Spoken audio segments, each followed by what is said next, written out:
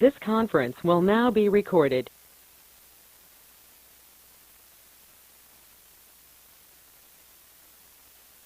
Are you ready? 6 o'clock. Oh, I see Kathy Parker back. Yeah. I call the September 27th, 2023 Area Board of Zoning Appeals of Tippecanoe County meeting to order. Thank you very much. First item on the agenda is the roll call. Steve Clevenger, Present. Gary Schroeder, Present. Michelle Dennis, Present. Robert Novak, Present. Dustin Grove, Ed Butts, quorum present. Thank you. Next item is approval of the previous meeting minutes. I move to approve the minutes from the August 23rd, 2023 ABZA public hearing as submitted. I second. Have a motion and a second. Any comments or corrections? Hearing none, all in favor? Say aye. Opposed? Minutes are approved as submitted. New business. You ready for election of officers? Oh, yeah, let's go ahead. Election of officers. We lost our vice president, so I will like to request nominations for the office for a new vice president. I move that Robert Novak be nominated for vice president. You can second. I second that. I move that nominations for vice president be closed. Second that. All in favor? Aye.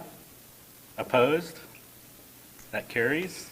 I move to cast a unanimous ballot for Robert Novak as vice president. Second that. Motion and a second. All in favor, say aye. Aye. Opposed? That motion carries. Robert, you are our next and our new vice president. Thank you. Thank you very much for agreeing to serve. Any other new business? I'll take the public hearing motion, please. I move that there be incorporated into the public hearing portion of each application be heard this evening to become part of the evidence at such hearing, the Unified Zoning Ordinance, the Unified Subdivision Ordinance, the Comprehensive Plan, the bylaws of the Area Board of Zoning Appeals, the application and all documents filed therewith, the staff report and recommendations on the applications to be heard this evening, and responses from checkpoint agencies. I second. We have a motion and a second. All in favor? Aye. Opposed? That motion carries. We do have a crowd this evening, so I would like to go through our procedures. Each case will be heard following a motion and a second from the board. We will ask the staff to report on their findings. Following the staff report, we'll ask the petitioner to request his or her petition, after which anyone wishing to support the petitioner's request for a variance or special exception will be asked to come forward. After hearing from the petitioner and those speaking on his or her behalf, he will ask those speaking against the petition to present their arguments. The petitioner will then be allowed to rebut arguments raised by those in opposition to his or her petition. Following the rebuttal, the board may wish to ask questions of the petitioner, supporters, and opponents of the petition, or of the staff. The staff will have the opportunity at this time to make any necessary clarifying comments. We will then vote by use of a prescribed ballot. 4 votes are necessary to make any decision. In the absence of 4 votes, either for or against, the petition is automatically continued to the next meeting. There are only 4 of us here tonight, so we all have to agree in order for something to either be approved or disapproved, or it'll be continued to the next meeting and we get to go through it again. Please observe the following guidelines for the sake of time and fairness to all. State your name and address for the record before you speak. If you are not the petitioner or their representative, please sign in on the clipboard there at the staff desk after you speak. Limit your remarks to 5 minutes or less. Do not repeat arguments that have been brought up by others. Remember that all visual aids you use to support your arguments will remain the property of the board.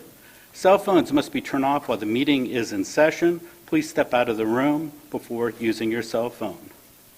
And with that in mind, we'll hear our first case.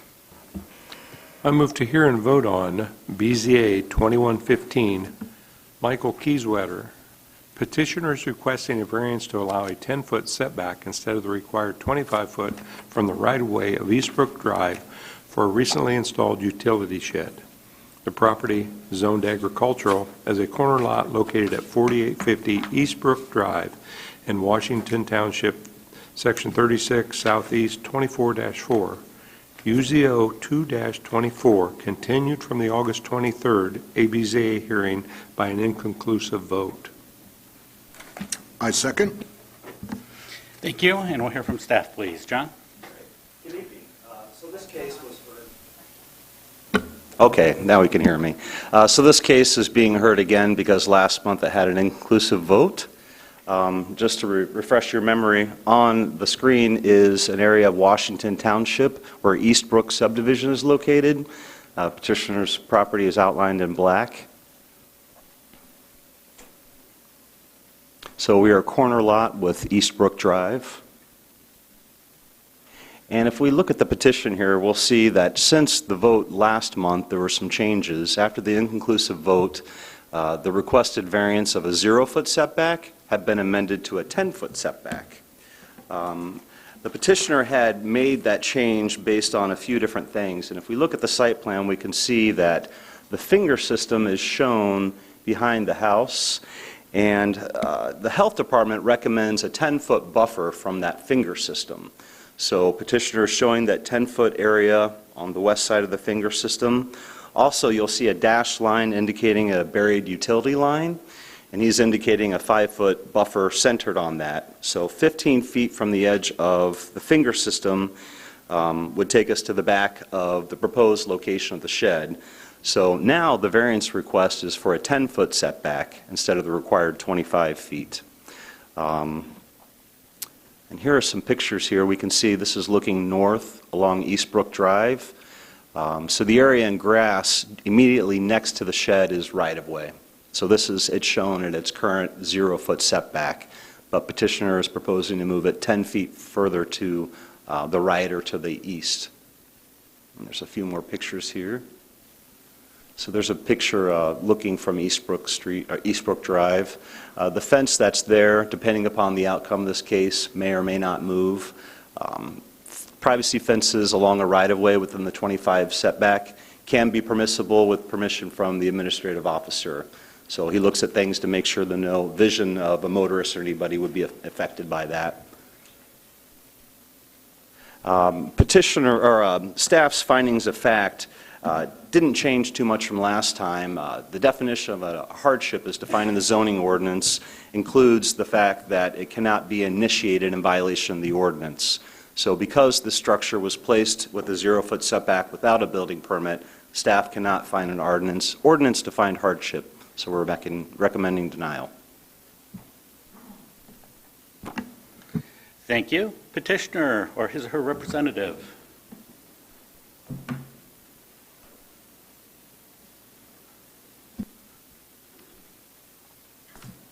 Hello, my name is Michael Kieswetter. I live at 4850 Eastbrook Drive. So we're requesting this variance because we would like to have this shed for privacy as well as extra storage. Like I said last time, we're kind of at the corner intersection, so coming in from either direction, our property is the one that gets viewed the most, plus we get some foot traffic in there. I think the hardship for us is because of lot restrictions and also a little bit of unfair application of zoning laws. I also want to say there's kind of a precedence in our neighborhood for a utility shed. There's 46 residences in our neighborhood, and there's only 7 without a shed. On top of that, there's 4 secondary structures that are significantly large. One's 3,000 square feet, which is bigger than our house. There's another one, 27 by 40, a 20 by 24, and a 12 by 40. What we're requesting is a 16 by 40 shed, which is kind of in the middle of that. And also, of those 4 large structures, 2 exist on one property alone. So our lot restrictions are due to the fact that we have the smallest lot size in our neighborhood, and are 13 to 25% larger than ours. Next, our house is on a septic system, which is, like was stated, takes up a significant portion of our yard. Additionally, we have a corner lot, which means we have two street frontages. This means that the side of our yard, which would normally be a 6-foot setback, is now 25 foot, which is 19% less space than our neighbors. It's the same size lot. It's the reason that someone with a corner lot would require a slightly wider property to accommodate extra setback. And I observed 5 of the 9 corner properties in our neighborhood had larger property sizes than neighbors next to them. So there was accommodation for that, except for ours. And then there's 2 other corner lots that, again, are larger than ours.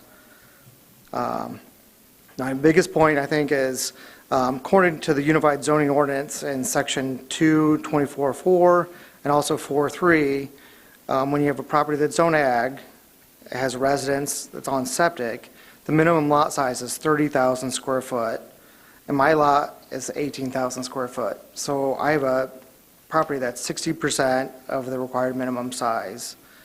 So this further magnifies the impact of having a 25-foot setback.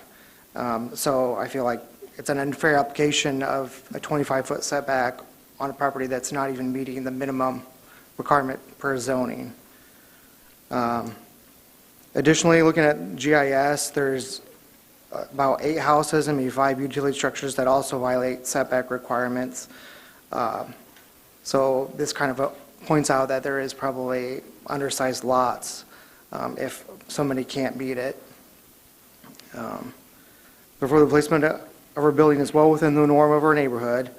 And of course, I changed the setback to 10 feet to be within that minimum and gives extra space. Everybody else gets 6 foot, and we're asking for 10 foot, which I think is fair, plus we have the limit of what's on our property. I had gone to several neighbors. I had 12 people that signed a petition in favor of our setback of where the building currently is. This includes neighbors that have direct view of our shed. And then last time we had some of that opposed, and they're here tonight, and they can't see my shed from their property. So they only see it when they come in and out of the neighborhood. This neighbor also has the 3,000 square foot detached garage, plus a 12 by 40 and an 8 by 10 utility shed. And it looks like their 12 by 40 utility shed is about 6 feet from the rear of the property, which the minimum per zoning is 10 feet. So I feel like for them to complain about having storage that's that size and be within violation of a setback violation kind of seems unfair. So I think with the hardships based on my lot and the zoning, I feel like it should be accepted to have our shed. I get that I put it on before I figured out the zoning, but I do have support from several of the neighbors. Thank you. Thank you. Anyone wishing to speak in favor of the petition? Anyone in opposition?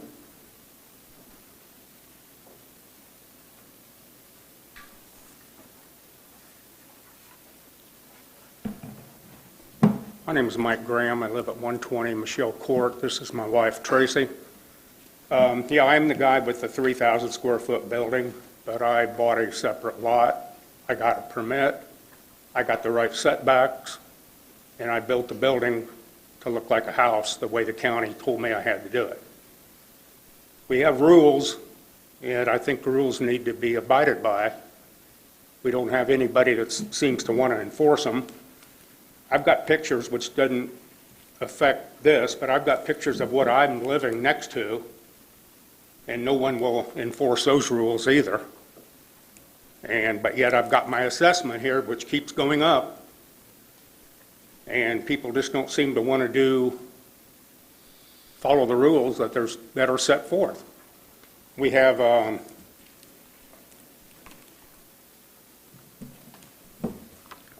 he mentioned I have a 8 by 10 shed. I don't have an 8 by 10 shed. If he wants the building for privacy, I guess I don't understand why we just can't have a fence, not a 12 by 40 shed, which borders on a 2-car garage size. So it's I've got 24 signatures here of people that oppose it.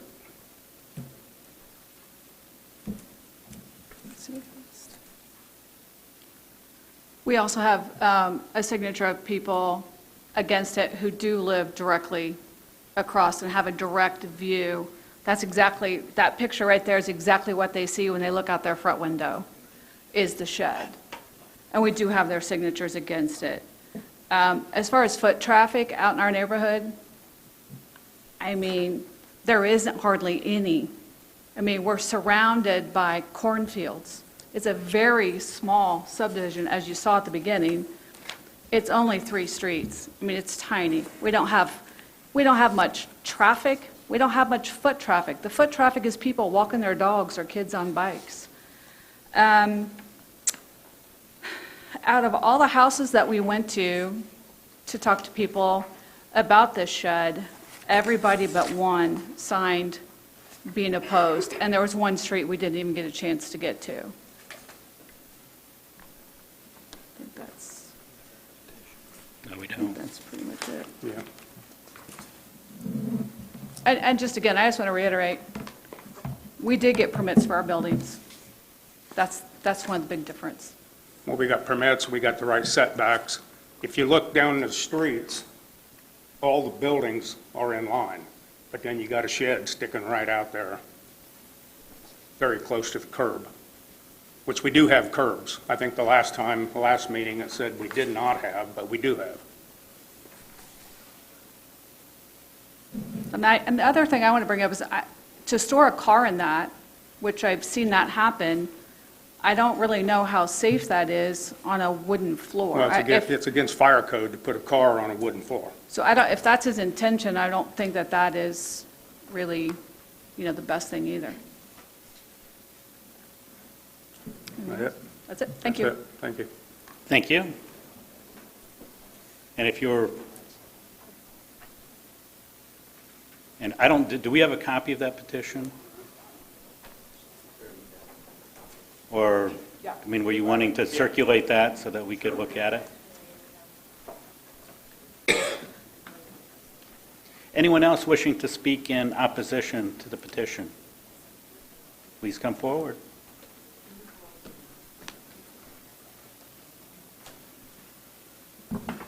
As I spoke before, the reason I'm speaking for Your Michael... name and address, please, Oh, for the sorry. record. Yep. I thought everybody knew me. Cheryl Kirkpatrick, 801 Carrollton Boulevard, West Lafayette, 47906. Thank you. The reason I'm speaking is because this man, Michael Graham, is my contractor. And he has done so much work and done it perfectly. Not cutting any corners, not overcharging, doing everything by the law, getting the permits and so forth. When he says he has the permits, he is telling the truth. The question here is, do we tell the kids in school this, don't ask permission, go ahead and do it, and then beg forgiveness? Is that the rule we work with here? Because that seems to be what this petitioner is saying. And I feel sorry for him. I really do. And every single thing that he said, septic, land, yards, setbacks, this, that, somebody took advantage of him on every single one of those. He really needs to get a good lawyer and go after all those people that sold him this piece of land. He got a very unfair deal. But does that mean that he gets to take advantage of the rest of the neighborhood? I don't think so. You've got to look at the greater good. He's just one person. There are a lot more people in the neighborhood. Thank you. And can you go please sign the form on the... Anyone else wishing to speak in opposition?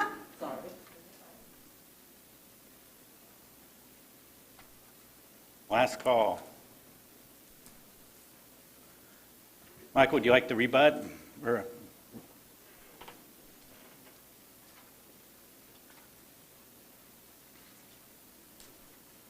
Well, I guess for the signatures, I mean, I had some people tell me once that they said yes, and now they're going back and saying no, so I don't know what that's about. I mean, for someone that doesn't live in our neighborhood and this doesn't affect them, I'm not sure how much that should weigh into the decision of this. And as far as foot traffic, I mean, yes, it's a small neighborhood, but it's small and kids think, well, I can just cut through this yard. There's nothing stopping me from going through this corner yard. I can just cut, it's a shortcut. And so they do come through our yard. They don't live in on our corner, and so they don't get the kids that run through our neighborhood, and with us having kids as well.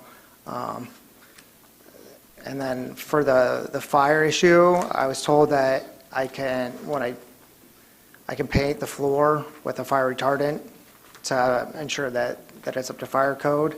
I mean, I get that I put it on the property before knowing. I'm really sorry about not knowing, and I'd like to do whatever I can to make it right, so that I can have this. All right, thank you. Thank you. Comments, questions from the board? I have a question for staff. Can you comment on Michael's, when he first came up, his thing about the lot size not being permitted in the agricultural zone? Currently, the state of Indiana and the local health department require a minimum of 30,000 square feet for a septic system at a minimum. That standard had changed, I believe, around the year 2000. Prior to that, the limitation was 15,000 square feet. So the age of Eastbrook subdivision probably lines up with the requirements at that time. Any other comments or questions? I have a question for the person in opposition. With the signatures that you obtained, you had on the lead page what they were saying, but on the actual signature page, you never put what they were signing for. Is that? There's not a thing on there that says in opposition? It's a separate page, so they were signing something else. You didn't have anything on this page, so their signatures are with what they were signing for? It was always separate? Didn't know that it had to be on the same page. It was always just what you see right there. Okay, that's fine. Just, thank you.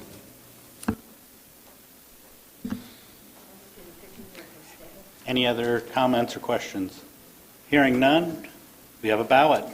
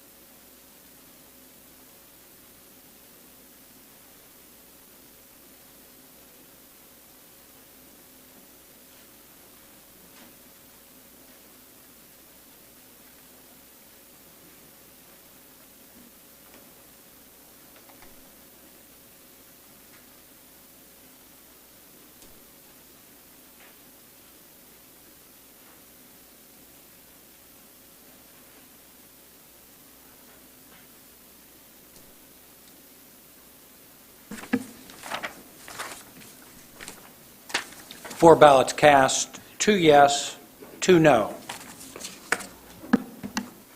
This will be heard at our next meeting in October. And do we have a date for that? That would be October 25th. And we'll hear our next case, please. I move to hear and vote on BZA 2118 Hinju LLC. Petitioners requesting a special exception to legitimize an existing transient guest house operating 24 hours per day, 7 days per week, for a maximum of 6 guests in an R1B zone. The property is Lot 129 in Fieldstone subdivision northwest of Harrison High School at 6234 Shell Crescent Drive, Tippecanoe, 24 Southeast, 24-5, with conditions and commitments. Second? Have a motion and a second, and we'll hear from staff. Mr. Hiddle. Thank you. David Hiddle with the Area Plan Commission, here with BZA-2118. Petitioner is Hinju LLC. They are requesting a special exception to legitimize an existing transient guest house. The property in question is in the Fieldstone subdivision. It's about a 0.2 acre property zoned R1B for single-family residential. Fieldstone subdivision is north of West Lafayette in the unincorporated area of the county. This is an overhead view of the house. It's a 3-bedroom, 1,600 square foot house, very typical of the homes that are being built in this area. This is a newer subdivision. As a transient guest house, there are 3 different flavors of transient rental accommodations acknowledged in the zoning ordinance, and transient guest house is the only one that requires a special exception, and it's the only one that would involve the owner of the property not being present. So essentially, in these instances, the entire house is being rented out rather than just a room, which would be the case for some of the other transient rental accommodation categories. This is a photograph of the house. You can fit 2 cars in the garage, 2 cars in the driveway, another photograph looking down the street. I would note that this house is currently listed on Airbnb, so the petitioner is operating without the permit, without the grant of the special exception. Reviews show that it's been, or I should say it's been reviewed as recently as this month, and goes back to December of 2022 when the reviews that are published began, so it's been operating for at least that period of time. Petitioner is offering, you could call them voluntary impositions. He's saying that there will be no scooters or bikes allowed on the property. He can speak more to that, and that quiet hours would be observed from 10 p.m. to 8 a.m. and monitored. He could speak more to that as well. With regards to a staff's recommendation, we have the findings that are in the zoning ordinance that are what we hang our hat on here, and it's whether or not traffic, lighting, noise production, and hours of operation would be in any way injurious to neighboring properties, whether there are development standards that are needed, there are not, and whether or not the request would subvert the purpose of the ordinance. In all circumstances with regards to those findings, staff finds that it does meet those findings and recommends approval, with the conditions that there be a maximum of 6 guests, that there be a single booking, and that the petitioner must get the permit as timely fashion as possible if this happens to be approved by this board. We would be happy to answer any questions you might have. Thank you. And we'll hear from petitioner or his or her representative. Good evening. My name is James Michaels, 618 Wexford Drive, Lafayette, 47905. My wife and I and family moved here about 5 years ago, and we purchased the property in question November 22. We decided to do a short-term rental versus a long-term rental for a number of reasons. The main one being having control over the property that you may not get with a long-term rental. We're very strict about who can book the house. There's no instant booking. Guests must have several 5-star reviews.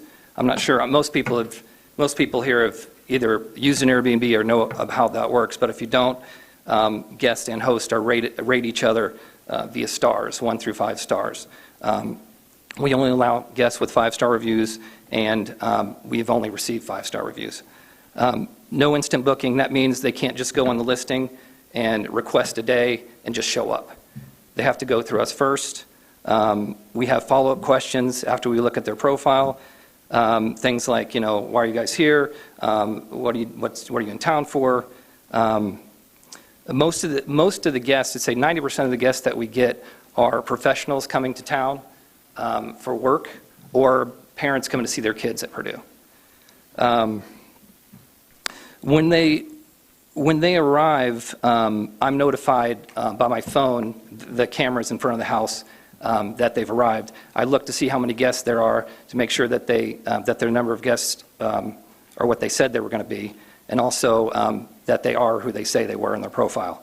Let's see here. Also, we have very strictly enforced house rules. No parking in the street, no partying. Quiet hours, like you said, are from 10 p.m. to 8 a.m. I just installed a noise monitor on the back porch, which is set at a certain decibel level. If it gets over that, I'm notified by my phone, and I call them and deal with the situation. It's never happened. Guests are reminded to read all these rules before they book, and they're reminded that they can be asked to leave if they don't follow any of the rules. Finally, our house is maintained to a very high standard, as high a standard as we have our own house in our neighborhood. I'm at the property several times a week, 2 times a week at least, and to make sure everything is as it should be. I'm bordered by 3 neighbors, all of which know what we do. They're happy with us. We've never had a complaint from anyone, ever. And anyone here is free to contact them if they want to talk to me afterwards. But that's really about it. Thank you. Thank you. Anyone wishing to speak in favor of the petition? Anyone in opposition to the petition?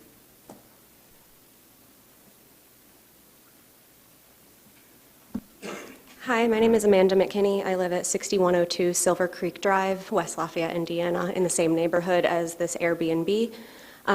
You should have a copy of a letter that I wrote and submitted to staff on, I don't remember what date, but it's a letter that I wrote that includes 72 lots in our neighborhood that are in opposition of allowing Airbnbs or any other type of short-term rental in our neighborhood. There were 90-ish signatures total, over 73 lots. And that's just of the people who are active in our neighborhood Facebook page. It didn't include all of the other residents who have no idea that this is going on, because the only notices that are given to us are for people who have adjacent properties, as opposed to the rest of us in the neighborhood who have to deal with this. Absolutely none of us built our homes with the intent to live next to a vacation home. I don't care whether it's professionals or parents visiting their kids in college. When my parents visited me in college, we partied. I think that that's going to keep happening. That is something that happens. I would anticipate that that's going to happen at Airbnbs. There is absolutely no reason for an Airbnb to exist in a residential neighborhood. We have families with kids. We have people who have professional obligations. Having a lot of disruption in our neighborhood has been a really huge problem. You'll hear more about that later on some of the other ones. And I can guarantee you that you are about to hear from a lot of residents from our neighborhood who are vehemently against this. So, thank you. Thank you, and please sign in on the sheet. If you would please come forward. If you're in opposition, just one after another, because I know that the sooner we can get people up here, the quicker we can get through these cases. Good evening. My name is, legal name is John Andrew Sinclair. Go by Andrew. I live at 1143 King Rail Drive, West Lafayette, Indiana, also in this neighborhood.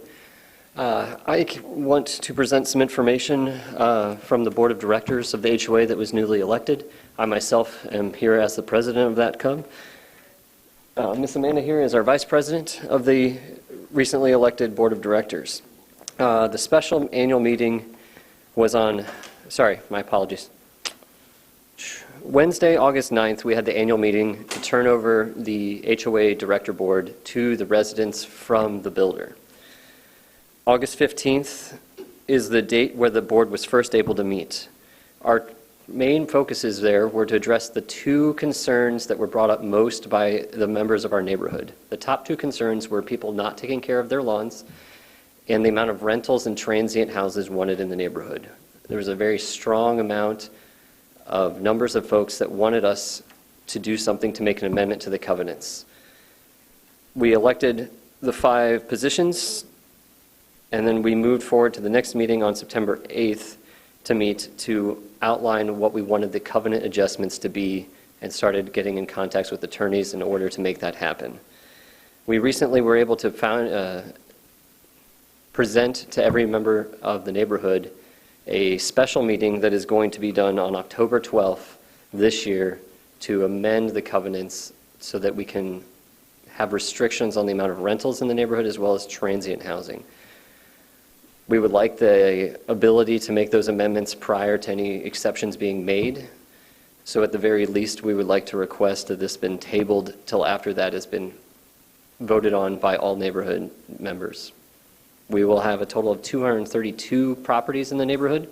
Not all of them are currently occupied, but we will have the vote results by the time the next meeting would happen, I believe. I'm not sure when you said the next meeting was, but October 12th will be our special meeting to vote on this. Thank you for your time. Thank you. In opposition?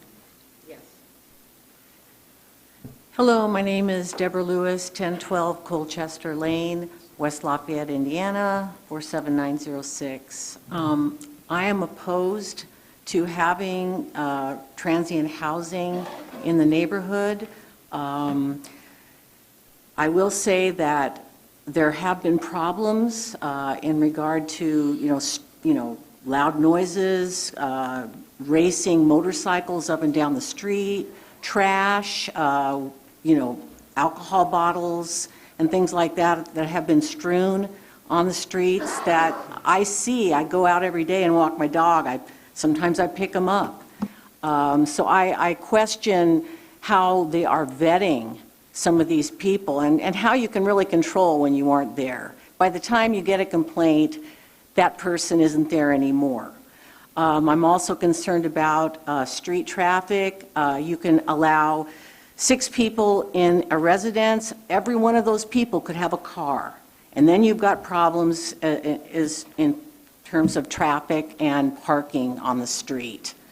I'm worried about safety.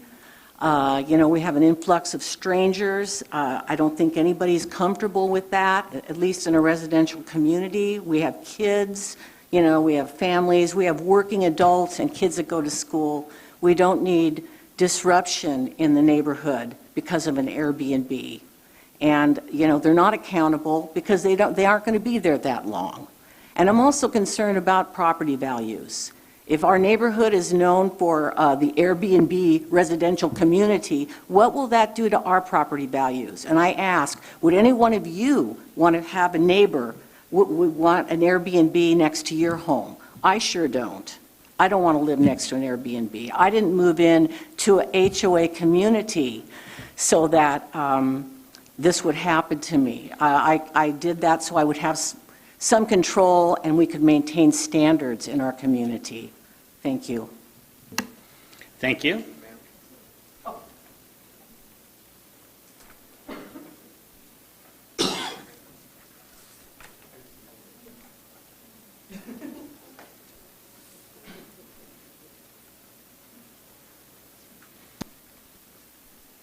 Hi, my name is Anna. These are my daughter, my husband's back there. We live on 6549 Shell Crescent Drive, West Lafayette, Indiana, 47906. We built our home about 2 years ago. We decided to build out in a neighborhood because of the school district, the diversity that area provided, and we wanted higher education for our daughters, knowing that the Purdue area is there. I myself am a Purdue student going for my bachelor's degree in elementary education, and I work for the school at Burnett Creek. One of the main concerns that we are opposed of this Airbnb. When we constructed our home, we thought that it was going to be a safe area for our daughters to be able to ride their bikes, to play in the backyard, to be able to just walk around. But unfortunately, lately, our daughters are not able to sleep with the loud cars coming by. They're not allowed to play out on their swing sets anymore. They can't ride their bikes like they used to because these Airbnbs, we're a corner lot. One is over here, one is over there, and one on Thorny Lane. And we can't sleep. There's loud motorcycle parties every weekend. Our daughters are awake, and it's affecting their education. And honestly, when I built my home, I wasn't intending to have a home by so much Airbnbs with all this foot traffic coming in. We don't know where the people, me as a parent, I don't know what the background is of these people coming in. You don't know what if they're registered offenders? We don't know, I don't feel safe letting my daughters play like they used to, and it's sad that they can't sleep, they can't play, they can't ride their bikes, because we're so close to these Airbnbs, and it worries us. So I am opposed of having these Airbnbs operating in my home, and my daughters can speak as well how they're not able to sleep and what they've also have been frustrated about the current situation in our neighborhood. ¿Quieres decir algo? ¿Me puedes decir? Uh-huh. Well, when I go to sleep, they make like loud noises that we can't sleep. But whenever I'm telling my dad, can I play in the bikes? But it's too safe out there. I don't want to get in a car accident with my bikes. ¿Tú quieres decir algo? Okay. Oh, thank you. Thank you. Next in opposition, please.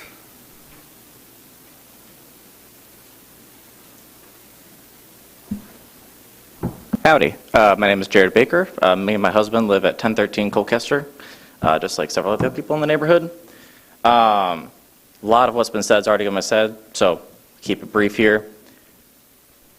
I'm agitated, as with a lot of my other neighbors. We did not write our current standards or covenants for our HOA. They were done by the builder. It was a fight and a half to get the builder to turn over our HOA to us, and we finally get it. And this, quite frankly, feels like a big, sly, not honest attempt to keep, so, quite frankly, something that was operating illegally for the last couple of years. And the only reason that not a lot of us were even aware that this first one, I think the Henju one, was operating for the last years, that part of the neighborhood, that whole street was the first part done, and then the other two, all the other streets in between, houses were just built this past spring/summer. So that whole part of the neighborhood is very separate, and now we have an influx of renters. We have the Airbnbs that are trying to get transit housing, which not sure how many people have actually looked up like what transit housing is supposed to be. It's supposed to help the community for disabled homeless veterans, LGBTQ youth that have been kicked out of their homes by their parents, for people that are recovering from a drug addiction. And Airbnb is not helping the community. And like Amanda said, I was in college. I'm 26. I'm not that old, not far removed from it. What happened when we saw an Airbnb up? We partied in it. That I can very well see. We're in Purdue. We're in a college town. And yeah, now I'm a working adult. I've matured a bit. I understand. Yeah, I don't want that in my neighborhood either. So overall, this is very frustrating. And again, a massive majority of the people in our neighborhood are heavily opposed to this. And I think it would be a great disservice to allow this to go through. Thank you. Thank you. Please sign in. Next in opposition, please. Hi, my name is Siddharth Sridharan. I'm a homeowner in the same locality, 1010 Kingrail Drive. We built our house about 2 years ago with the very firm understanding that this is going to be a residential neighborhood. I think there have been some very good points raised already in opposition to this move. I think one of the things which I would like to state is, I've been in Lafayette, West Lafayette, 10 plus years now. I went to school at Purdue, I did my PhD here, and I've seen through the housing crisis, right, as it has developed over the years. And I think allowing houses to be transient, rental agencies to like Airbnb and Vrbo and et cetera, is just going to, increase that housing problem which we already have, right? If it's like a 1 year family rental, we can still get on board with it, but transient housing for like 2 months and with repeated customers, that does nothing to help with the existing housing crisis which exists. So I just want to note that it's an obligation for us and for the council to make sure that this doesn't extend and go beyond and extend everywhere in the city. Otherwise, we're just going to see constant, increasing rental rates and unaffordable housing, right? Thank you. Thank you. Please sign in. Next in opposition, please. Yes, my name is Phil Mize, and I live at 1085 Thorny Lane, so I'm going to save some of my comments for opposition to the ones directly on my street. But as we've already heard, we have the people who have signed the petition represent, just in numbers, over 30% in the neighborhood, the lots in the neighborhood. I mean, it just shows with a limited amount of communication, we already have upwards of 30% opposition to this. As much as I wish these investors the best with their investments and rentals, they just don't belong in our neighborhood. I won't speak too much about what I do professionally because I'm not here to represent my job. But what I can tell you is I've sat on boards that represent the police departments, the local fire departments, alcohol, tobacco, and firearms, just all the representatives of when we have events at Purdue University.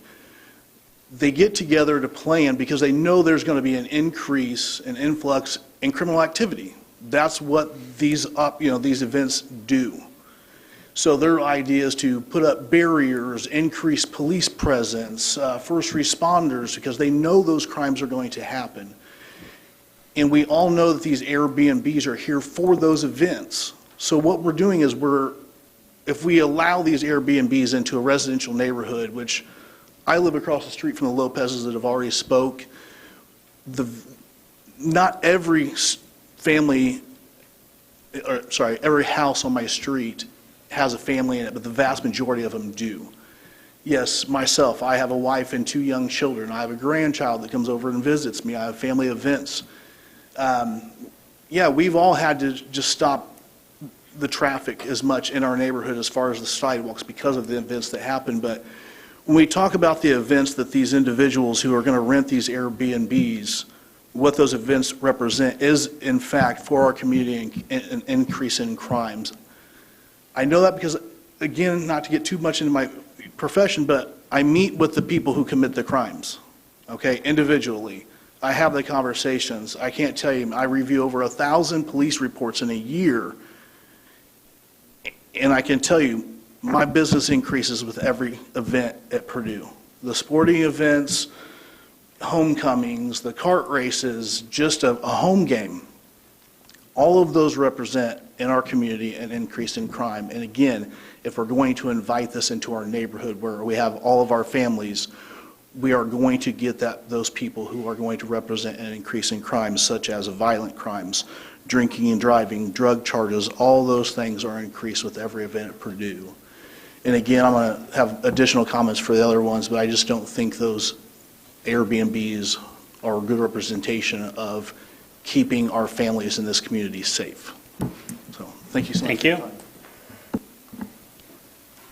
Next in opposition, please. Timothy Brown, 927 Kingwell Drive, West Lafayette, Philstone. Not going to sit up here and repeat everything that you already heard, but I agree with everything that was just said and things that were said earlier. The reason I moved and built a house here in this residential area is because I live next door to a B&B. They end up turning into a frat house. So I would go outside and have beer cans on top of my car because they just spread out. So just to keep it short, that's one of the reasons that, just won't fit. Thank you. Next in opposition, please. Zachary Bale, 124 Connolly Street, West Lafayette. While I'm not a resident in that particular neighborhood, I've seen the destruction that Airbnbs can do in a neighborhood. And so to that end, we also had another petition that we had that was supported by over 46, and the signatures were still coming in. People in Greater Lafayette, who this board represents, and I'll leave a copy of that with the staff, obviously. Couldn't agree more with what's been said before. As we all know, that the transient guest houses are a problem, and this one in particular, I guess, has been operating so flagrantly without following the rules. And so since the covenants are being voted upon, I would definitely encourage this board, if nothing else, to table it until after that's adopted, as you heard. And then, so that way that neighbor can actually have a say in it. So I'll just read quickly the petition. We, the undersigned, are opposed to allowing a transient guest house at 6234 Shale Crescent Drive. We find the proposed special exception to deviate in contrary to what the APC staff has found from the existing zoning rules, and allowing a transient guest house at this location in West Lafayette will materially and permanently injure the other property and uses in the same zoning district and vicinity, along with subverting the R1B purposes of the Unified Zoning Ordinance. Our request to deny this special exception is supported by the community's expressed concerns that we've heard tonight regarding the safety, the traffic, the noise, and other current and future uses of an R1B zone property in the neighborhood. Voting against the special exception is reasonable and justified. Thank you. Thank you. Next in opposition.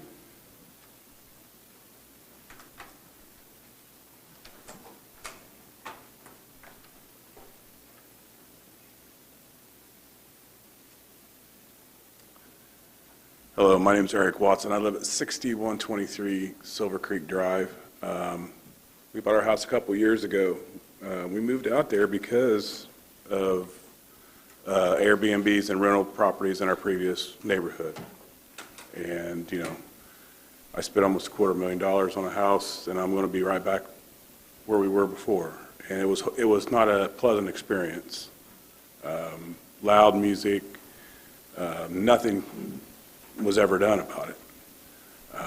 And I would say that I also agree with everything that's been said here previously. Thank you. Thank you. Speaking in opposition.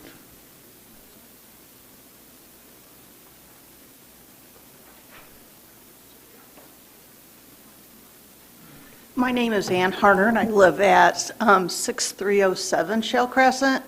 I just moved into my house in January of this year, and until I happened to see something on Facebook, I didn't know there were Airbnbs. That would not be my intention to move into a neighborhood such as that. And I don't feel like the rest of the neighborhood knows what's going on. And I did get a registered letter because I lived close to one. And I think if any exceptions would be made, we would need to have all residents actually get registered letters so that they know what's going on. Thank you. Next in opposition, please.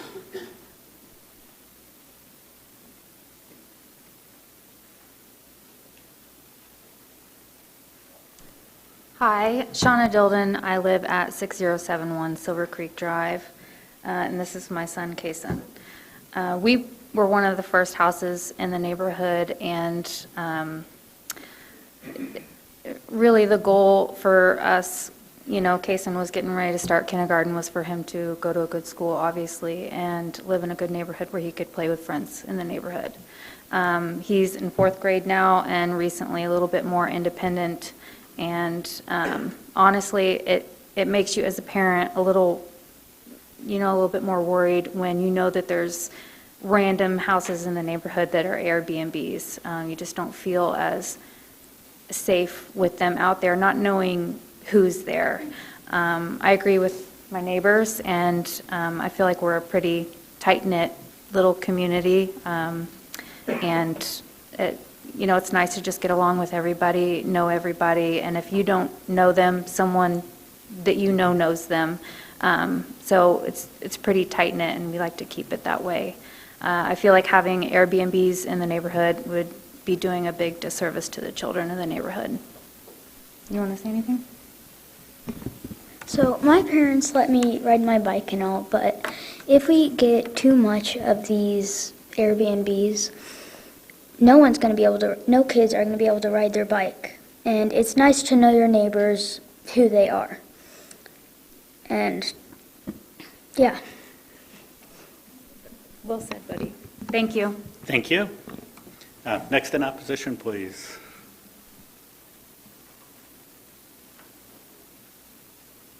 Anyone else wishing to speak in opposition?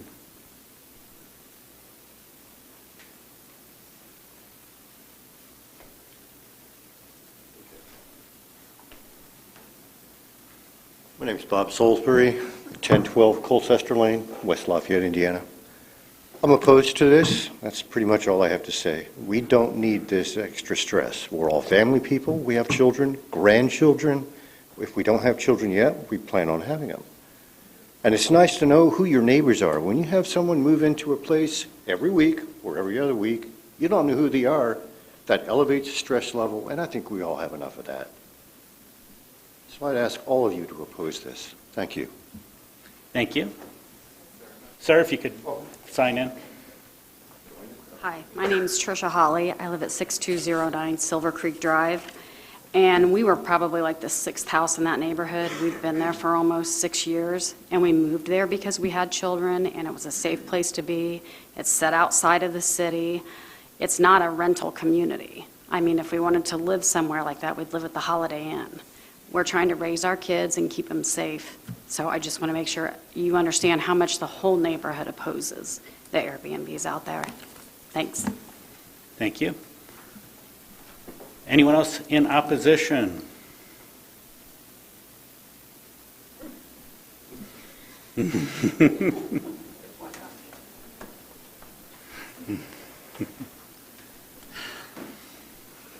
I'm Cheryl Kirkpatrick. I live at 801 Carrollton Boulevard, West Lafayette, 47906. And this will be my mantra, that these people moved there because it was single-family dwelling, and they had kids. And Airbnbs don't have kids. So you don't have people from Airbnbs going to the schools. And you don't have teachers writing their names down that they're present and turning it into the school and the Indiana state government so that they are reimbursed for the students that come to their schools. So the school population goes down. And then what happens to the schools? And if you don't have kids, you're not going to have sports teams. Thank you. Anyone else in opposition?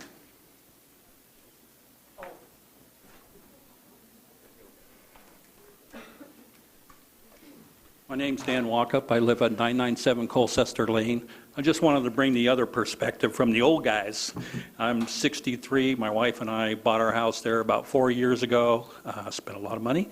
And with the precept that we were coming in to retire in a few years. And we could sit on the porch and watch the little kids and tell them the stories about all the old days. So I just wanted to, there was a lot of great things that were brought out, but I wanted to get that other perspective from the older people who are living there as well. Thank you. Anyone else in opposition?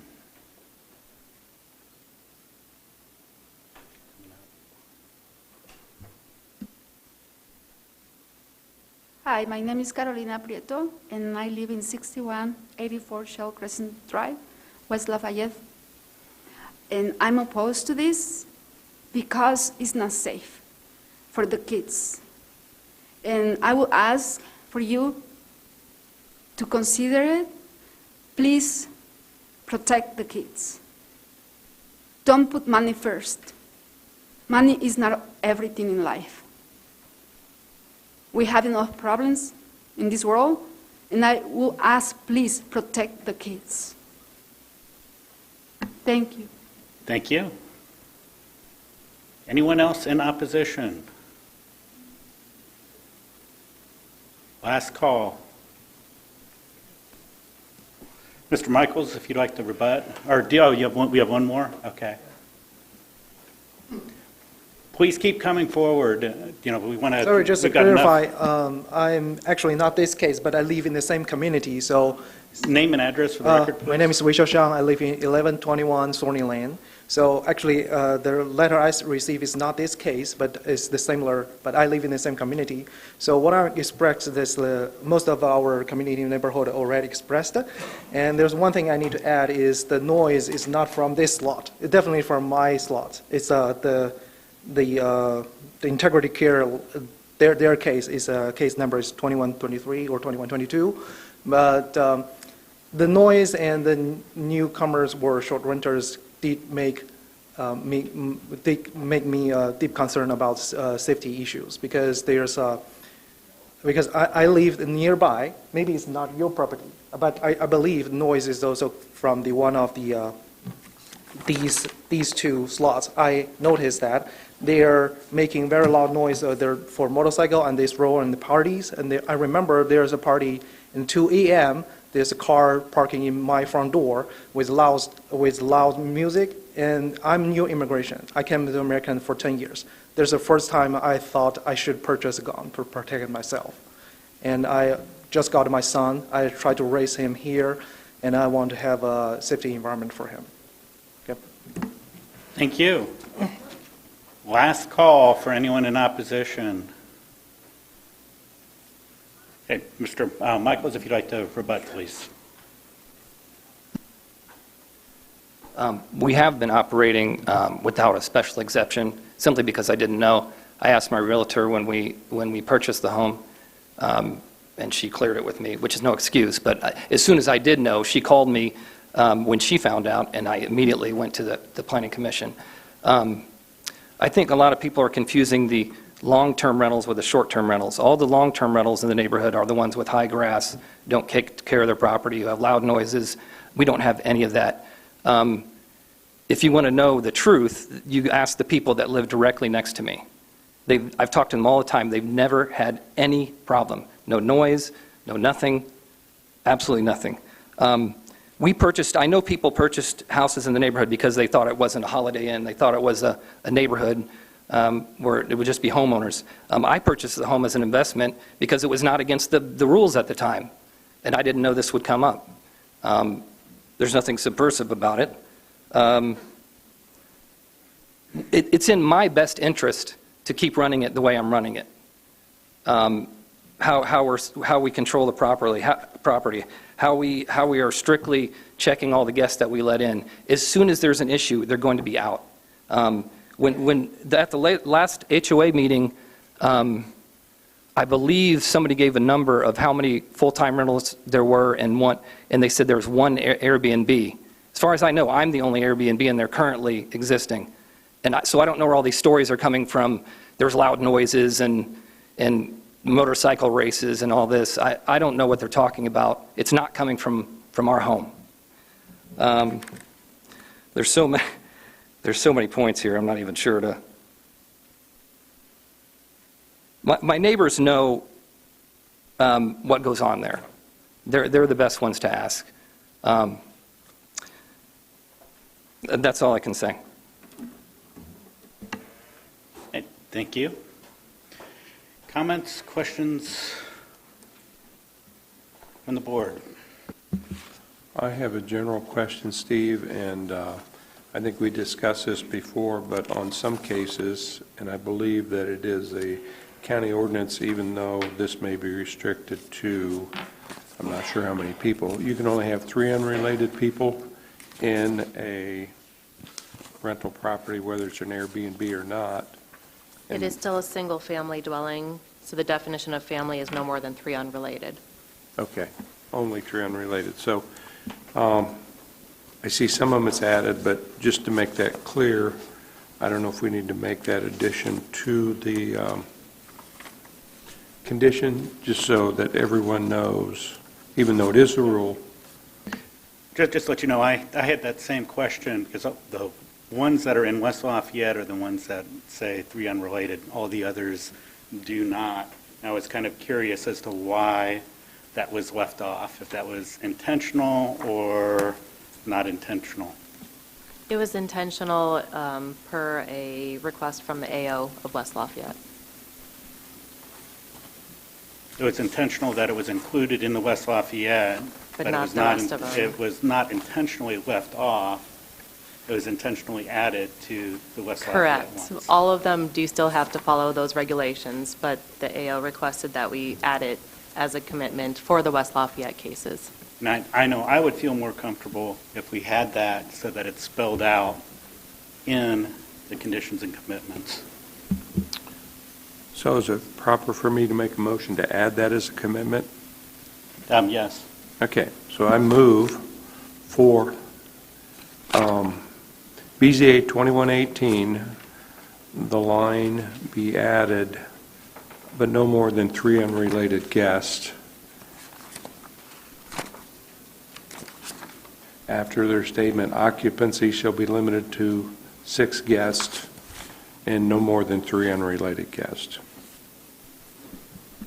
Second? We have a motion and a second. Any further discussion? And I'd just like to point out that that is the current ordinance, so they should be following that anyway.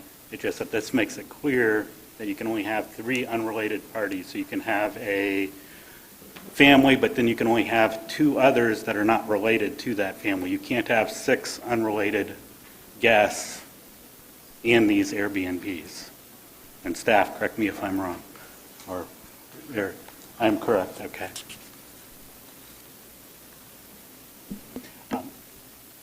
Did you have a comment on that? Not on that, but just on the case. Well, let's go ahead. We had a second already. Thank you. So it's, Robert had second that. All in favor of making that a condition, or modifying that condition? Aye. Aye. Aye. Aye. So that commitment, or actually it's a commitment. So the commitment is the occupancy shall be limited to 6 guests, but not more than 3 unrelated guests. And Michelle, you had... Yeah, I just wanted to clarify. So if the special exception was granted, it is for the property, not for the property owner, correct? So if he sells the house, that's always going to be able to be a transient guest house, regardless of who's managing it? Correct. The only thing that would invalidate it is if the use ceased for a year or more. Okay. Because I feel like a lot of times we base these cases on the integrity of the current owner, but then... Absolutely. Okay, thank you. And I do have a question. There's a lot of comments about noise monitoring and quiet hours and the bicycles and all that. Is there anything in the petition that would restrict or that would uphold those, or is that just something that the petitioner said? I mean, how enforceable is that? If it's in the petition, it is enforceable. You don't have to vote on it. It's already been affirmatively given at the front end, and you're accepting what they give, which are conditions from the petition. So anything in the petition is enforceable, just like a condition that you impose or a commitment that you impose. All would be same enforcement. And it's my understanding, too, that if there are complaints, that it can be brought back before this board if they're not corrected in order to revoke the special exception? There is a mechanism in the ordinance that allows that. So if there are complaints, that can happen. Any other questions or comments?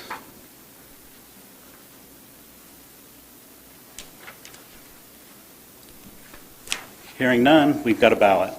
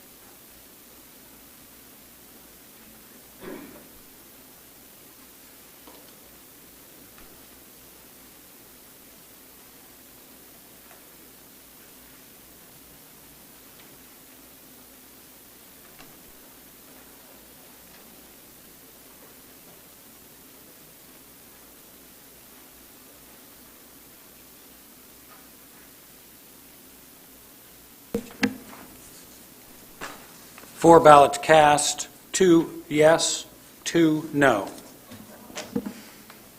Unfortunately, that's continued again to our next meeting, and we'll hear our next case. Any other documents? Yes. I move to hear and vote on BZA 2119, Imran Kazem, petitioners requesting a special exception to allow a transient guest house operating 24 hours per day, 7 days per week, for a maximum of 6 guests in an R1 zone.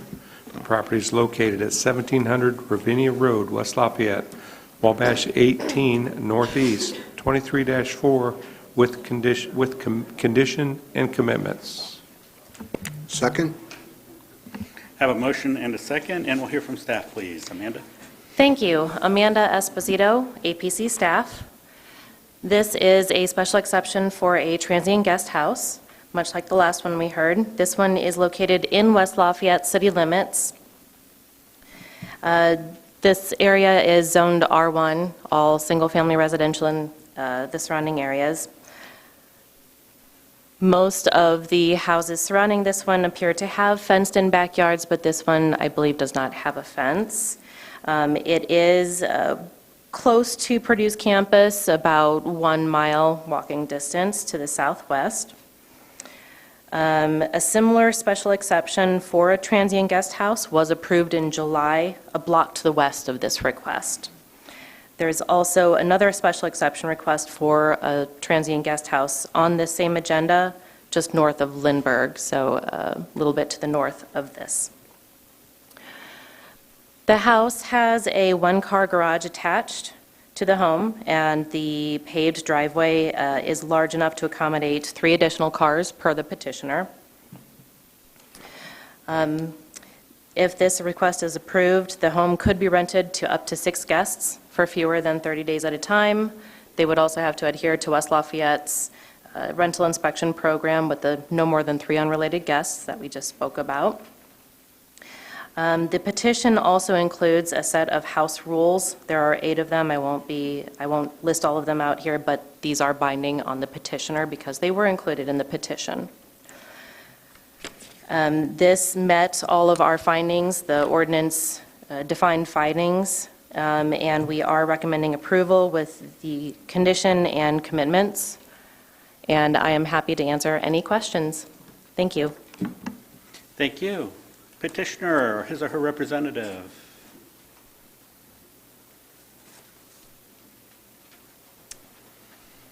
Hello, thanks, Amanda. My name's Imran Kazem. I live at 750 Northridge Drive in West Lafayette, Indiana.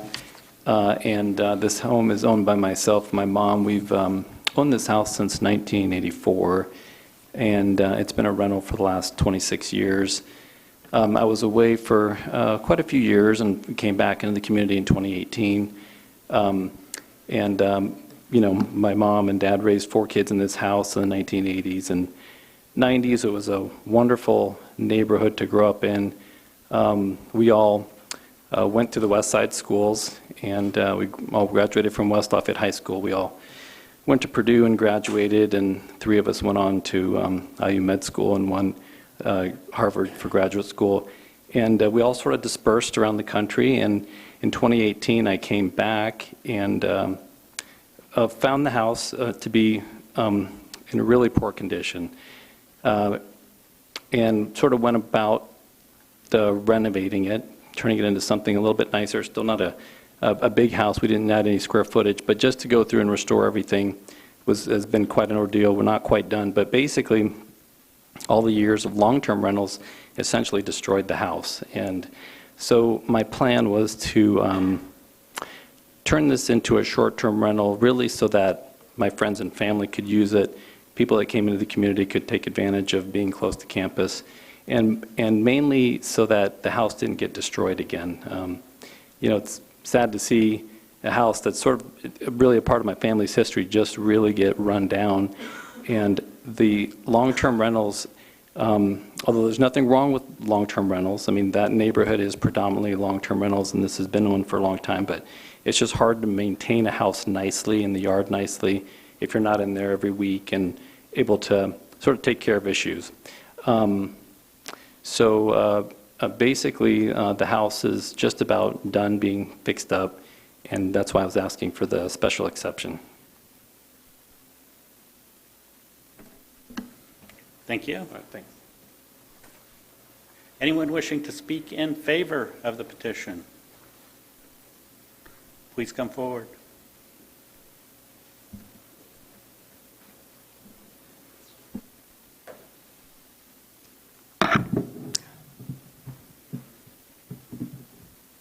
Hello, my name is Cedric DeHue.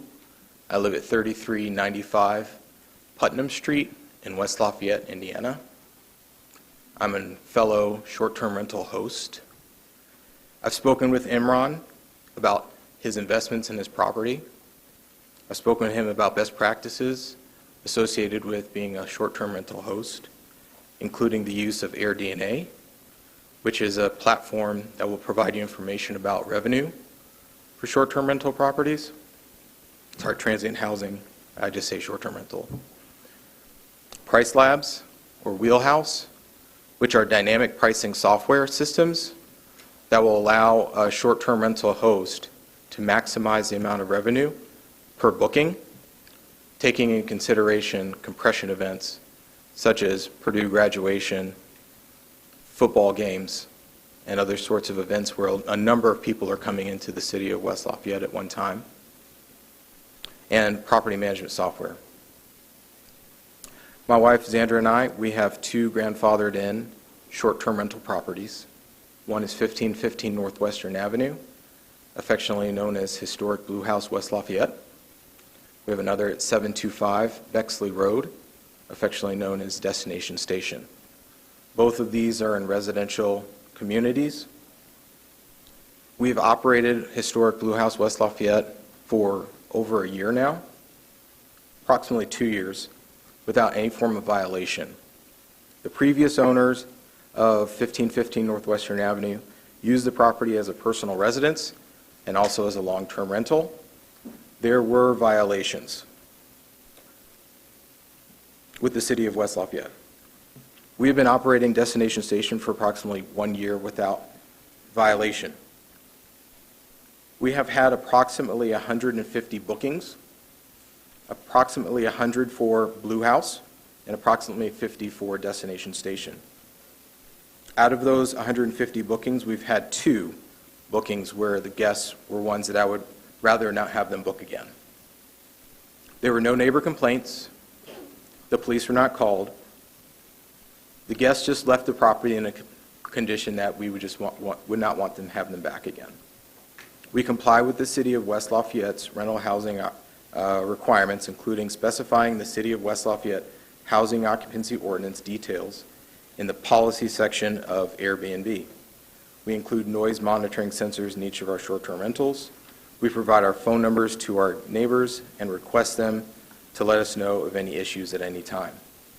The reason why I wanted to speak on behalf of this petition, first, is because I'm familiar with Imran, and second, because I feel as if there's a missing part to this story, and a lot of the statements that have been made about the guests are not as accurate as they could be. By far, the majority of the guests are parents. They come for graduations, they come for home football games, they come for homecoming, they come for parents' weekends. Second greatest group of guests are families. They come for family reunions over the summer. We keep guest books in each of the short-term rental properties. And I can read some of the statements that guests have left in those guest books. First, we had a marvelous time with our granddaughters in the fabulous Blue House. Thanks for the wonderful memories. Another one. This is the perfect place to spend spring break with my daughters. Another one. We really enjoyed our stay here. The house is very clean and had lots of room. We are here for my daughter's white coat ceremony at Purdue. Another one. Got to come and visit new babies in the family. Parents are typically homeowners. Some are also short-term rental hosts. These guests pay a significant amount of money to come and stay at short-term rentals. They are different than what you would see in a typical student long-term rental. They know how to take care of a property. They know how to be respectful of a property. They are reviewed, as many people have already made mention. They are reviewed on the platform on which they booked, as well as the host is reviewed as well. It is in their best interest to take good care of the property and to be respectful of the community.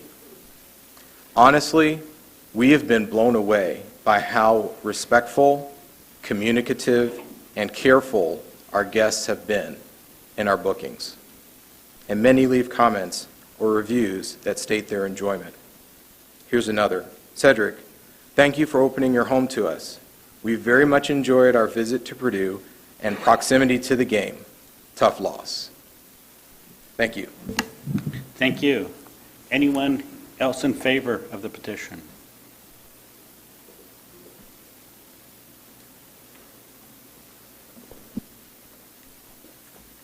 My name is Laura Cordy. At the moment, we live at 906 Princess, West Lafayette, but are moving to 4821 Old State Road 25 in Lafayette. My husband and I are the owners that are on the ballot for a little bit later, just north of this property. I guess from the comments that we've heard here tonight, I'm a parent myself. I get the issue of safety, but in all reality, just like myself, no one here in the room has any say in who buys a house next door to you, or if we turn it into a long-term rental, who moves in next door to you. We can't go around to all of our neighbors, ask them if they have guns, if they store their ammo separately, do they keep them locked up? There's always a safety risk.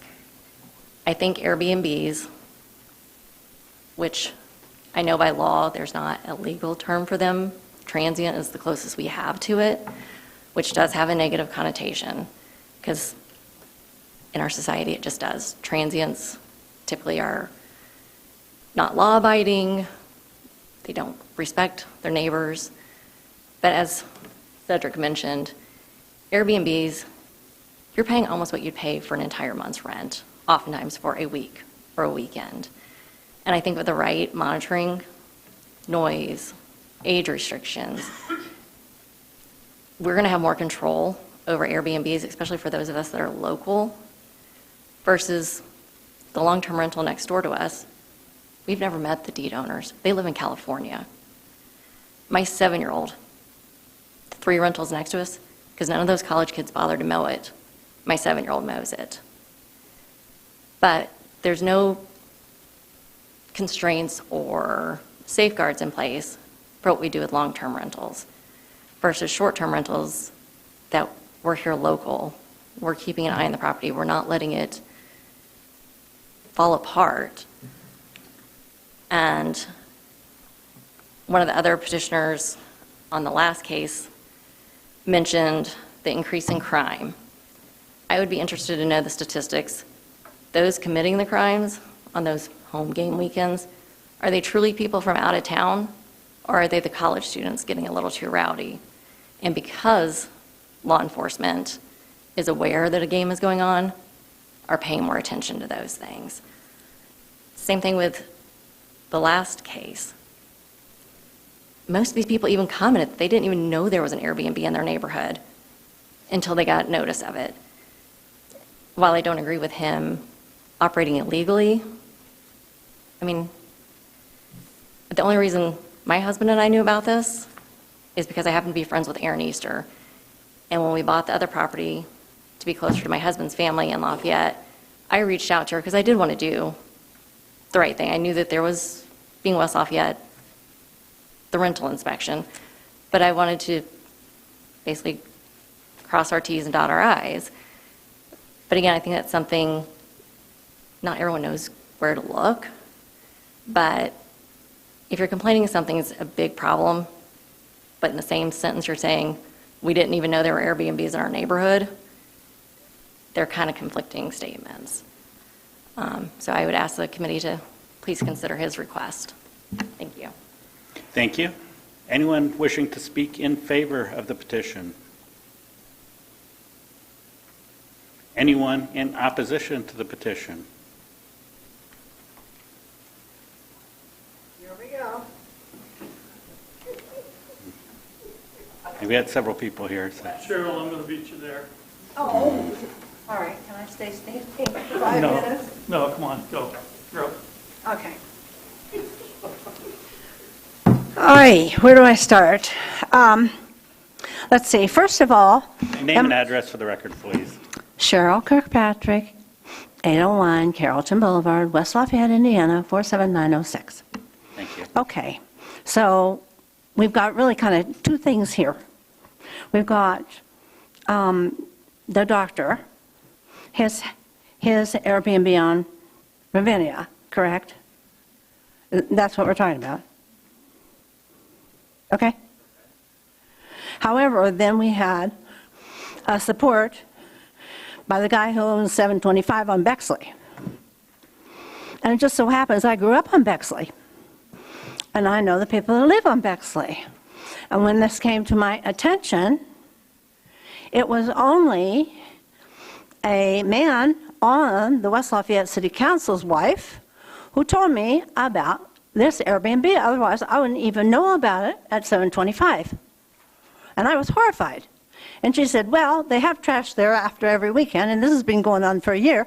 And I know because I walk my dog through there, and I said, okay, we'll fix this. I'll come with my garbage, black garbage bag and gloves, and I'll pick up all the garbage. And then when I find out where this person lives, I'm going to personally deliver it. Her husband is quite ill, as you know. He's suffering from multiple sclerosis. And she has a lot of things to do every single day. She does not have time to call and report these incidents. And this is an absolute bugaboo with me. With these Airbnbs, when people say, well, if they violate the regulations, you can always call and report them. And I say, I don't think that's my job. And do I have to be a Nazi reporter here? And then when you do report it, you find out that there are not enough people to take care of it? And do we need more police, and we'll have to pay for them to take care of many of the infractions? I mean, geez, she says, well, when there are problems, you have more police. Well, who do you think pays for that?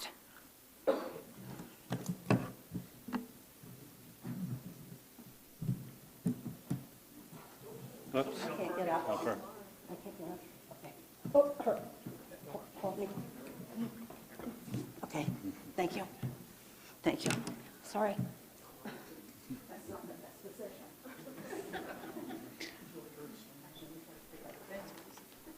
Next in opposition, please. Good evening, folks. I usually don't come to meetings like this. This is a demographic of the number of Airbnbs in the West Lafayette School District. David Cusick, I live at 807 Elmwood Drive, West Lafayette, Indiana, and I'm across the street from two mini motels at 810 and 824 Elmwood Drive. And I'm a really unhappy camper, okay? This is how many Airbnbs there are in the West Lafayette School District. The blue dots are Airbnbs. This does not include the two. This does not include the two Airbnbs that are just north in the county. With each approval of these transient housing petitions, the zoning board is permitting not only the degradation of our neighborhoods, but the decimation of our student population-based potential of the West Lafayette School District. Presently, the West Lafayette School District showcases the best public school in the state and is ranked 28th nationally by U.S. News. Your continued approval of transient housing petitions directly decimates that student population-based potential. Last year, the West Lafayette School Board commissioned a demographic study to forecast the future of student population-based potential for the district. The result of the McKibben Demographic LLC forecasted a slightly declining future student population-based potential for the district. Now, if you superimpose the lack of single-family homes available to the increased transient houses, The decline forecasted by the McKibben report increases that decline. At the last West Lafayette School Board meeting, the superintendent reported there were 43 fewer students in the school than last year. That amounts to $296,700 decrease in the annual allocation to the school district. This nearly $300,000 loss is significant and has been caused by this lack of single-family homes in our district. I urge the board to stop this decimation through the cannibalization of the West Lafayette School District homes.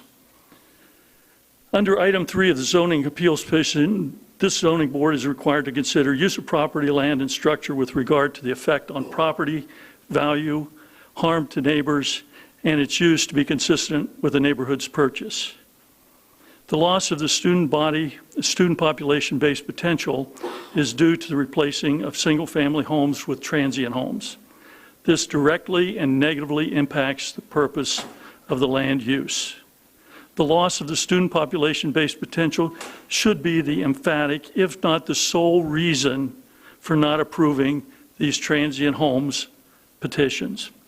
As the owner of 807, I know personally that my property value has diminished because of the 2 transient houses across the street from me. The use of R1 zone land is a landlocked boundaries of West Lafayette School District, and it's to populate the West Lafayette schools with students. Land use is for single-family homes. Neighborhoods need neighbors, not transients. The new owners of these transient homes are not interested in the education of our children. They are interested in their avarice profit. Tonight, as a resident of the West Lafayette School District, I'm asking 6 things of the zoning board. 1, deny these and all future housing applications within the West Lafayette School District. But if not, then 2, table all transient housing petitions for the West Lafayette School District until you have educated yourself on the impact to the West Lafayette School District. And 3, require the local governing authority to enforce existing regulations. That is presently not happening in West Lafayette. 4, clearly state or have it reflected that sustaining the student population-based potential for the West Lafayette School District is the genuine purpose of our neighborhood that will always ensure the West Lafayette School District is never jeopardized. Number 5, recuse yourself from all decisions regarding transient housing petitions if you happen to own one. I've presented some clear and I think valid reasons for this zoning board to deny or at least table the petitions for the transient housings in the West Lafayette school system. Do the right thing. Save our school district. Thank you. Thank you. That map. Certainly. Give that to staff, please. Or you want to have it passed? Sure. He's got copies, I think, for... Great. Thank you. Some points I made, some points I didn't, so it's not. Okay. Thank you. Yep. Next in opposition. Chad Spitznagel, Building Commissioner, City of West Lafayette. I've been asked to share a letter from Mayor Dennis and Director of Development Aaron Easter. Members of the BZA, the growth we've experienced in the City of West Lafayette is incredible and an indication of many exciting new investments in the community. One of our key functions as a local government is to ensure community welfare and prepare for growth, including housing growth. The recent Ready Greater Lafayette Housing Report anticipates that Tippecanoe County will need an additional 11,079 housing units by 2030, placing 25 to 30% of that housing growth in West Lafayette. Today, only 30% of our total housing is owner-occupied, according to the U.S. Census Bureau. As a growing college community, we consistently experience challenges with affordability and access to housing. From student population increases to new economic development announcements, housing is a constant concern. The City of West Lafayette has invested in bringing more job opportunities that have a relationship with research and expertise at Purdue University. We are highly concerned about the potential negative impacts of the lack of housing availability on the success of these high-paying investments in our community. Housing and schools are a key factor for many faculty and staff in deciding where to locate their families and whether to come to Purdue University and West Lafayette at all. We are currently studying West Lafayette housing needs to complement the ready Greater Lafayette housing study. What we do know is the easiest way to ensure we have available and affordable housing is to utilize our existing housing stock for resident housing. This is true for student residents and full-time residents. While we are not inherently opposed to transient guest housing, we do wonder at what point we cease to have citizens living in our community. At what level of housing loss do our schools suffer from not having students to serve? What is a neighborhood when you're the only owner-occupied house on the block? When do we become negligent in protecting the welfare of our community? We question the prudence of allowing special exceptions in single-family homes when we have established and exhibited need for those housing types to serve the intended purpose. Signed, Mayor John R. Dennis and Aaron R. Easter, Director of Development. Thank you. Thank you. Next in opposition, please.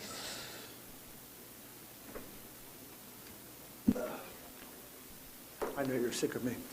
I'm Rich Hogan, 825 Robinson Street, West Lafayette, and you got my letter, so I don't have to repeat that. You know, I think we should postpone these decisions until after the election, but since we're talking about elected officials, or soon-to-be elected officials, let me add, for the record, David Sanders, right, I read this to you before, but for those who missed it, members of the area Board of Zoning Appeals of Tippecanoe County. I'm writing on my own behalf as West Lafayette City Councilor at Large with regard to the requests for special exceptions to allow transient guest houses that are being heard. In fact, this was the July 26, 2023 meeting, but he's reiterating this, told me to read it. When the City Council adopted Ordinance 35-22, which was sponsored by me jointly with Mayor Dennis, the goal was ensure that the Area Board of Zoning Appeals would listen to the voices of neighbors who wish to preserve the integrity of their neighborhoods.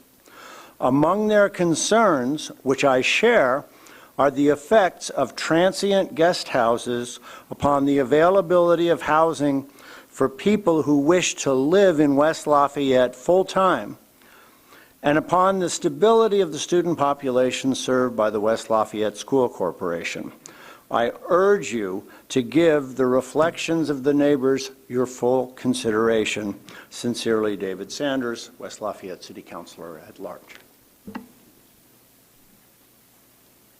Thank you. In opposition? Hello, I'm Jennifer Stein. I live at 1721 Woodland Avenue in West Lafayette. And I want to, at the risk of getting a little bit too down in the weeds, I actually want to take a look at this staff report where they're recommending approval for this property and push back on a couple of the rationale items for why they recommended approval. And that's based on my experience living kind of like right in the middle of all those blue dots that David just showed you, including living right next door to a pretty active Airbnb. Looking specifically at item number 4, saying that the granting the special exception will not materially and permanently injure other property, it talks about traffic generation. It said traffic generated due to this use would be no different than other homes because the house will be rented to a maximum of 6 guests. The driveway is long enough to accommodate 3 parked cars and 1 car garage. Number one, that assumes that the guests are all going to clump up into 3 or maybe 4 cars, which frequently is not the case, and a lot of these properties will have events happening in the afternoon or the evening that can result in up to 10 or 12 cars that are kind of dispersed throughout the block. So that's something that I think would probably take another look. But also in particular, the noise production, it says outdoor noise will be limited to guests entering and leaving the site, which is typical of the area. And that's really not been the case with these properties, especially in this R1 residential neighborhood. We have backyards, and these backyards are advertised as part of the attraction of the properties, and most of the time, that's people make a beeline to go to the backyard, and the noise is happening back there. And it's the nature of these properties that's a little bit different from a long-term rental or even an owner-occupied, that these people are away from home. and they don't have responsibilities, and they have time to have a bunch of people over and have events in the outside. And it doesn't need to rise to the level of actually calling the police or being a wild party to actually be a nuisance, because it's just the constant higher level of noise and is customary for the neighborhood, and it's more continuous. You might have a neighbor, our neighbors might manage a party once a year, if that, but these are kind of more in the norm. So I just wanted to point those out, and if this rationale is what the approval is based on, we could possibly take a look at that and maybe consider undoing that approval. Thank you. Thank you. Next in opposition, please. Zachary Bale, 124 Connolly Street. Indeed, neighborhoods do need neighbors, not transient guests. As before, I have a petition here against 1700 Ravinia Road with 62 signatures on it. Just in case people are just now tuning in to the broadcast or coming into the room. The petition reads, "We, the undersigned, are opposed to allowing a transient guest house on 1700 Ravinia Road. We find the proposed special exception to deviate from existing zoning rules, unlike the staff report, and allowing the transient guest house in West Lafayette will materially and permanently injure the other property and uses in the same zoning district and vicinity, along with subverting the R1 purposes of the Unified Zoning Ordinance." And we heard that from the mayor and the Director of Development's letter as well, read by Chad. Our request to deny the special exception is supported by the community's expressed concerns regarding the safety, traffic, noise, lighting, and the current and future uses of the R1 zone properties in the neighborhood. Voting against the special exception is reasonable and justified. And so with that, too, you did a little bit of it last time. I would encourage the board to make sure that you respect the public in the sense that you share your debate and questions of each other, and then the petitioners and the public that's here tonight, so we can understand your thought processes about why you approve or disapprove. I know the ballot has very little lines on it to allow you to express yourself, so it would be good to do that verbally. And then, two, we heard a little bit about it in regards to complaints, but absence of evidence is not evidence of absence. There's a multitude of reasons why someone may not make a complaint, or is that some people have experienced, they were told that the neighborhood resource team doesn't work on the weekends, for instance, and so some of those types of violations go unrecorded, and so one must be skeptical of any clean record in that regard as well. And then it'll be curious, I don't know if we can find that online, but it was mentioned there is a mechanism for complaints in regards to these special exceptions. So we'll follow up and find out what that process looks like. And just to be clear, the APC staff said that another one was approved. It was 2113, I believe, on Elmwood Drive, and that one too had a lot of opposition from the public, so it was not celebrated as well. Just want to make sure everyone in the audience knows that tonight. Thank you so much. Thank you. Next in opposition, please. Phil Mize, 1085 Thorny Lane, West Lafayette again. In response to somebody wanting to speak about specifics as far as the crime rate and who's committing it, I would just encourage everybody, all the crime, the arrests, you can look at that stuff. It's public access here in Tippecanoe County. You can go online, you can look at who was charged with it, what the crime was. Unfortunately, the people like myself who are directly involved in dealing with those crimes are actually restricted. I would love to be able to stand up here and give statistics specifically for Tippecanoe County, but federal statutes such as 42 CFR Part 2 actually restricts people like myself who are in that profession from sharing that information, because part of our job is to protect the individual who is committing the crime.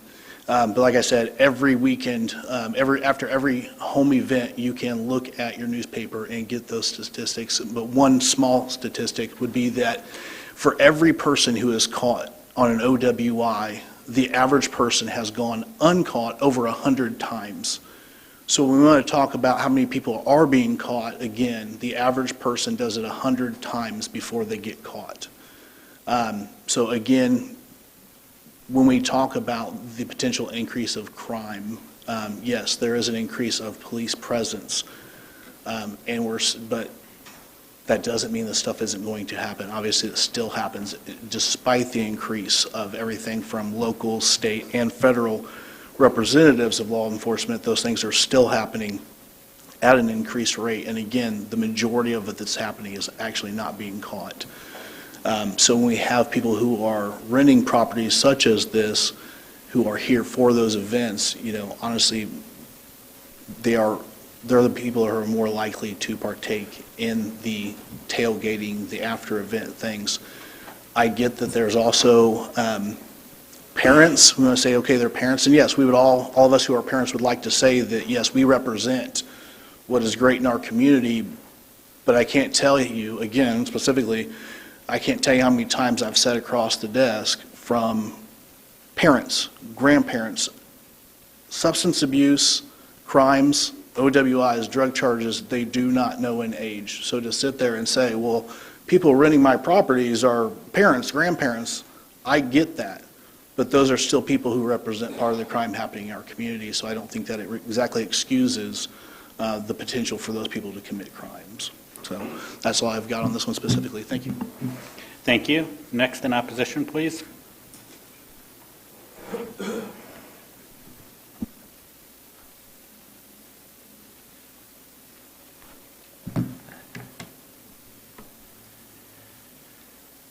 My name is John Stryker. My wife and I have lived at 518 Carrollton Boulevard, West Lafayette, for 35 years.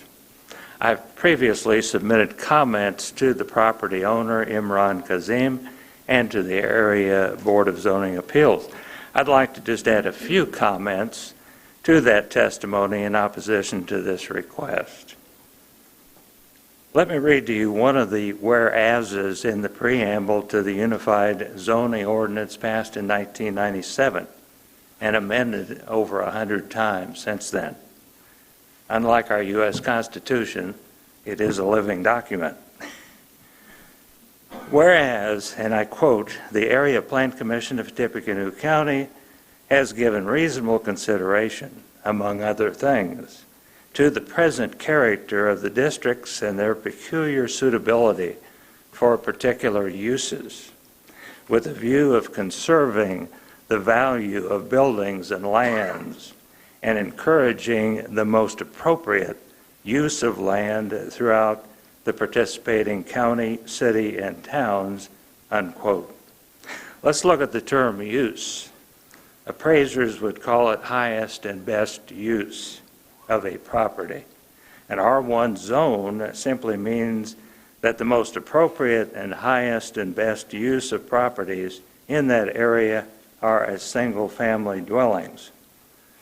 What has developed or morphed into being over time is a ladder of uses for properties in R1 zones. At the top of the ladder is the R1 use, a single-family dwelling. This can be a single person or 4 persons or more related in some fashion. The next rung down on the R1 ladder is a single-family dwelling rented or leased to a single family. Not ideal, but typically it's under a long 9 to 12 month lease. This is the best chance for neighbors being neighbors. The third rung on the R1 ladder is the leasing of a single-family dwelling to 3 unrelated individuals. Generally, in West Lafayette, it becomes a student rental or possibly a kiddie condo. Typically, residents of these properties do not become neighbors and are just anonymous renters. Finally, we come to the lowest rung on that R1 ladder, which is the Airbnb. This is the lowest and worst use of a single family dwelling in the R1 zoned area. This specially permitted use of a single family dwelling adds nothing or preserves nothing in a neighborhood. It may be used as a mini motel or any number of other legal but inappropriate possibilities. It becomes an open can of worms. And this is why I and my neighbors are opposed to the property at 1700 Ravinia Road being granted a special exception to the Uzo zoning ordinance. This is why this board should begin using their votes to deny this exception and other requests like it. The property owner loses nothing by this denial and can still rent or sell the property. Thank you.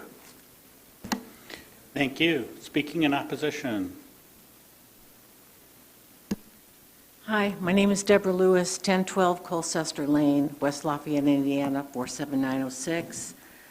I just wanted to comment, I think I heard that you wanted to amend the commitment to no more than 3 unrelated guests.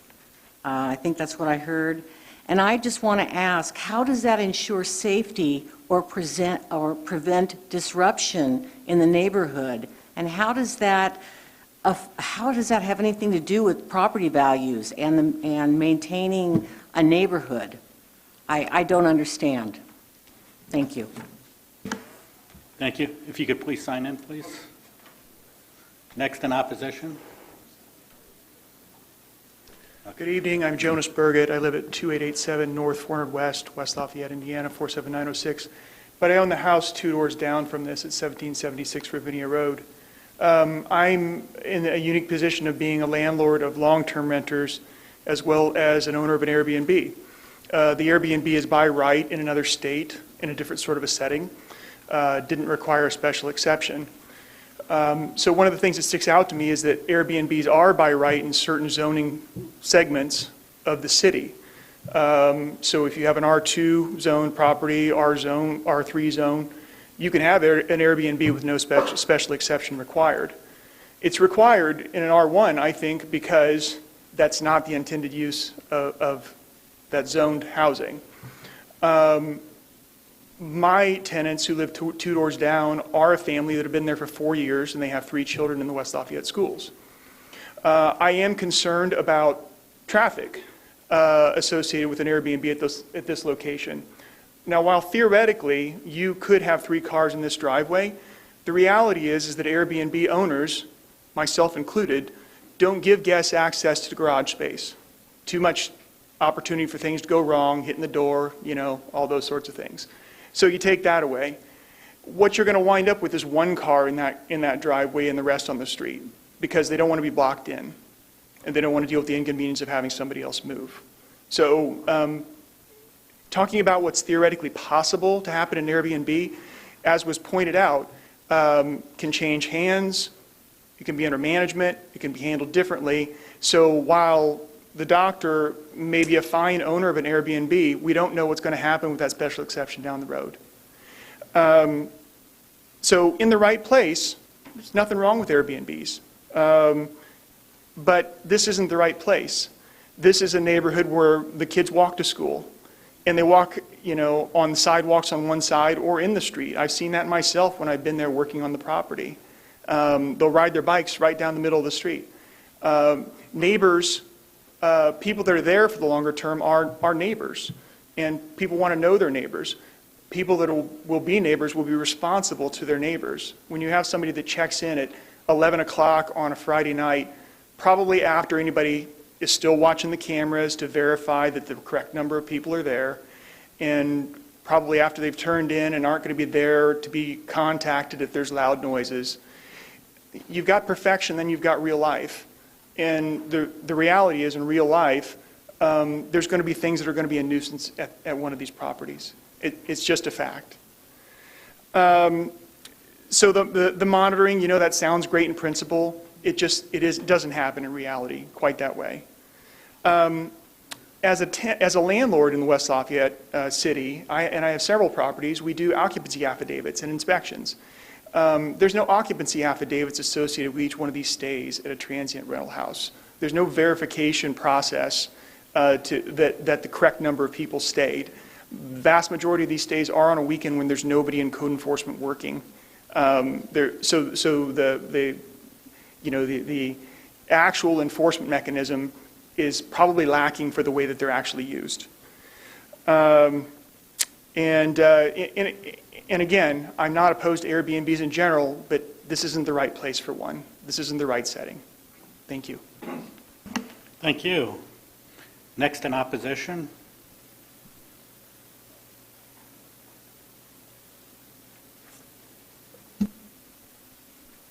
Hi, Mark Bell, 711 Carrollton, West Lafayette. I guess a couple things when I heard this was going on in the neighborhood that came up to me. First is I've been living at 711 Carrollton for 34 years. I bought into the neighborhood because my wife and I were looking for single-family dwelling type of neighborhood where you got to know your neighbors. I think if we'd have known commercial ventures like this were going to be happening in an R1 neighborhood, we probably would not have wanted to move into this neighborhood. So that's the first concern. Another concern is you don't really know who the people are who are renting. You don't know if you have registered sex offenders in the houses. And actually, this house is pretty close to West Lafayette Middle School. And I thought there were rules about distances between schools and the presence of sex offenders, registered sex offenders. So that seems interesting to me if there's not a mechanism to make sure you know who are in these houses. So just a thought. I'm not an attorney like Eric Burns here, but those are things that I think that probably should be looked at carefully. And yeah, I don't think I have a whole lot more to say than that. Thank you. Thank you. Next, speaking in opposition.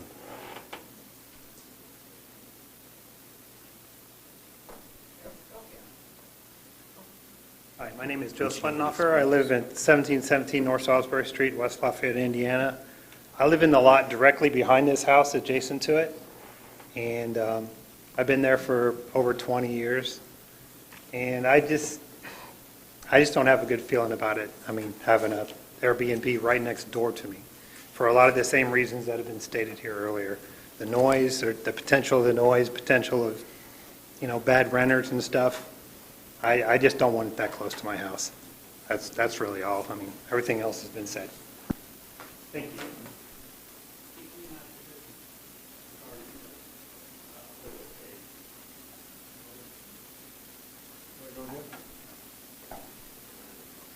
Evening. Nate McPherson. I live in 1805 Ravinia Road, just a few houses down from this one. So yeah, we moved here 4 years ago. Without repeating some of the same things, definitely would like to keep this a family-oriented neighborhood. I do have renters on both sides of me. We spend time together. We have a relationship. We get to know them as a long-term part of our community. And I think what the doctor's done to the house, it definitely looks amazing. We appreciate the investment you've made, and we'd love to make that a permanent part of our neighborhood. In terms of some of the risks, I know down in Elmwood, where Dave Cusick mentioned, we have had a number of instances with multiple cars on the street. So when typically the Airbnb guests do come in town, there is 4 to 5 or more cars. They do park on the street, and there has been an accident even last winter where somebody got rear-ended on Elmwood. The streets in this area are not designed to be packed with cars. They're designed to be lived in and enjoyed by the community. In terms of the school district, I would like to emphasize that's also a very good point we have to keep our numbers up. We are a landlocked school district. By keeping this even a rental or an owner-occupied residence, those kids would be walking down to Willis or down to the high school, joining the rest of the neighborhood. Appreciate that. Thank you. Next, speaking in opposition. Last call. You've already spoken. I can't say something different? You're out of order. You can only speak once, unless somebody recognizes you. I know that. Mr. Kazan, would you like to rebut, please?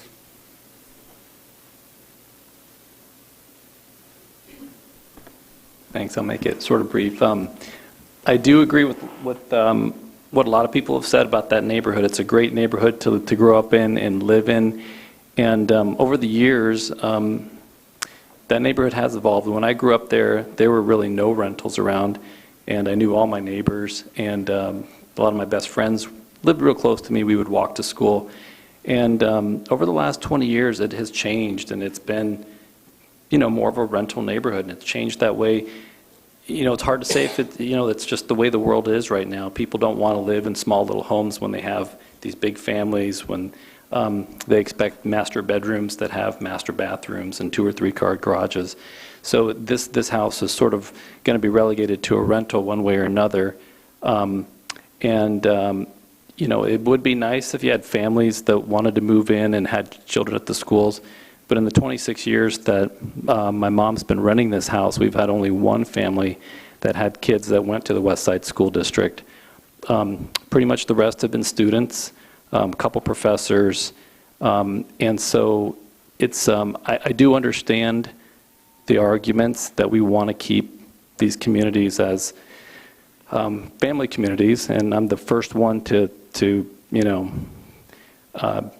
hope that one day West Lafayette can sort of become back to the way it was, but a lot of these homes would take a huge amount of investment to make it to where people want to come in and live the way they did 30 or 40 years ago. So it's, I do respect everybody's views here that we don't want the neighborhoods to change significantly. But right now, almost every home around me is a rental. The house almost across the street is already an Airbnb. And I don't think we're going to see this happen all over West Lafayette or Tippecanoe. I think there's certain homes that are just sort of relegated to being that type of rental, which unfortunately this one is. There are other homes that probably will never be an Airbnb that are just built for families. So, for me, it was, as far as the best use was concerned, it was, do I want someone long-term in there or short-term? And then, like I said, the advantages of short-term was really that my family, my friends could use it, and that I could keep this house in better condition than it had been in for the last couple decades. Basically, as far as affidavits were concerned, in terms of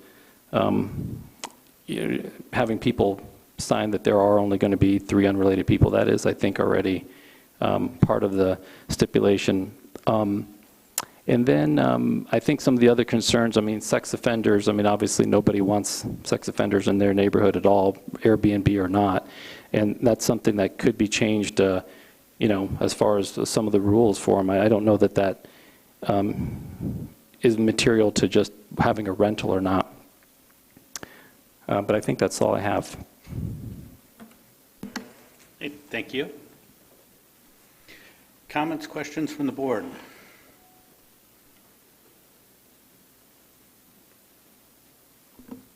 Yeah. I do think we need to be cognizant of the fact that just because the area is predominantly rentals right now doesn't mean that we should just throw the baby in with the bathwater and say, okay, well then these can just all be transient homes. There is the potential for these to be sold to families. We don't have lower priced homes available in the community right now. And so I think there is actually an opportunity for the tide to change, particularly as the area is creating more hotels that are available for short-term transient guests and other things. So it's something to keep in mind as we're thinking about how to vote on this.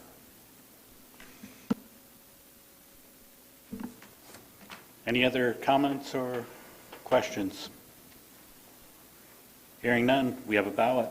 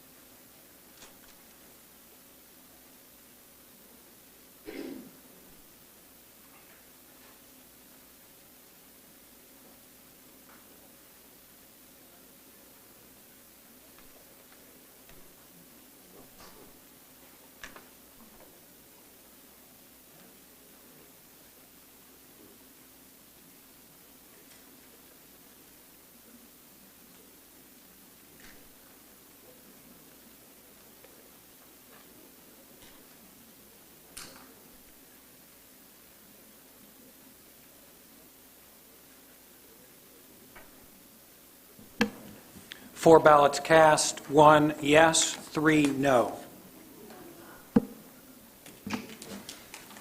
Again, that is continued to the next meeting due to an inconclusive vote.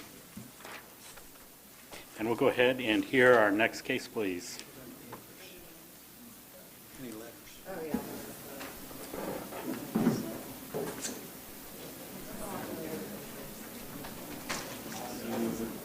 You need a break?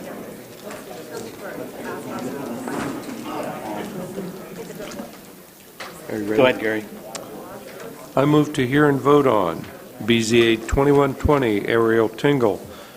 Petitioners requesting a variance for a front setback in an R1 zone from the minimum required 25 feet to 3 inches, 0.25 feet, to replace an existing carport. The property is located at 320 Fernleaf Drive in West Lafayette, Wabash 17 Northwest, 23-4, UZO 2-1-7.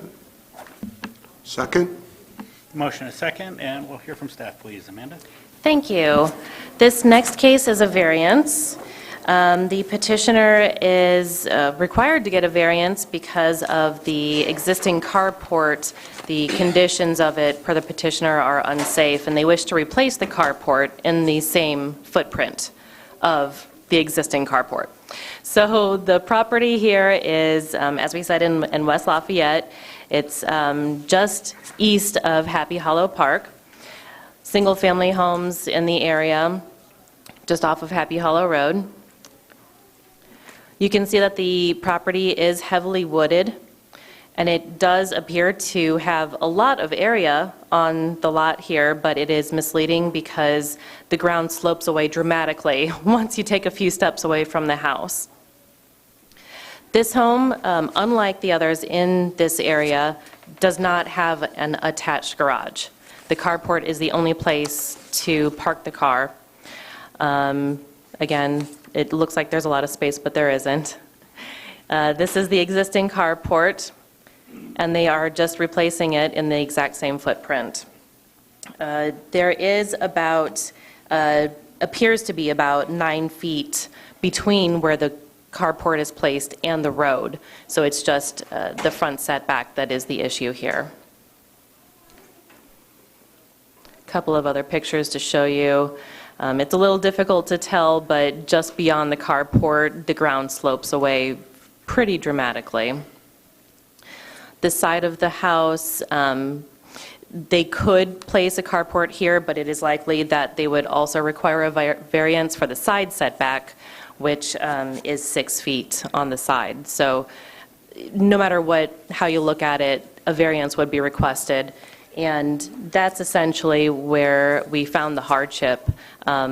Because of the lack of having a garage, I just showed some other houses here in the area that have garages. This is the only one that doesn't.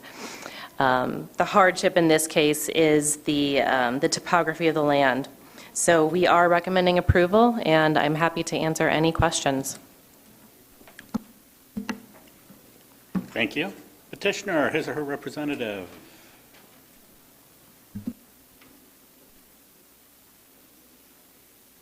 Good evening. Joe Perry, 2610 Sunrise, Lafayette. I'm here speaking on behalf of the Tingles.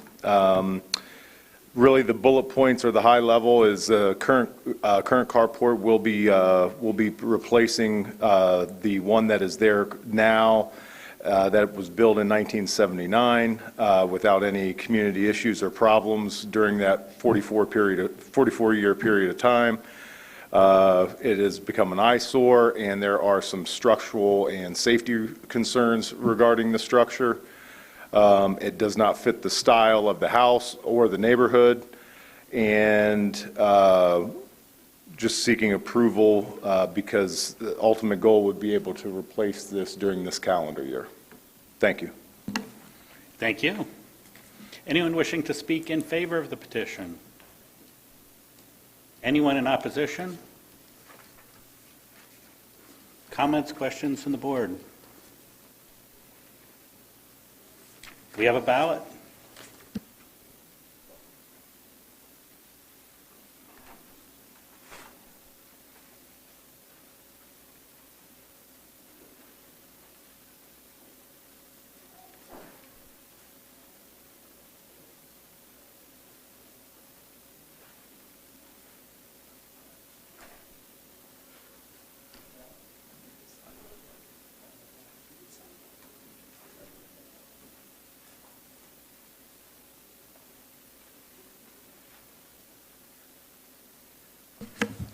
4 ballots cast, all 4 yes.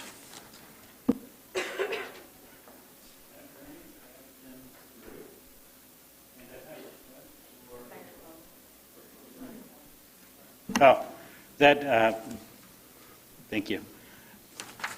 That variance has been passed, and we've had a request for a short break. I suggest 5 minutes. 5? Yeah.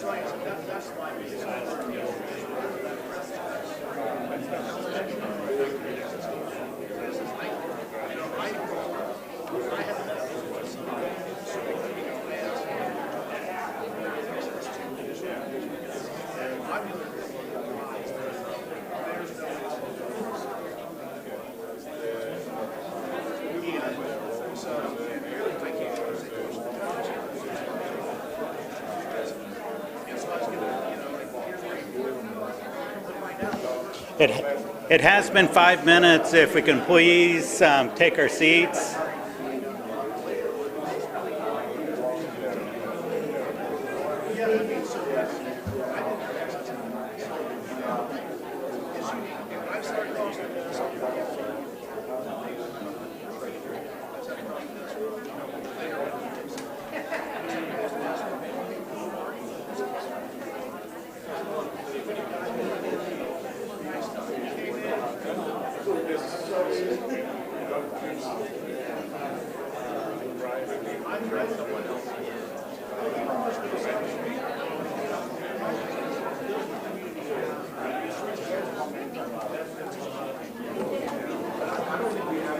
If we can have everyone take their seats so we can get back to business here. It's been over 5 minutes.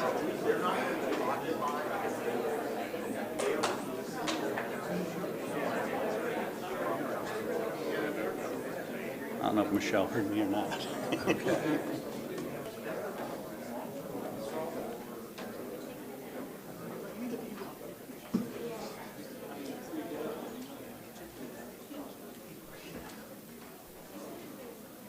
If you start, she'll come up.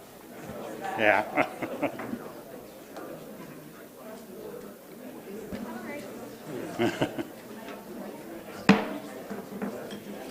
Back to order, and we'll hear our next case, please. I move to hear and vote on BZA 2121 O2H Ventures LLC. Petitioners requesting a special exception to allow a transient guest house operating 24 hours per day, 7 days per week, for a maximum of 7 guests in an R1B zone. The property is located at 3570 Tesla Drive, Wabash 10 Southwest 23-5, with conditions and commitments. Second. I have a motion and a second, and we'll hear from staff, please. Amanda? Thank you. This special exception is also for a transient guest house. The property is located outside of city limits, so it's in the county. It's in the Lindbergh Village subdivision. This is all R1B, which is single-family residential. It's a smaller lot size than the R1. Lindbergh Village also consists of the R2 zoning that you see across the common area to the east there, which are duplexes. The property has an attached 2-car garage, and according to petitioner, can fit 3 cars in the driveway. This house was purchased as a second home for the couple who comes to town often to visit family members. The house has 3 bedrooms, 2 bathrooms, and a pool in the backyard. They are seeking approval for a maximum of 7 guests. They did include additional restrictions as house rules: no parties, quiet hours, 10 p.m. to 6 a.m., no smoking, and no pets. Staff has a small concern about the number of guests in this structure, just because previously approved special exception transient guest houses have had a maximum of 2 guests per bedroom. This one has 3 bedrooms, but they're requesting 7 guests. Otherwise, it meets all of the findings, the ordinance-defined findings, and we are recommending approval with the condition and commitments. I'm happy to answer any questions. Thank you. Petitioner or his or her representative?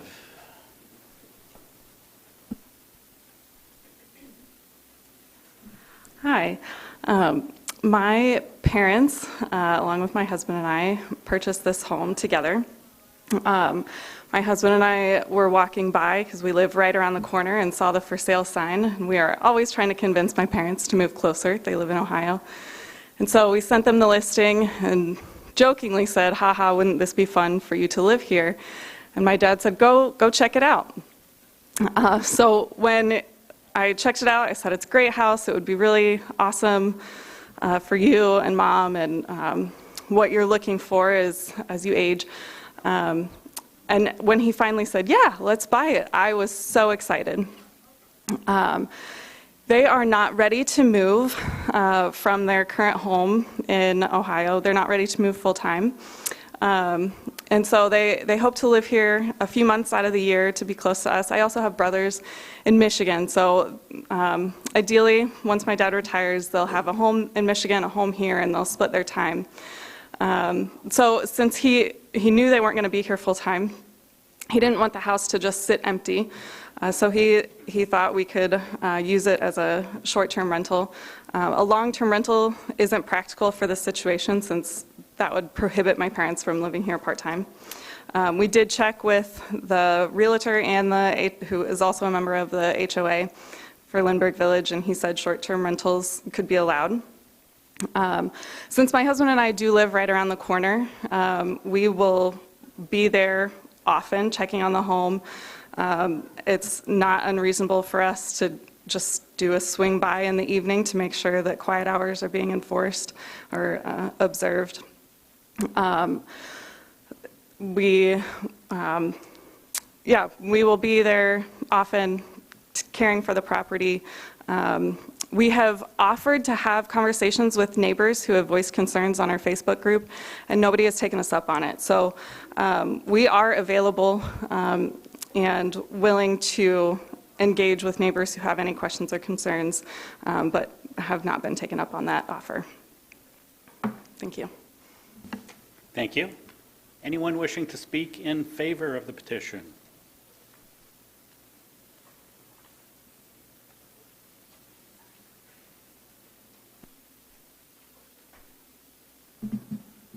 Hi, my name is Rachel Amick, and I live at 3660 Goodall Court, which is in the back half of that part of the zone neighborhood. And I just wanted to attest to a couple of different aspects of this. Lindbergh Village is already a transient neighborhood, which is actually part of the reason why my husband and I decided to move there 7 years ago. And when we first moved into the neighborhood, we lived in the rental portion in that northeast side of the map. We lived there for 2 years, and when we were ready to purchase our first home, there was no question about it. Lindbergh Village was where we wanted to be for this very reason. It serves a huge community and part of Purdue University where there is a diverse group of people who live in the neighborhood. And again, like I mentioned, that's one of the reasons why we loved it so much. It's safe and it's got plenty of opportunities to share our community with people from all over the world. And it's incredibly diverse with college students, families, singles, young, elderly, you name it. There are all kinds of people who live there. And we've seen it all. These are families who take really great care of their properties, and there are also owners who don't even live in their homes. There are renters who diligently care for the house that they're borrowing, and there are also college students who forget to mow their lawns. And so while I can't speak to or guarantee the character and actions of every person who might be renting or even owning a home in this neighborhood, I can vouch for the ones that have purchased this home and will manage it. As mentioned, Mike and Annie already live in the neighborhood. They're not only incredible people full of wonderful character, but they're also some of the hardest workers I know, and they're some of the best neighbors I've ever met. They're constantly welcoming people into their own home and offering up whatever they have. They're all in and fully invested in everything they do, which is why I think they're going to make great owners of an Airbnb. They're truly the best people to own and manage an Airbnb in Lindbergh Village. They live there, and I have full confidence that they're going to maintain this home and our neighborhood as their own because it already is. They love this community and this neighborhood, and they're going to protect it and treat it as their own. And I know a lot of comments have been made tonight about neighbors and what that word really means versus transients and stuff. So I thought I'd share a quote from a guy a lot of us know who knew a lot about what it means to be a neighbor, Mr. Rogers. He says, all of us at some time or another need help, whether we're giving or receiving help. Each one of us has something valuable to bring to this world. That's one of the things that connects us as neighbors. In our own way, each one of us is a giver and a receiver. And Mike and Annie embody this giving nature of being a neighbor. And not only will this property benefit them and their family, but it also gives them an opportunity to give back to other people who may be interested in visiting our community and taking care of this place that we all love. Thank you. Thank you. Anyone else speaking in favor?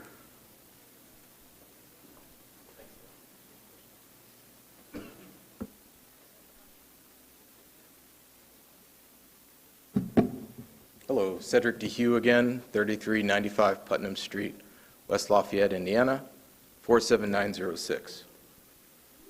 I've spoken to, I spoke up for Imran's petition last time.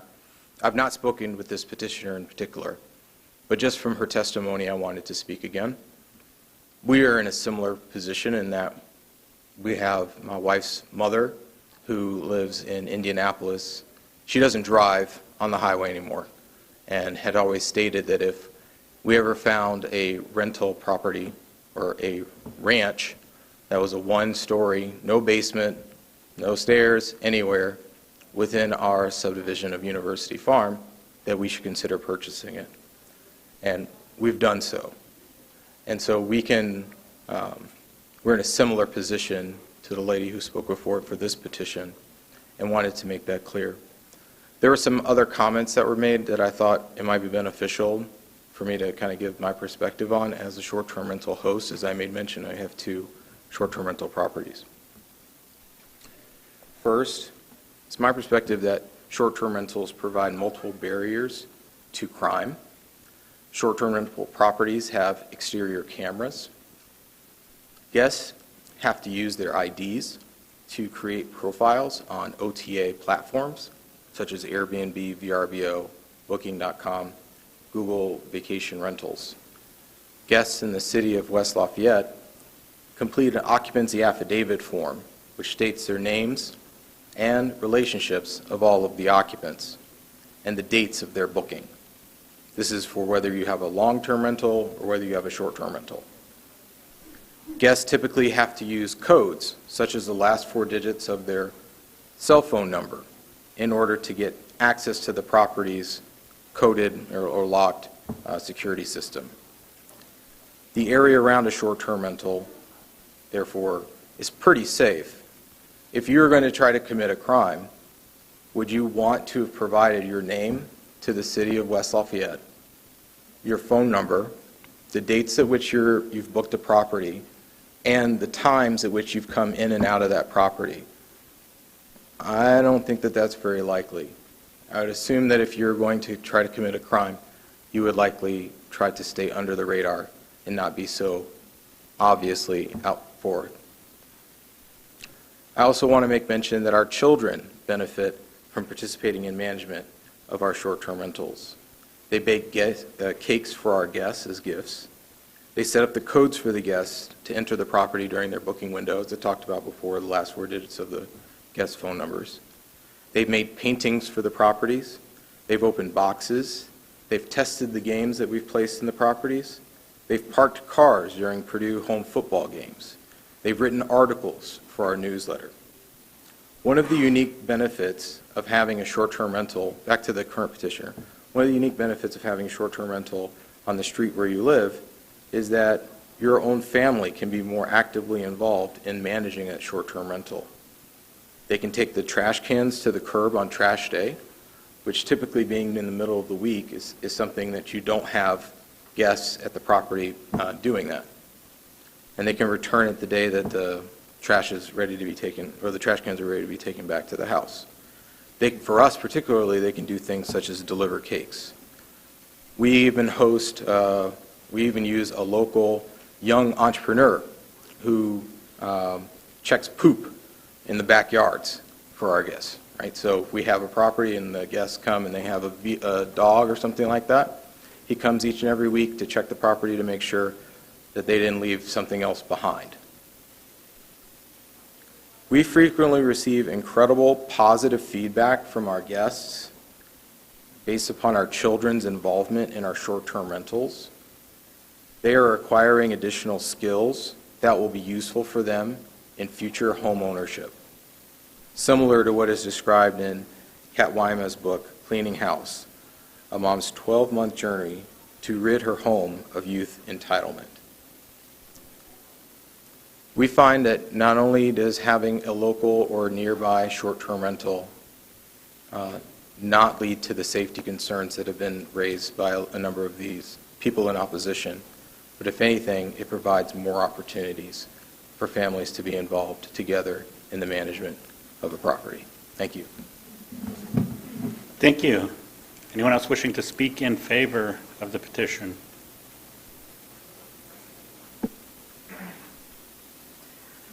Laura Cordy, 906 Princess Drive, West Lafayette, Indiana, 47906.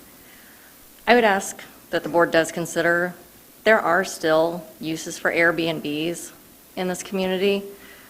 I know you mentioned there are more hotels coming to this area. Hotels aren't appropriate for everyone. Families that have kids with special needs, hotel environments can be overwhelming. Families whose kids have anaphylactic shock for food allergies. Hotels make it very hard to prepare and manage food for those children. So Airbnbs provide a safe place for those families to rent when they're here short term. So I would like the board to consider that. Thank you. Speaking in favor of the petition?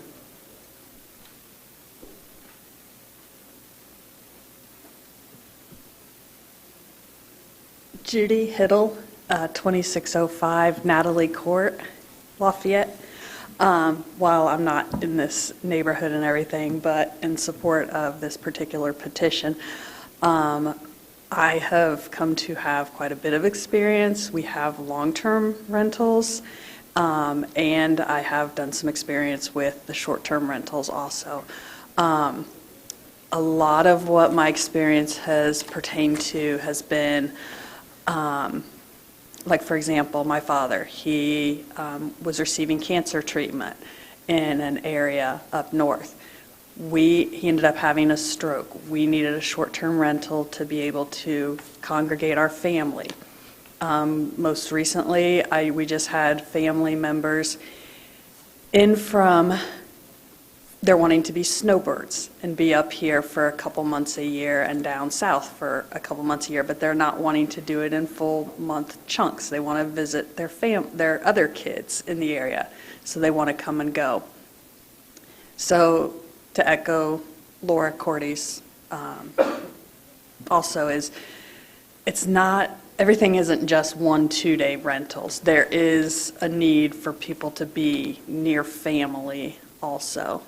And that's a lot of what, and like she said, I'm involved in the school system, and with my father's cancer treatment, we were having to travel up north all through the summer, and we were there for a week at a time. Staying in a hotel room with 2 little children for a week at a time is just not feasible and stuff. So yes, like her, anytime people are traveling with young kids, having some place that the kids can go out and play in the yard, and you can make full meals is stuff that you just, like she said, you can't do in a hotel. Thank you. Thank you. Anyone else speaking in favor of the petition? Anyone in opposition to the petition?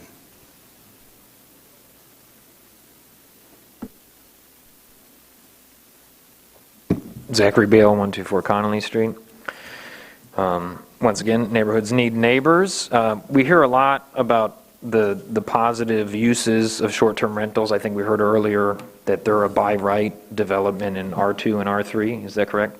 Yeah, so nothing would preclude those areas from having that. What we have before us tonight is in the R1 areas. And so all those can be accommodated. We also heard, too, that the family can help in short-term rentals. I don't think anything precludes a family from helping in a long-term rental. I've had a landlord in Lafayette many years ago that was quite hands-on, and was very grateful for all his help that he was able to do for us while we rented there. So nothing precludes a landlord from giving the short-term rental touch to their long-term tenants.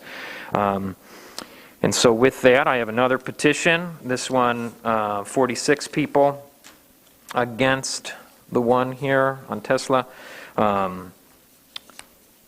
Again, for all those, we the undersigned are opposed to allowing a transient guest house at 3570 Tesla Drive. We find the proposed special exception deviate from existing zoning rules, and allowing a transient guest house in this area will materially and permanently injure the other property and uses in the same zoning district and vicinity, along with subverting the R1B purposes of the Unified Zoning Ordinance. As we heard earlier, this is the lowest rung of usage, so not a good usage or planning in these particular neighborhoods, since the special exception follows the use of the property as long as they use it once within a year, every year.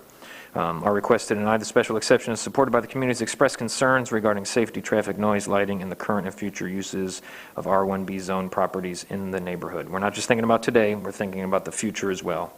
Voting against this special exception is reasonable and justified. Thank you. Thank you. Anyone else speaking in opposition?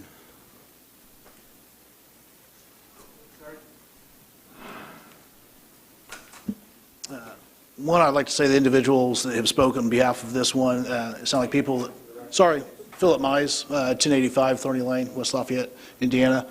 It sounds like we have a lot of really good individuals that I'm glad and proud to say that they're in my community and are investing additionally in the community. Again, my biggest concern is just crime. I get that somebody who's going to register for a place isn't going to plan on committing a crime. Vast majority of the people I work with on a daily basis don't plan on committing the crimes.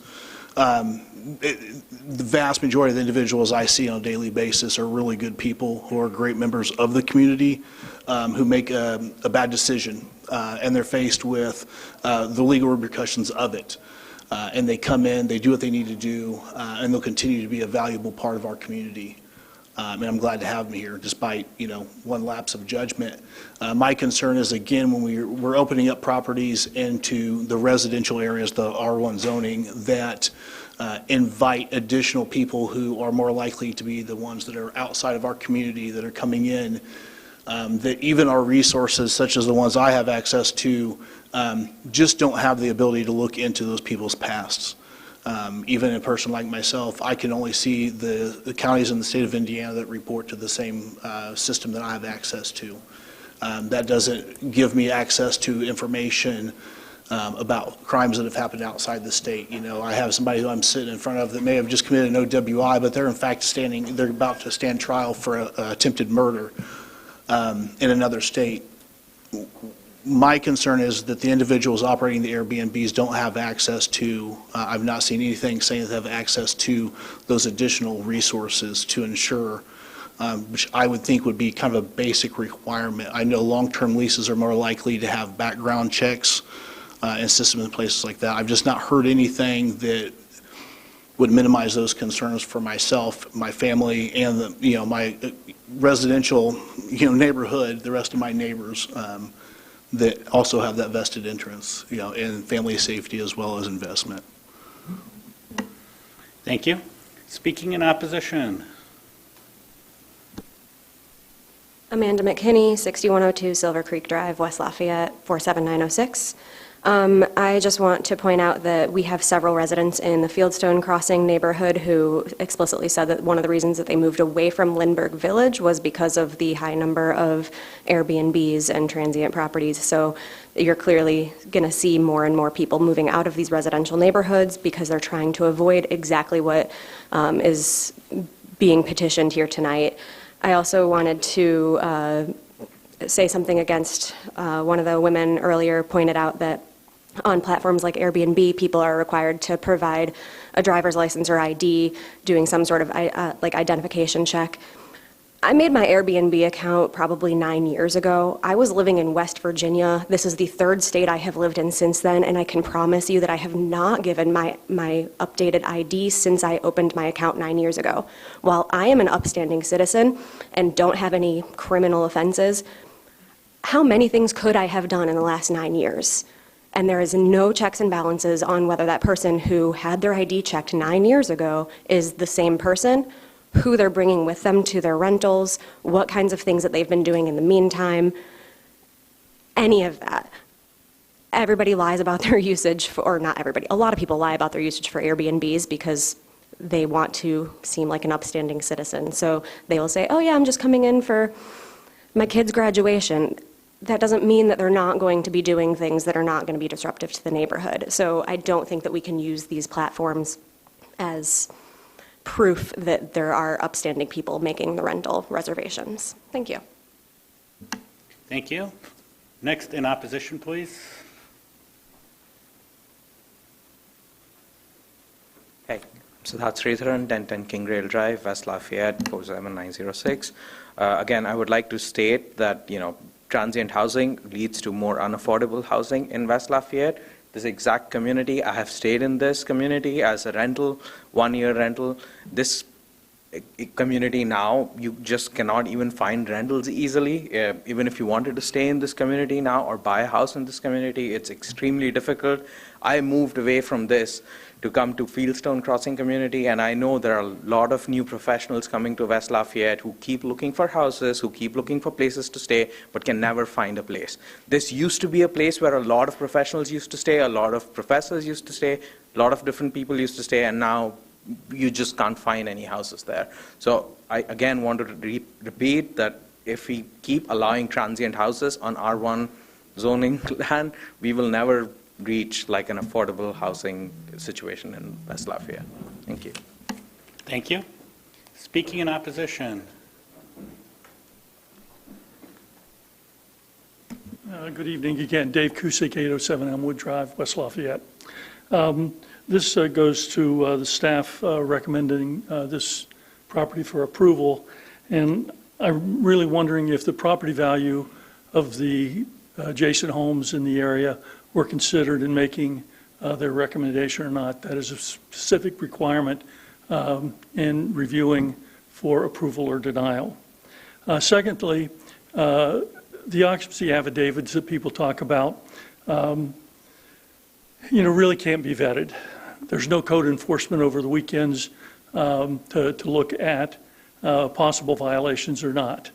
Of the occupancy affidavits that I've requested and received easily from the city, there's a name, there's a relationship, but where it asks for a phone number or an email, that is 99% of the time blank. And that information is supposed to be used by code enforcement to verify, relationships if there's a question that arises. And that's also supposed to be used with the 3 unrelated people. In one occupancy affidavit that I reviewed for 810, there was a mother, a daughter, and 6 sisters. I would question that and do something to try to validate the 6 sisters.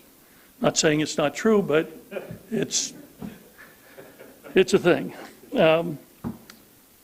And on the occupancy affidavit, those are not due until 14 days after the stay.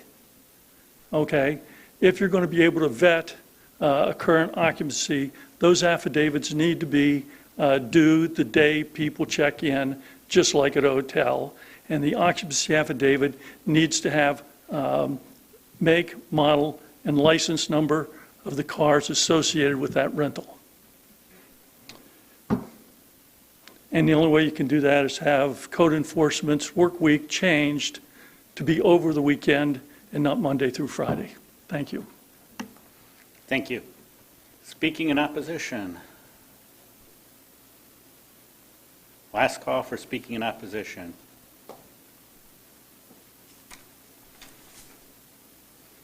And would the petitioner like to rebut?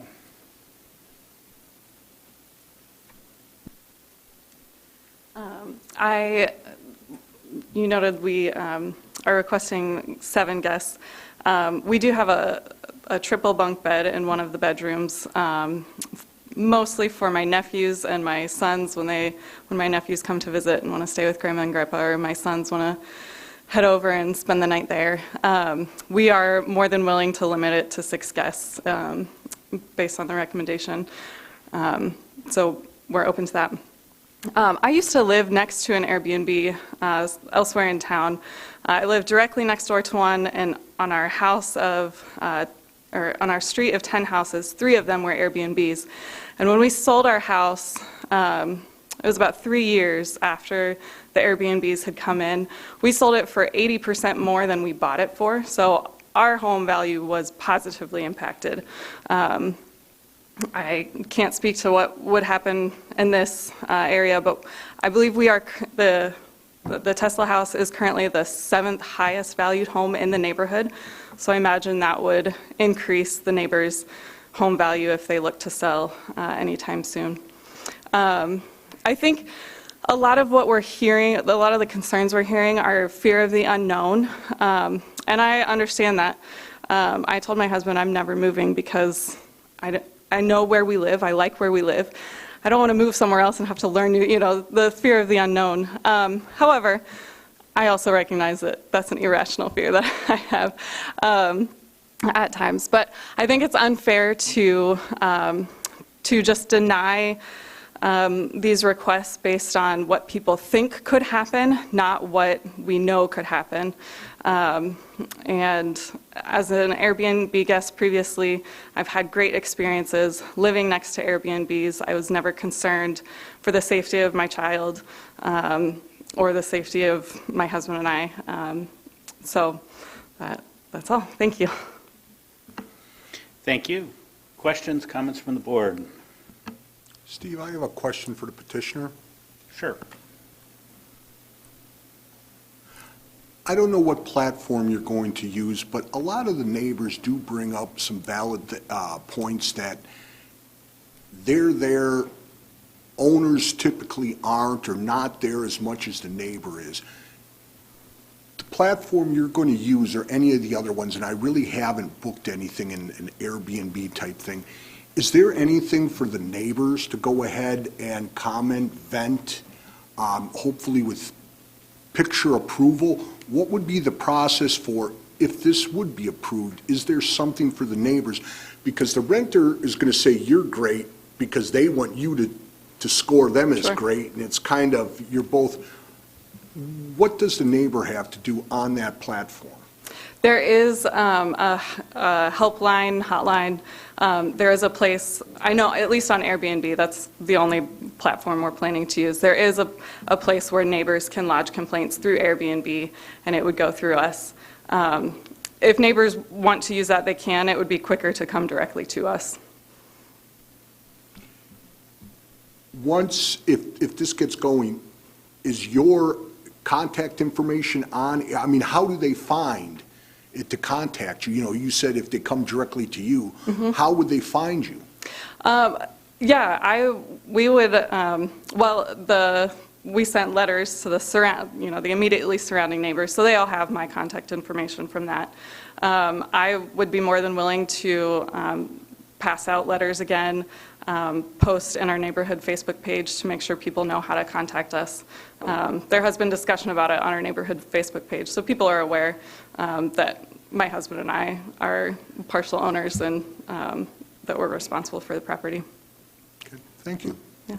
Question for petitioner before you run off. Did you say you also live in the neighborhood where this will be operated? We do. We live 10 houses away. 10 houses away. Very good. Thank you. Steve, I have a question for staff. The police department's not going to want to respond. You know, they have other things to do. Is there anybody else in the government to where in these, you know, if the weeds grow too long, you could call somebody and complain about that. Is there anyone else besides the police department that neighbors would have to voice concerns or complaints about for incorrect parking, illegal parking, noise, anything like that? With like West Lafayette, they have that group that checks out the rentals. Is there anything available on the government side where neighbors could voice their concerns about these rentals? Only the city of West Lafayette in the county has that rental review inspection system. And if they're violating something in the zoning ordinance, there could be an ordinance violation. There is no effective noise ordinance in the county outside of noise generated from industrial properties. Parking could be a streets department issue, depending on if they're parking in an area where you can't have parking. There's really no tall weeds and grass ordinances. So it's the health department. There's a whole variety, a slew of agencies that deal with different kinds of complaints. But unless there's a direct infraction of a commitment or a condition associated with one of these cases, given if they're approved, then there's not much recourse. Thank you. Thank you very much. Yes, Gary. One more thing, I think that I would like to amend the commitment as we have the other ones, just for clarity. Under commitment number 1, after the statement, occupancy shall be limited to 6 guests, and add the statement but no more than 3 unrelated guests. I'm running down. So that is a motion, correct? That's a motion to amend the commitment to include that statement, yes. I second that. We have a motion and a second. Any discussion on that motion? All in favor? Aye. Aye. That has been added. So its occupancy shall be limited to 6 guests, but no more than 3 unrelated. And again, that is currently in the ordinance, but makes it clear.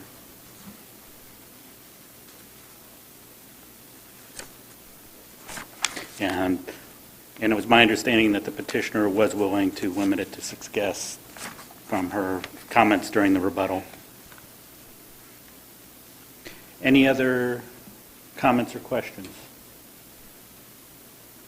Hearing none, we've got a ballot.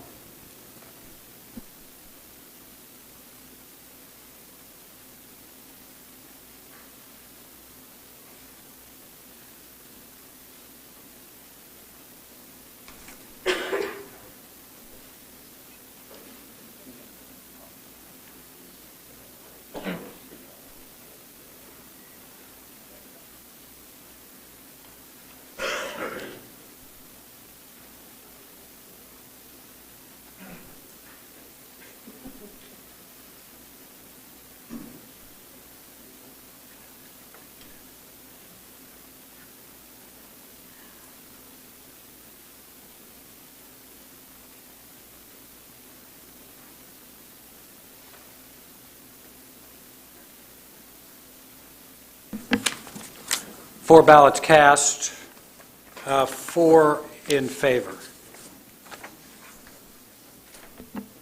Need to stand. Thank you. Michelle? No, thanks. So that special exception has been approved, and we'll go ahead and hear the next 2 cases. We're going to hear them together, but vote on them separately since they're so close to each other. The petitioner has agreed to it, is my understanding. And that way we can not hear the same comments twice from everybody. And I'll go ahead and hear those 2 cases. Okay, I move to hear together and vote on separately BZA 2122, Integrity Care LLC, petitioners requesting a special exception to allow a transient guest house operating 24 hours per day, 7 days per week, for a maximum of 6 guests in an R1B zone. The property is Lot 204 in Fieldstone subdivision, northwest of Harrison High School at 1134 Thorny Lane, Tippecanoe 24 Southeast, 24-5 with conditions and commitments, and BZA 2123, Integrity Care LLC. Petitioners requesting a special exception to allow a transient guest house operating 24 hours per day, 7 days per week, for a maximum of 6 guests in an R1B zone.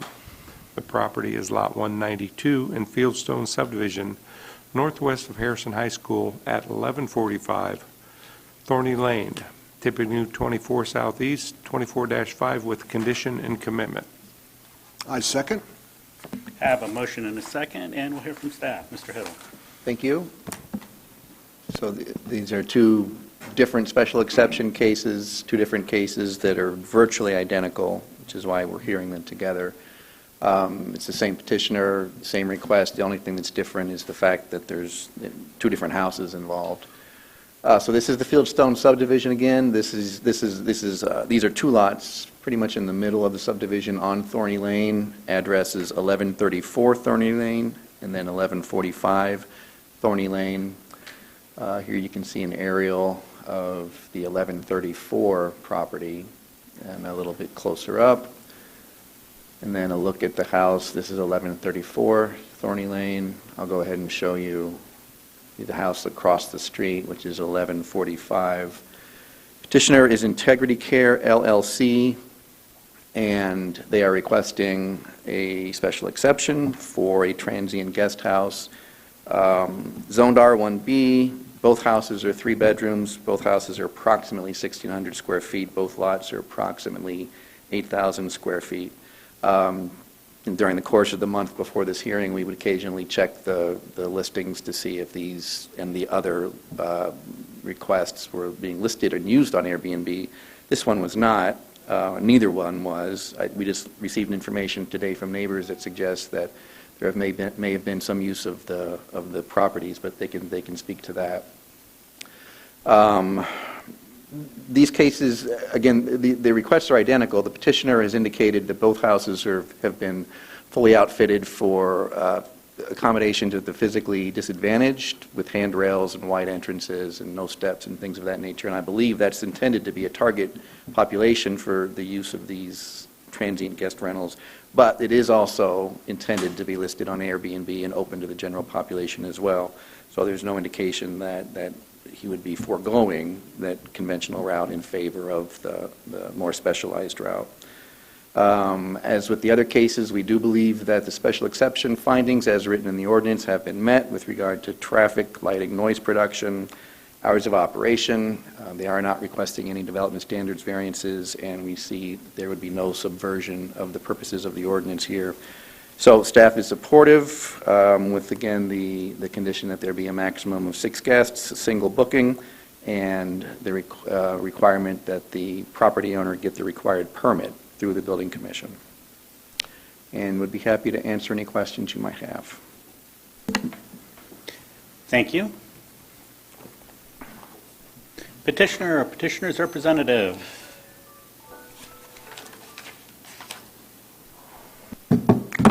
Hello, everyone. And my name is Oluranti Ladapo, and I'm from Integrity Care. And by way of introduction, I've been in the community for 18 years, and 17 out of those 18 years, I've been an homeowner and a responsible one for that matter. I've volunteered in the community. I'm a board member of Ivy Tech Community College Advisory Board. I'm a board member of St. Mary's Healthcare Advisory Board. I'm a CASA, court-appointed special advocate since 2018. I work with the court system to advocate for the abused children. I'm a registered domestic relation mediator. I'm a licensed real estate broker. I'm a notary public. But above all, I'm a caregiver. And above all, I am a provider of in-home care. And these experiences have given me the idea of what is needed in the community. And based on what is needed in the community, based on the experiences we had during the COVID, where we see people coming from out of town to come and help the healthcare population here with challenges in getting places to live for a short time. We as an in-home care provider, we had people that wanted to come in town that time to help us for a short period of time. We had accommodation problems. So based on that, we conceptualized an idea of having a home built within the community, because we are a community-based agency. So if we have this home built in the community, it's going to be, the home will be ADA compliant to some extent, wider doors, wheelchair can come in from all angles. All the entrances to these two properties have what is called low threshold. That is to say, an individual, maybe a Purdue scholar that is physically challenged, wants to be here for 2 weeks, he can come in, he can ride his wheelchair in and out of these properties. So we conceptualized that, and we approached the builder. You will see a lady that sat with me here.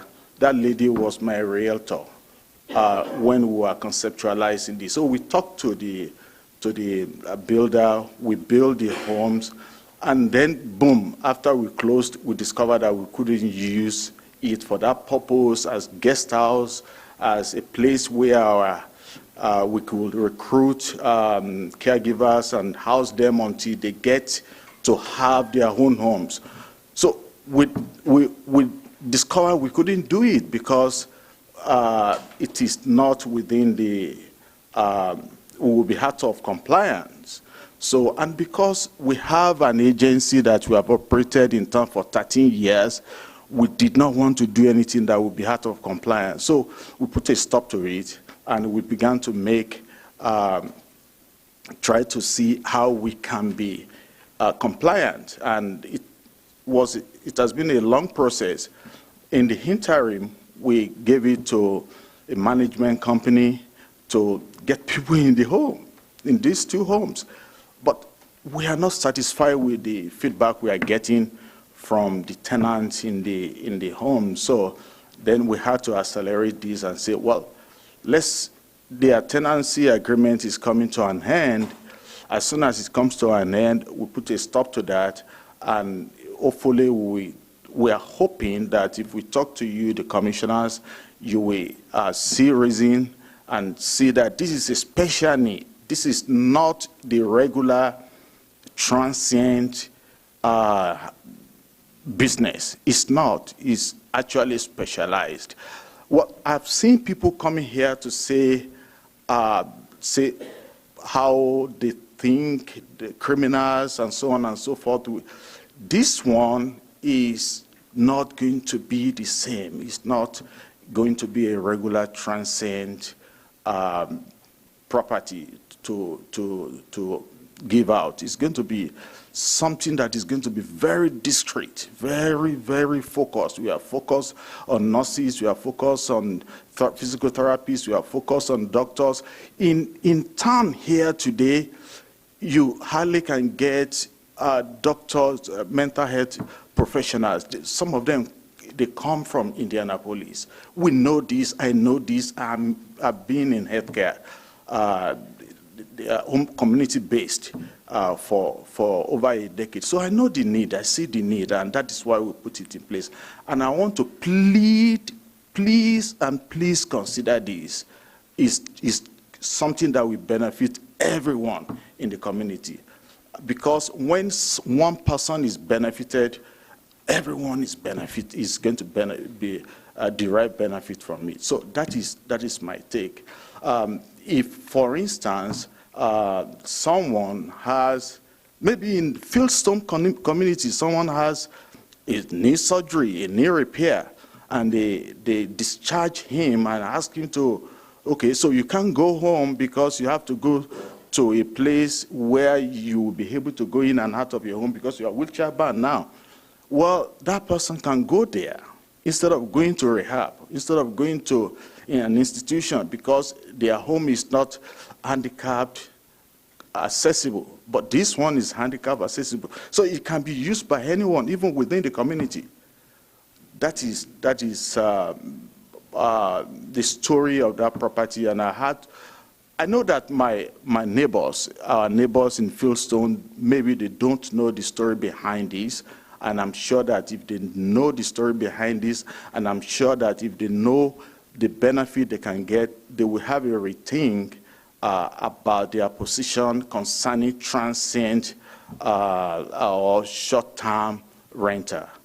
I will be willing to answer more questions that people may have concerning the vision we have for having a short-term renter that is handicap-friendly. If you go to most places, you go to a parking lot, you will see designated places for handicapped people to be able to, physically challenged people to be able to park. I envision that going forward also, that in some of our subdivisions, we have homes like that that will be handicap accessible so that people can have a place they can stay and not have to suffer and search and search and search before they can get one. Thank you. Thank you. Anyone wishing to speak in favor of the petition?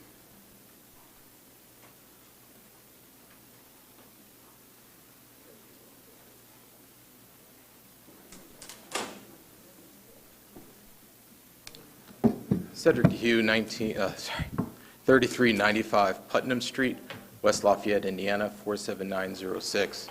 As I've mentioned before, local short-term rental hosts have had two properties, one that's been rented for about 2 years, the other that's been 1 year. I want to describe them a little more to give some feedback that might be relevant to the conversation. Okay. I mean, if we can try and keep it to the properties. Yeah, we'll do. Or general rather than other properties, that would be Well, great. it's just, the main point is that the properties that I do have, they don't have a first floor bedroom.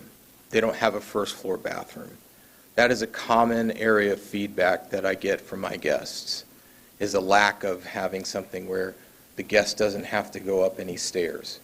And I think that that's a great, there's a need in our community for properties that could be rented for a short period of time that have that capability. It would be helpful to have that within our community because I see that as a need, even with the properties that I have now. These are people that have seen the listings, they know all of the information associated with the properties, they book the properties, and they still request this as something that they would desire. Thank you. Thank you. Anyone wishing to speak in favor of the petition?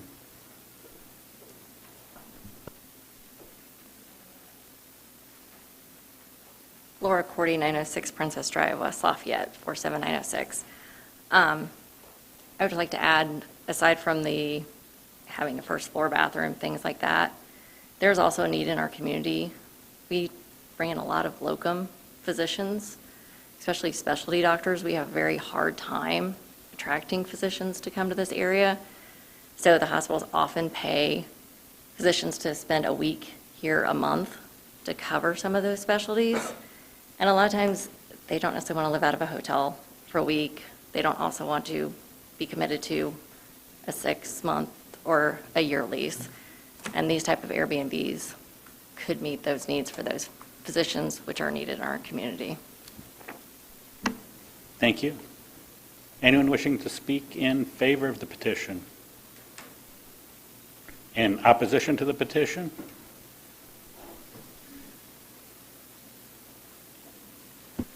Andrew Sinclair, 1143 King Rail Drive, West Lafayette, Indiana, 47906.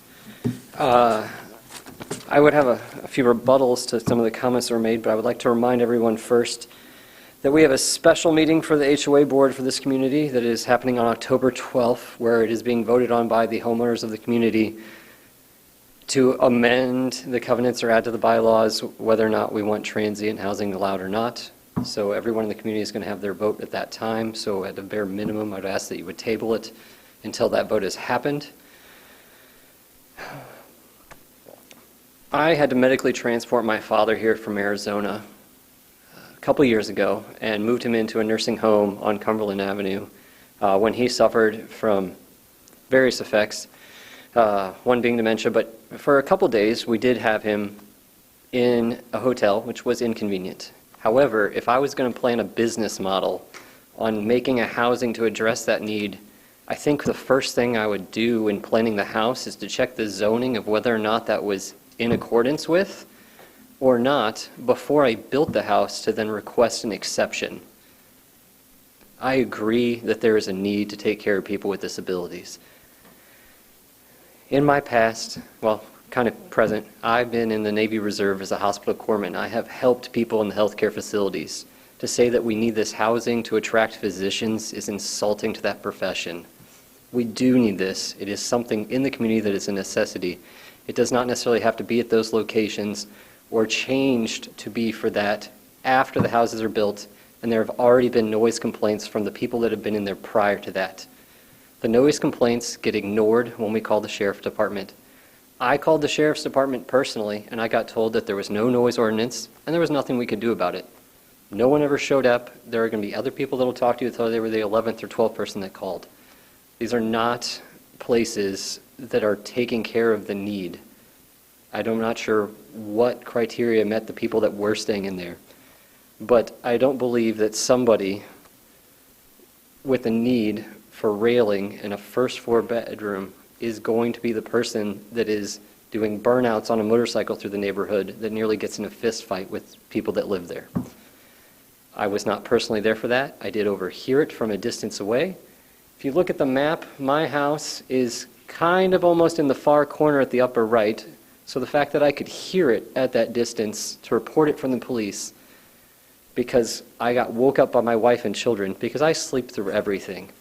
I can sleep through mortar fire in a war zone. I don't get woke up by it, but my family does.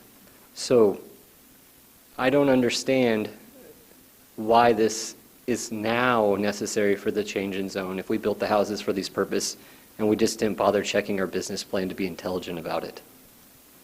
I have no problem with the existing when it's in the right zoning and built from the ground up properly. Where this house was built for this intention, why wouldn't we bother doing our homework ahead of time? Thank you for your time. Thank you. Next speaking in opposition.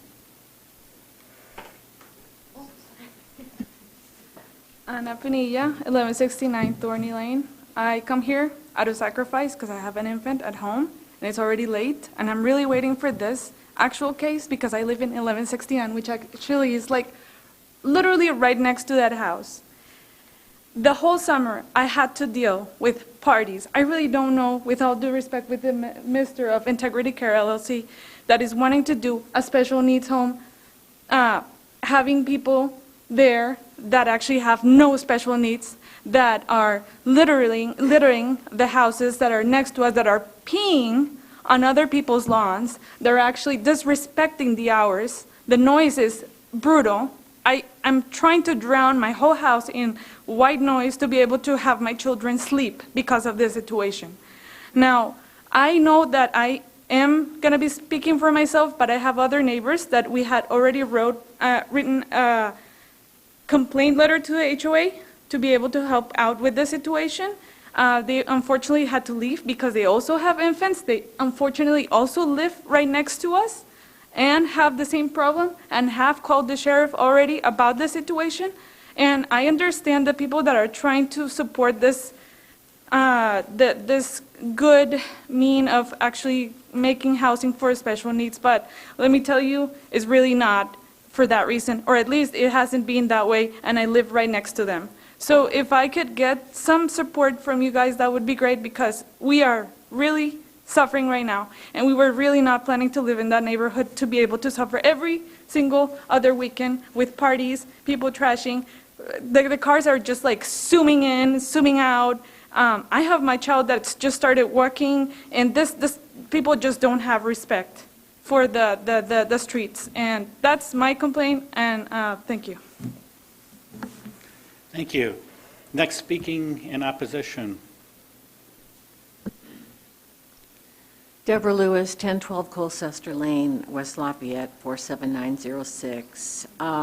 I can attest, my question is, if this is designed for special needs people, why they had somebody with a motorcycle living there. And I was walking the dog and walked by, and I saw the guy on the motorcycle revving it up right in the front, and this went on for quite a long time. I couldn't believe it. I was also hearing the motorcycle up and down the streets. They're just racing. I wasn't aware that at the time that it was coming, that this was the Airbnb, but I was aware that there were problems in this house and that other neighbors were complaining, and I saw it myself. I question how these people are being vetted, especially if this is for special needs people. I don't understand that. And I also think it's not good for property values. I mean, you've got two Airbnbs directly across the street from each other on a street.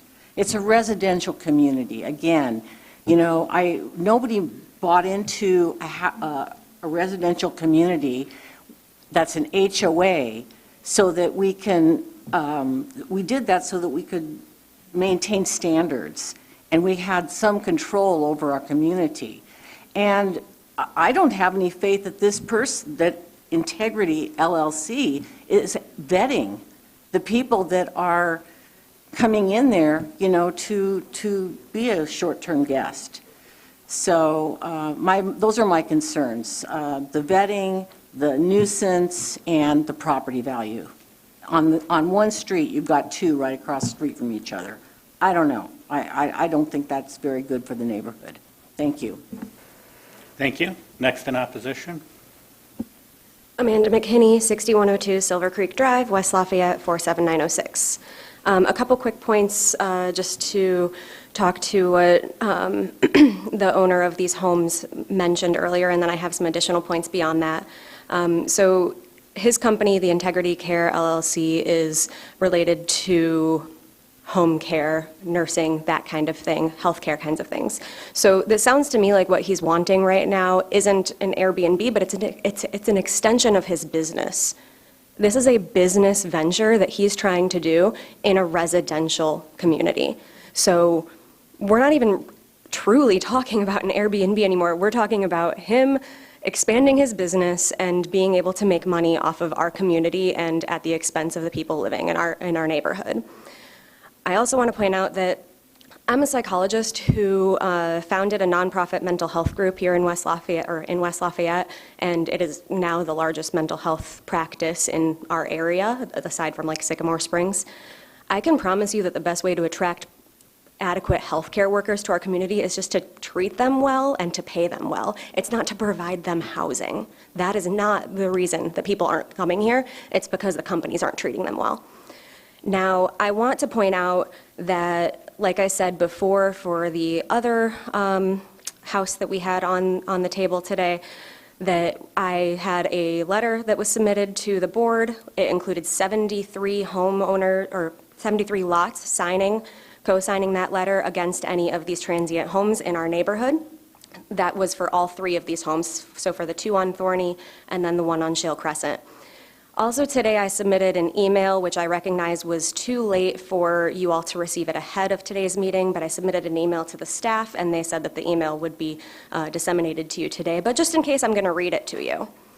So yesterday I walked around my neighborhood and I met with several residents on Thorny Lane who have had nonstop issues with the renters at the two homes on Thorny Lane, even though Mr. Ladapo claimed in our HOA annual meeting that he attended in August that he, quote, cares about his properties and cares about the community. As somebody who lives in that community, I can confidently tell you that that is a lie. And I do not think that the intent he has written in his applications is actually representative of what he wants to do with these properties. And I don't think that we can assume that what is written in his applications can be assumed to be truthful. Some of these homeowners on Thorny Lane are actually scared of retribution on their street. They have had constant issues with the people that are currently renting Mr. Ladapo's properties for several months, resulting in more than one call to the sheriff's department and actually resulting in at least one arrest. When they see the renters coming home, if they are out in their front yards, they go into their house because they're afraid of what kind of retribution is going to happen, because the people who are in those homes currently know that they're not very welcome at this point with all of the issues that we've had. Some of the issues that the homeowners on Thorny Lane have faced, and then that obviously also extends to the rest of us in Fieldstone, include but are not limited to most of the street being occupied by cars from people who are either living in those homes or are partying at those homes, renters and or their guests talking and yelling loudly in front of those homes within other people's yards, walking into other people's backyards, and being on the street at all hours of the night. A lot of the problems that we experience occur between the hours of 1 a.m. and 3 a.m. They are regularly loud enough to wake up sleeping babies and children and the parents who have those sleeping babies and children, even while those homeowners are using white noise machines in every room of their home. The people who are living in those homes right now are racing up and down our residential streets, disregarding the fact that other people exist. They are also revving their engines loudly, including at 1:30 in the morning on several occasions, which I also provided proof in a link to a Google folder that has videos and photo evidence of problems that we've been having. And even on the other side of the neighborhood, so I'm on the other side of the pond on Silver Creek, and so I'm about as far away as you can get from those homes, and I still have been woken up from the loud noises that are happening over there. There's also video evidence, if you really want to see something crude, of people peeing on other people's lawns, and those are the people who are staying in those homes that Mr. Ladapo owns. And then they're also leaving their litter, their cans of beer, Solo cups, not only in the yards that they're occupying, but also in other homeowners' yards and down the street, not even on the street that they're actually living on. So, like I said, I provided access to a folder that includes a lot of that evidence. Basically, the moral of this story is the man who owns these homes, the company, whatever we're going to call it, clearly doesn't care about the quality of the renters he's getting, what damage they're doing to his investments or to the community in which they're a part of, or to make sure that his renters are going to abide by the community covenants and standards that we have set for our neighborhood being a quiet, family-oriented, and young professional-oriented neighborhood. Even though he claims he will have restrictions on parking, noise, and capacity, I truly feel like we have a lot of evidence to support the notion that he simply does not care and cannot be trusted at face value. Now, lastly, I would like for you to be woken up by what we are woken up by. Welcome to our neighborhood. That video right there was taken at 12:37 a.m. I hope you would enjoy that in your neighborhood. Thank you. Anyone in opposition?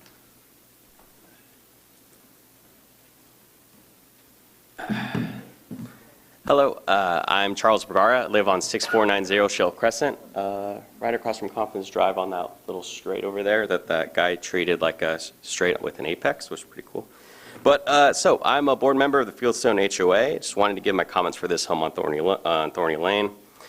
Some Airbnbs or transient homes may say they watch their guests, and some may, but I know with certainty that this home does not. Whether the previous tenants were Airbnb guests or if they were renters doesn't matter. What is a fact is that the checks on this home were run poorly. On September 2nd, at 12 a.m., I was awakened by a guest racing his motorcycle down my street. I'm sure he was having fun, but I didn't for those 20 minutes. Did I call the sheriff's department? Yes, I did.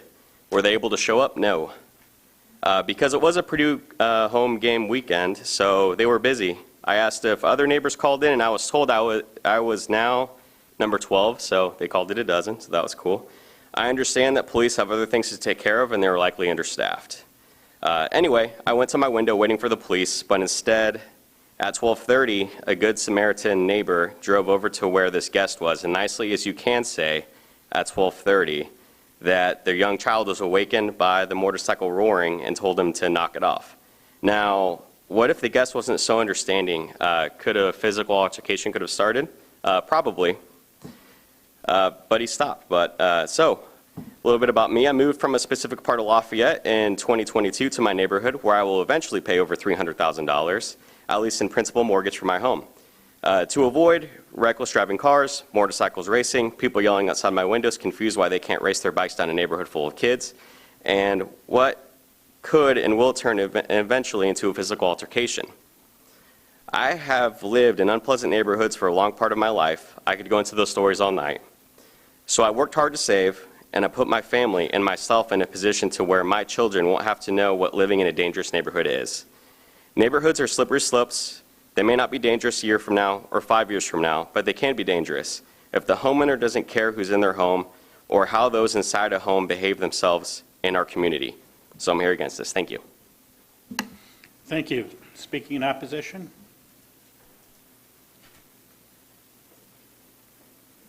Hi, Jared Baker, 1013 Colchester, Field Solar Crossing, 47906. So I appreciate the other short-term renters, long-term renter owners that have come up, and it's an investment. A home is expensive. An investment home is even more expensive. But their neighborhoods, their rentals, they're not what is happening in our community. They're not what's happening in our neighborhood.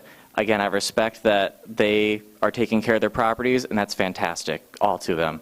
But the ones that are being cast in our neighborhood are not being taken care of. They're not being maintained. They're not being vetted, as others have said. I was walking my dog when the motorcycle drag race was happening. I was shouted at. I had to go home. I can no longer walk one of my dogs on that side of the neighborhood because he is terrified of cars. And the Audi RS5, or no, not RS5, QS5, and the 2012, 2013 silver Chevy Camaro have absolutely no regard for speed limits inside the neighborhood limits. They blast down the streets all the time. Not sure if they're going to work, from work, doesn't really matter, but they're going well above 35, 40 miles an hour. And that's just a few of the cars, and other people have sport cars in the neighborhood. There's a Mercedes V12 bi-turbo S-Class that never goes above 20 when inside the limits. There's also Toyota Supra. Again, the list goes on. People know how to respect a neighborhood. These people that are living inside these rentals currently do not. And as far as the medical side of this all goes, my sister was a traveling nurse for several years. She did not need a transient housing place to stay. She stayed in an apartment like a normal person does, or a hotel when she had an assignment, because when you work for those type of situations, that is paid for by the company or by the hospital of which you are working for. You don't need a special transient thing to work for you. I don't really understand that. So in that regards, it's, again, like what Andrew Sinclair was saying, it's a bit disrespectful to that profession. And to what Amanda was saying, it's not the housing that's keeping people away. My sister and several of her collegiate friends are no longer nurses or doctors because of how terrible the profession has become. It is not due to housing, it's because of lack of pay and lack of respect as the workers. So, yeah, thanks. Thank you. Speaking in opposition.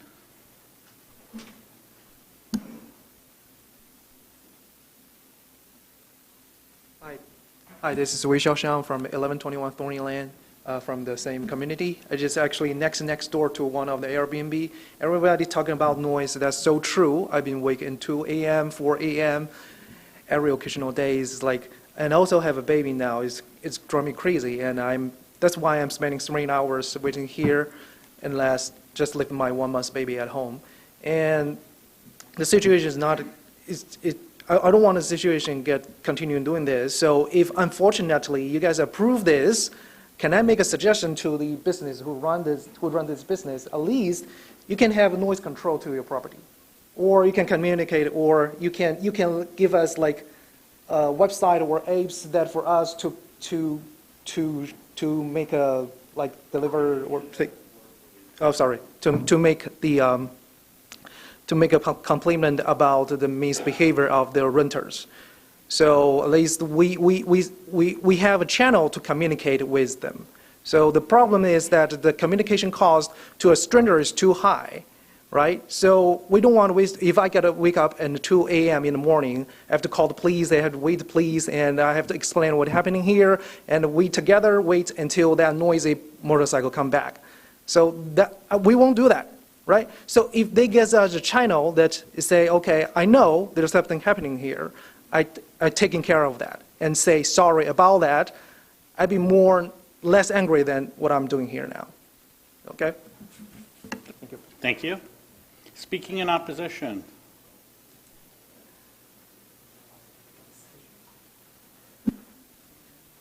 Siddharth Sridharan, 1010 Kingrail Drive, from the same community. Again, I work with Cook Medical out here, and I've worked with a lot of medical professionals, nurses, physicians, and the primary concern for all those people coming in and working in West Lafayette is not, being able to find a home where they can live in.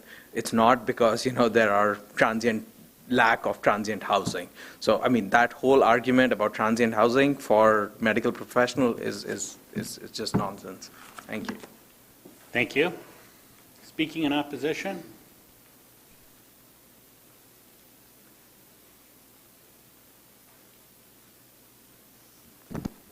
My name is Christopher Black. I live at 6610 Shale Crescent. I won't go over some of the similar complaints that I would also have as being a neighbor there. I live 6 houses away from the one in black. There is a lot of noise. There's a lot of mess.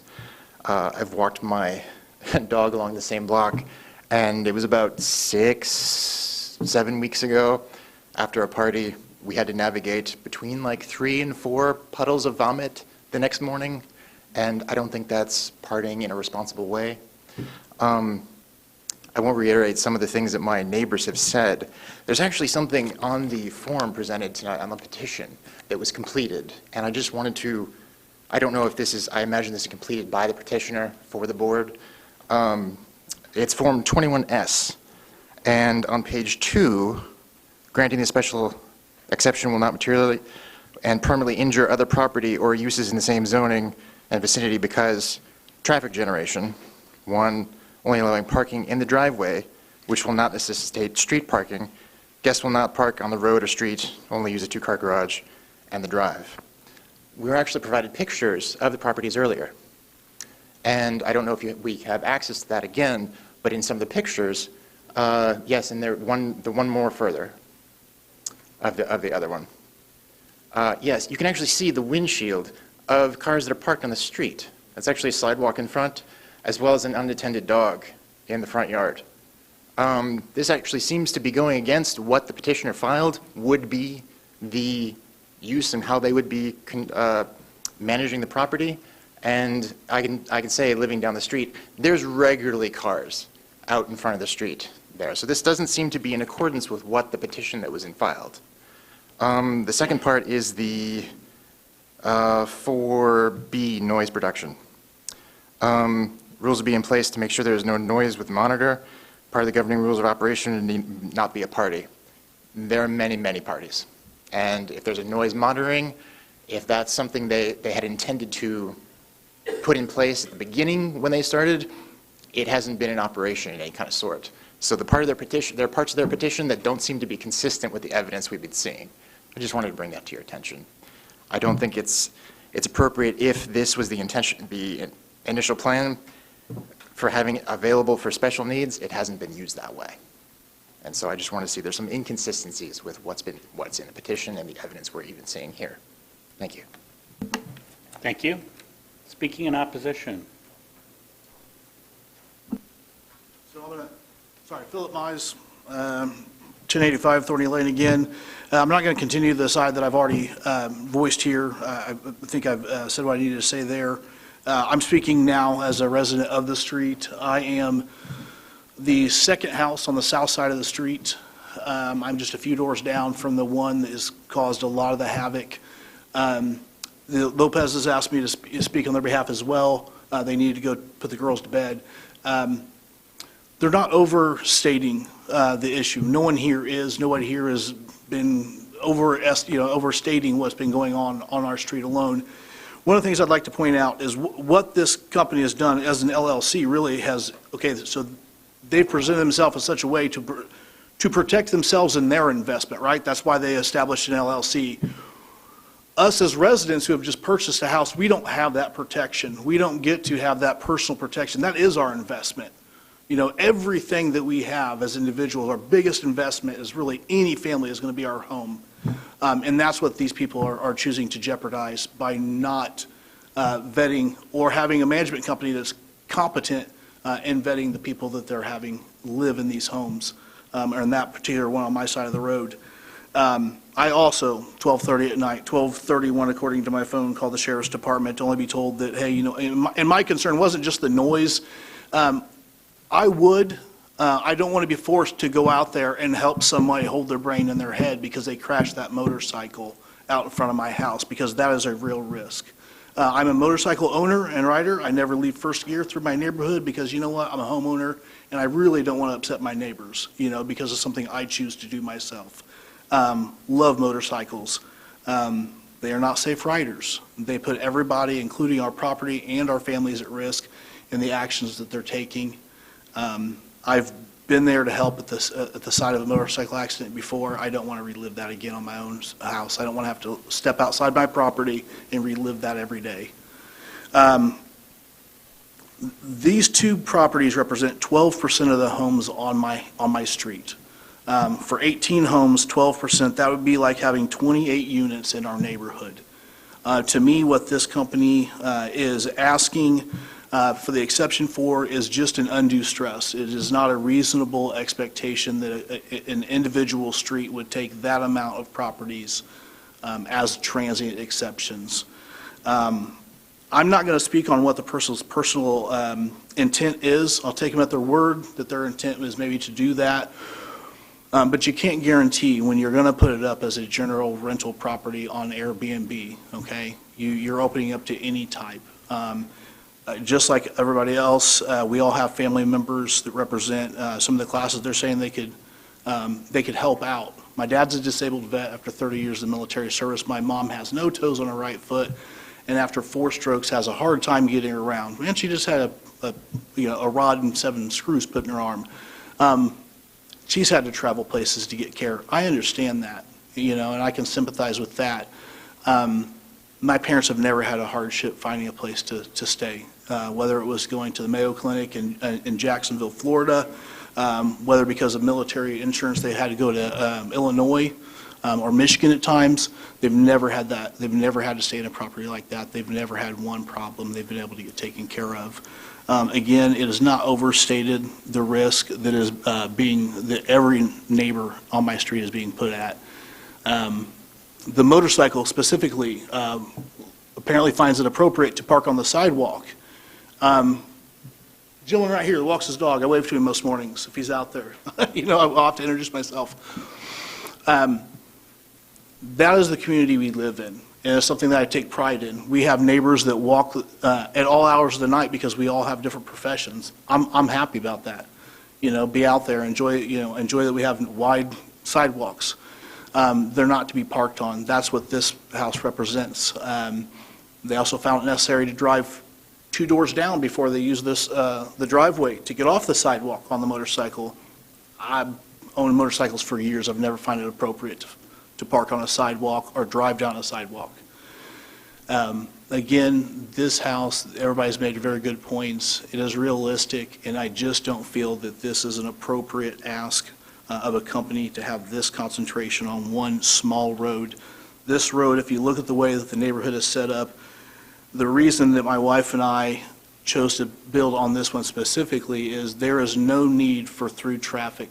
The access points to the front and back of the neighborhood, thank you, are such that nobody needs to travel on this road unless they live on it. And to sit there and put the individuals, myself and my family included, and the rest of the families, I think is just, it's an inappropriate ask. Thank you so much. Thank you. Next in opposition. Zachary Bale, 124 Connolly Street. I'll be brief. Another petition. It's another 46er for both of those. Just to read it in the record, we, the undersigned, are opposed to a transient guest house at both 1134 and 1145 Thorny Lane. We find the proposed special exception to deviate from existing zoning rules, and allowing a transient guest house at these locations in West Lafayette will materially and permanently injure the other property and uses in the same zoning district and vicinity, along with subverting the R1B purposes of the Unified Zoning Ordinance. Our request to deny the special exception is supported by the community's expressed concerns regarding safety, traffic, noise, lighting, and the current and future uses of the R1B zone properties in the neighborhood. Voting against the special exception is reasonable and justified. Thank you. Thank you. Speaking in opposition. Last chance to speak in opposition. Petitioner, would you like to rebut?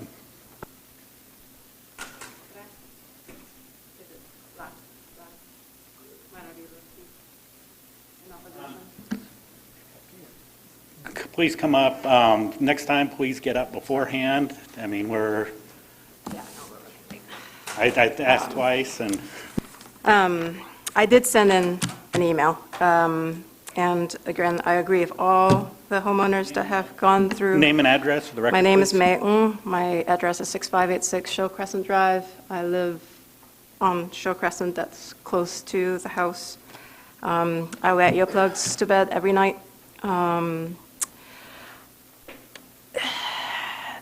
There is no issues with Airbnb if it is built, or short-term housing that is built in a space that is zoned for it. There has been, this is not a fear of the unknown. There is known information based on other areas that have had an influx of Airbnb and/or short-term transient housing. We as residents, we all have investments in the homes that we purchase. Most of us choose to live in the residential housing so that we can be a part of community. My friends here, 6 of us, bought homes in this community because we wanted to have friends within the community and build friendships within the community. It is zoned specifically for residential housing. The fact that we're having to come here and make an exception for that is the issue. And the fact that we cannot presume in terms of after this home is sold, assuming if it gets sold, that the next person that's coming on board is going to give up this exception that we're going to make. My parents traveled all the way across the world to come to the U.S., and we were able to, and my dad's disabled, mom has dementia, and we were able to find homes temporarily as we were traveling to get to West Lafayette. I understand what is being presented, and at the same time, even in the prospects of Airbnb, they had started as a community-based platform where people live in the homes and it's simply one room that is rented out. That is not what is present now in terms of Airbnb and or transient housing. That's not what's being proposed right now, meaning that the people who are coming to the community are not people who will care for and want to build community within our community. So in sum, I am a community member who firmly opposes these exceptions while recognizing that the power is in your hands. I'm speaking today to ask you to give your power to give us, the homeowners, some decision-making capability through discussions within our community, through our HOA, that best aligns with our community. Thank you. Okay. Thank you. And now rebuttal.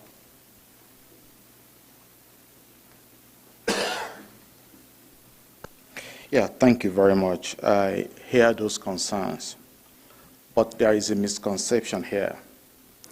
And the misconception is what makes somebody call me a liar here. And the assumption is that currently we do have Airbnb, we do have transient arrangement, we do have short-term arrangement. No, we don't. That is a misconception. So the people that they talk about now are actually long lease tenants, long lease people. If I had control, if I had opportunity to do a short-term renter, no one would do that in 1 week, in 2 weeks, and still be there. That is not possible. And that is the reason why it's going to be a big benefit to everybody, if we are able to vary this thing and change it to short term. Right now, the concern is about Airbnb, is about short-term renter. But currently, the properties that they are complaining about the tenants they complain about are actually long-term tenants. So the plan is that we will rescue the property from them. The property is currently under the management of a management company. And so when they complain, if we were to be managing it, we have reputation to protect, we have name to protect. And as a matter of fact, it took me a great deal of courage to come to the open, to come and begin to talk about this, because what we have going on is more than the two properties. What the name we have that we intend to protect is more than these two. But I have to come out to state the case in favor of this petition. So this petition is about a new focus, a new arrangement, a new scheme, a new management. Whatever that is going on or happened before or is happening now is going to be corrected when we have the opportunity to run it on short-term basis. I didn't insult doctors by saying that we've seen that it could benefit doctors. My daughter is a medical doctor, so let it be known that I didn't come here to insult doctors, to insult healthcare professionals. This is what I've done for more than 13 years. I've been in it, a provider. So, and I respect all that people have said. I respect it. They are passionate about their neighborhood. I am also passionate about the neighborhood. I've called West Lafayette my home for close to 20 years now. I'm a responsible citizen. I'm a deacon in my church. I'm a leader in my church. And I will not do anything that will bring the glory of West Lafayette down. Thank you. Questions, comments from the board? I have a question for the petitioner. So how long have you owned these properties? Since January 20th this year. Since January 20th this Yeah. year? You're correct in the statement that you made. As a short-term landlord, you'll have additional abilities to get rid of poor or undesirable tenants versus a long-term one. Yeah. However, a lot of this comes down to management style and methods. From January 20th to today, the people in the gallery have brought up many instances of problems, noise, things not going well. How did you respond to these? Did you meet with the neighbors to sit there and say, hey, I'm on it, I'm talking to these guys, what did you do? No one got in touch with me. I did not know about it until we sent out the letters. After, I believe August 29 was when I got a phone call, and I quickly called the management company about it, and I went there to talk to the tenant there.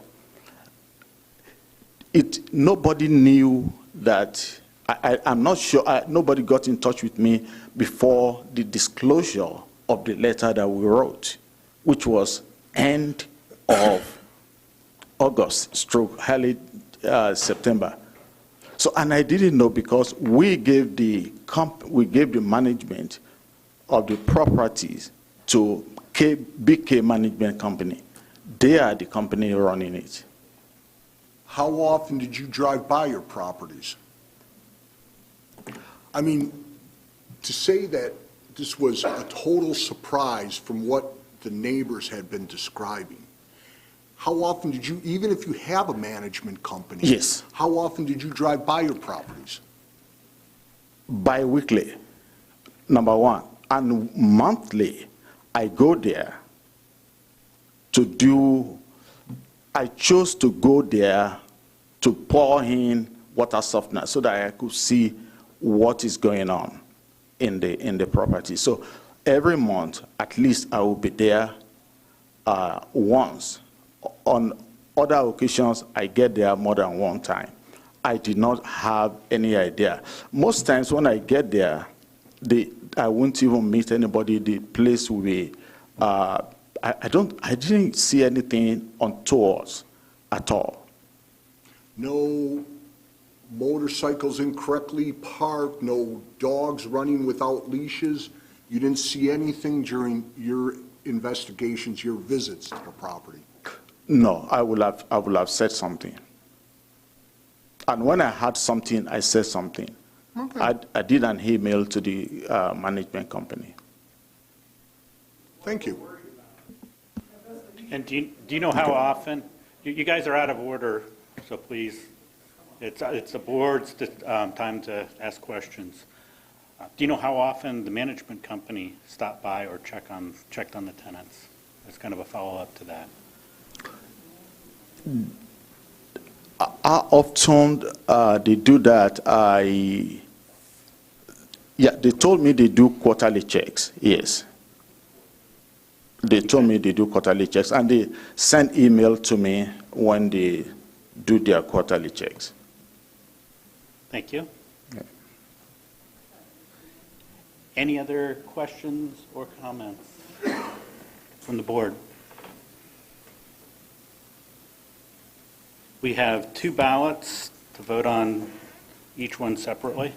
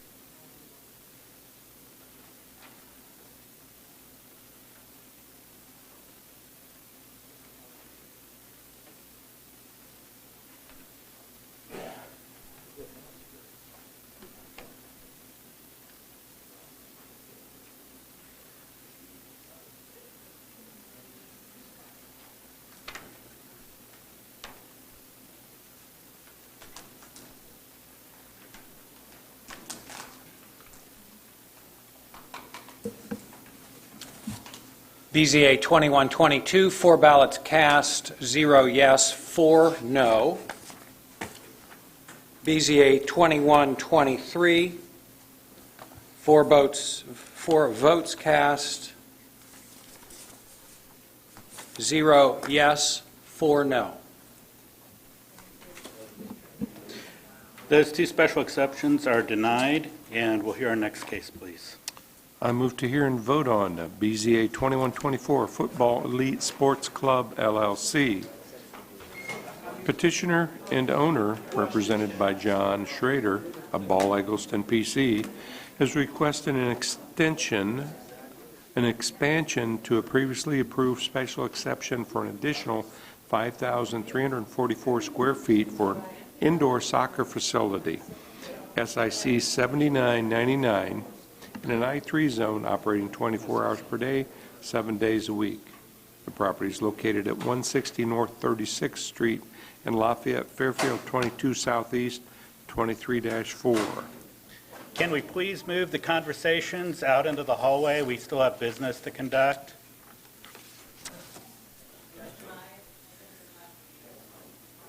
Please move your... All Go ahead. Second that motion. Thank you. And we'll hear from staff, please. John? Okay, last year, this body approved a special exception for this use. We are in Lafayette on the north side of State Road 26 on North 36th Street. This is near East Side 10 Theater, which is actually directly west of this property. The proposal is the same as last year, except for now that it has grown. The petitioner received a special exception to operate an indoor recreational field. Between the time of the approval last year and the permitting process this year, they expanded their footprint. So they knew that a new special exception was needed. This is an indoor soccer, football, or foosball, which is a smaller, shrunk-down version. Staff was able to support this, given all the noise, lighting, traffic generation, and so forth at this light industrial commercial area. All the standards can be met, so we're recommending approval. Thank you. We have petitioner, his or her representative.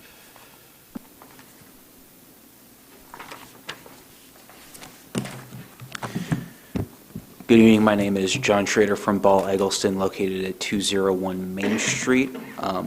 First, I'd like to thank the board and staff for their patience and diligence thus far in this meeting as we approach 10 p.m. I'll try to keep this as brief as possible. I am largely going to echo the reasons for support articulated by the staff. First, the use itself was already approved in a meeting 1 year ago. We are expanding the footprint since then. That is to accommodate a larger floor space, to accommodate a concession stand in the facility, and then some corresponding requirements for proximity to exits, accessibility that were related to those that resulted in the increase of about 2,400 square feet in area. This will not result in any increased traffic generation relative to the last special exception. This will not result in any increase in noise production relative to the last special exception. As in an indoor soccer field, the kind of hours of operation for an entertainment recreation use for this facility will be similar to that of the movie theater that is adjacent to it. So it's a use that's already similar to those in the area. It's surrounded on three sides by light industrial and the remaining one by the general business of the movie theater. So the footprint of this is, again, roughly the same as it was last time. It will not see an increase in the kind of injurious uses that would be more conducive with the denial.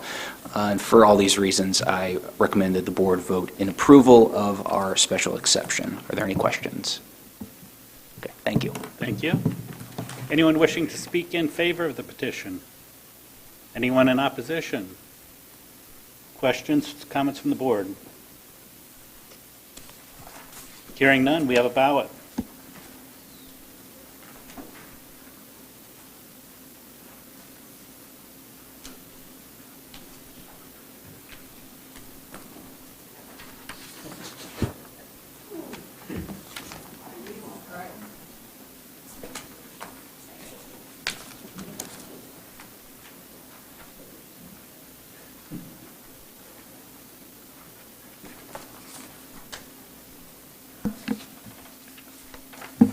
Four ballots cast, 4 yes votes. That special exception has been approved, and we'll hear our next case, please. I move to hear and vote on BZA 2125, Almost Home Humane Society Incorporated by David Bowman, President. Petitioner and owner, represented by Brad Neely of RTS Law Firm, is requesting a variance to allow the construction of dog runs and exercise yards for boarding animals in an exterior space. The GB zoned property is located just north of Swisher Road at 4610 North 9th Street Road, Tippecanoe, Burnetts Reserve 6, East Half, 24-4 UZO 411-3. Second. Motion second, and we have from staff. John, please. Okay. The property in this request on North 9th Street Road, just north of Swisher, will be the new home of the Humane Society, which currently exists in Lafayette near Sawmill Run on South 4th Street. This facility will board about the same amount of animals, but larger and better facility. When this new site was being designed, it was realized that the zoning ordinance has a requirement that no runs, exercise areas, or anything be on the outside of the building for the keeping of animals. However, not every jurisdiction has enforced this the same way. It's possible to go find a place to board your dog where there is an outside area. So we have some different interpretations. One thing I think we can all agree upon is that the dogs do have to go outside from time to time for obvious reasons. So we've been looking at an ordinance amendment to help codify this, this request so that they could have outdoor areas in commercial zones. Right now, if someone wanted to do a humane society or a shelter in a rural area, they're permitted to have outdoor runs, but we have separation requirements. So in commercial areas and industrial areas in the urbanized area, having outdoor areas without a 200-foot separation makes sense to us. So we've been talking about amending the ordinance to allow in some capacity these shelters to have outdoor components. This area, it's kind of the transition of industrial towards the state park with all the mining activities on Swisher Road, and then we have some agricultural land to the west with floodplain Burnett's Creek beyond that. There is a residence to the northwest about 400 feet away. It's a little difficult to see, but standing at the site, in fact, let's get to a couple pictures here. Here's the site here, and if we look south, this is looking from the the site looking to the south, and what we see there is a vet's office that's been there, I think, since the early 80s at the corner of Swisher and North 9th Street Road. And if I look this way, this is what's adjacent to the north, a newly constructed warehouse for contractors. Artisan Electric is the tenant right now. So, given this area with the industrial zoning precedents, ample area for, the setback from the outdoor area is, like I said, it's at least 91 feet to the southern property line. So we feel that if there were an area where we had outdoor animals, outdoor runs for animals, then this would be an appropriate place. So given the amendment that we see coming and how this has been unequally enforced, we're recommending approval of these variances to permit the outdoor runs. Okay. Thank you. Petitioner, is our representative.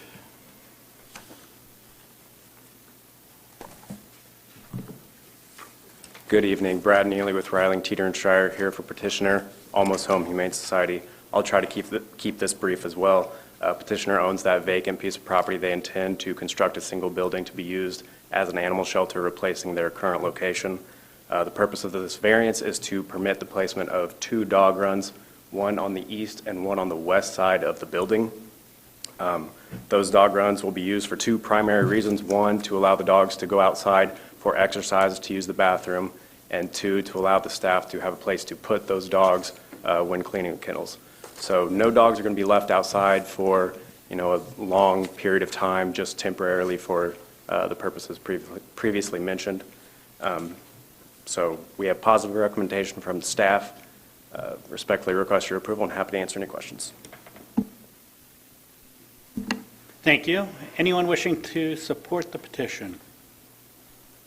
Anyone in opposition? Questions, comments from the board? So this is the ultimate transient house. No comment needed. We have a ballot.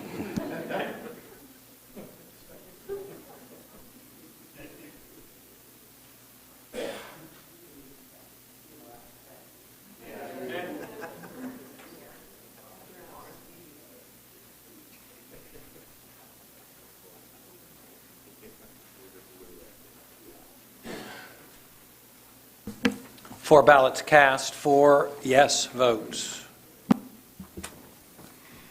That variance has been approved. Hear the next case, please. I move to hear and vote on BZA 2126, Clinton M. Cordy. Petitioner and owner, represented by Laura Cordy, is requesting a special exception to allow a transient guest house operating 24 hours per day, 7 days per week, for a maximum of 8 guests in an R1 zone. Property is located at 906 Princess Drive, West Lafayette, and Wabash 7 Southwest 23-4 with condition and commitments. Second? I have a motion and a second, and we'll hear from staff. Amanda, please. Thank you. So we are back in West Lafayette for this next special exception request. Lindbergh is to the south, and the diagonal that you see there is northwestern. This area is mostly R1, but you do see a mix of uses further out. This house has 4 bedrooms and 2.5 bathrooms. Just to the south of this property was a transient guest house approved, let's see here, earlier this year along Lindbergh. The house has an attached 2-car garage and a parking area that can accommodate at least 6 additional cars for a total of 8 parking spaces. If this request is approved, it could be rented to up to 8 guests. They would also be required to adhere to the guidelines of West Lafayette's rental inspection program. The petitioner does have proposed house rules that no parties will be allowed, no unregistered guests will be allowed to stay at the property overnight, and a maximum of 4 vehicles will be allowed to park on the property or in the street. This meets all of the ordinance-defined findings for a special exception. So we are recommending approval with the condition and commitments. Happy to answer any questions. Thank you. Thank you. Petitioner or his or her representative.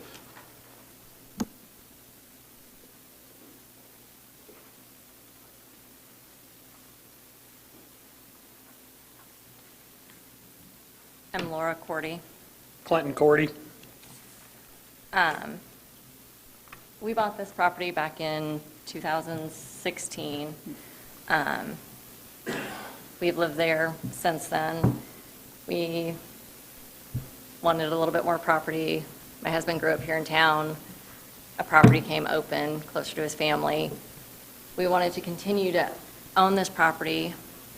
Partly, he's one of the oppositions earlier joked about a family of having 6 sisters. He is technically the youngest of 6 siblings. His dad was one of 13. So for us, that might actually hold true. His brother lives in Florida. When they come to visit, their son is anaphylactically allergic to a whole host of things, even mustard. So when they come to town, they typically try to rent Airbnbs because, again, it gives them a place to prepare food for their son. All the rest of us that live in town also have pets, which, go figure, their son is also allergic to. So it makes it very hard for them to find places to stay that is safe for their child. We want to do an age limit. We would like to target visiting professors. I know that other people said that Airbnbs weren't a solution to healthcare workers. As a healthcare worker, I don't disagree. The healthcare system is broken. It's at a much higher level. Airbnbs aren't going to solve it. But for what I actually do for this hospital, we do pay for the locum doctors that come in. And if they say they want to be placed in a house for a week that they're here, that's what we do. Those are the kind of people we would like to target when it's not being used for family members. For his sibling, when their family's at, he's got various aunts and uncles that come to town to visit. It would be a nice place for them to stay. Honestly, we would like our children to continue in West Lafayette School District. That was part of an interest of doing an Airbnb. Although we know another family who, when they briefly separated, the husband, who is on the deed of his mom's house on Lindbergh, and they had bought a house in TSC, West Lafayette school system told them their kids couldn't go there unless they paid tuition, even though he is a deed owner on a house on Lindbergh in the West Lafayette School District. We've been sponsors for the West Lafayette Education Foundation. We think it's a great school district, but for the needs of our family right now, being out closer to his mom is more fitting. He's, like I said, lived here his entire life. I've lived here since '95. I'm a healthcare worker. He's a first responder. We're still going to live locally. He has multiple siblings. So even if we're on vacation out of town, we have backups in place. His brother is a realtor. I know people from when I used to work out on campus, again, to try to get visiting professors. We would just like to have the option to do some short-term rentals in between when we have people only staying for a semester at a time or a month or two at a time.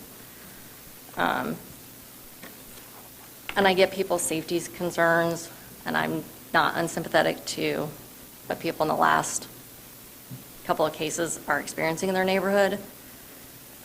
Although it sounds like the denial of the Airbnb is not going to solve their problem since it's long-term renters that are causing the problem.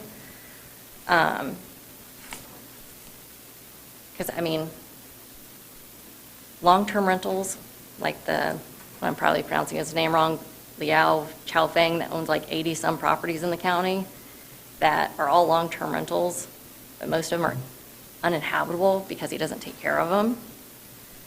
We have no safeguards for people that do long-term rentals. There's no extra requirements, for the most part, that they have to jump through, other than West Lafayette City Limits, which has inspections, which if you pass, then you can go a whole 2 years before they inspect you again. You know, we can't build a wall around our community and check every person that comes in. If we were to put the house on the market to sell tomorrow, there's no guarantee that someone from another state or even another country wouldn't buy it as an investment property. On Princess Drive, which is a relatively short street, it's only about 2 blocks, there's, I think, 20 single-unit homes, and then there are 3 buildings that house multiple units in it. Of that, right now, there are 7 long-term rentals. So that's about 35% of our street are long-term rentals. If you include the multi-unit ones, our street is 73% rentals. I appreciate your time and your humor. Okay. Thank you. Anyone wishing to speak in favor of the petition?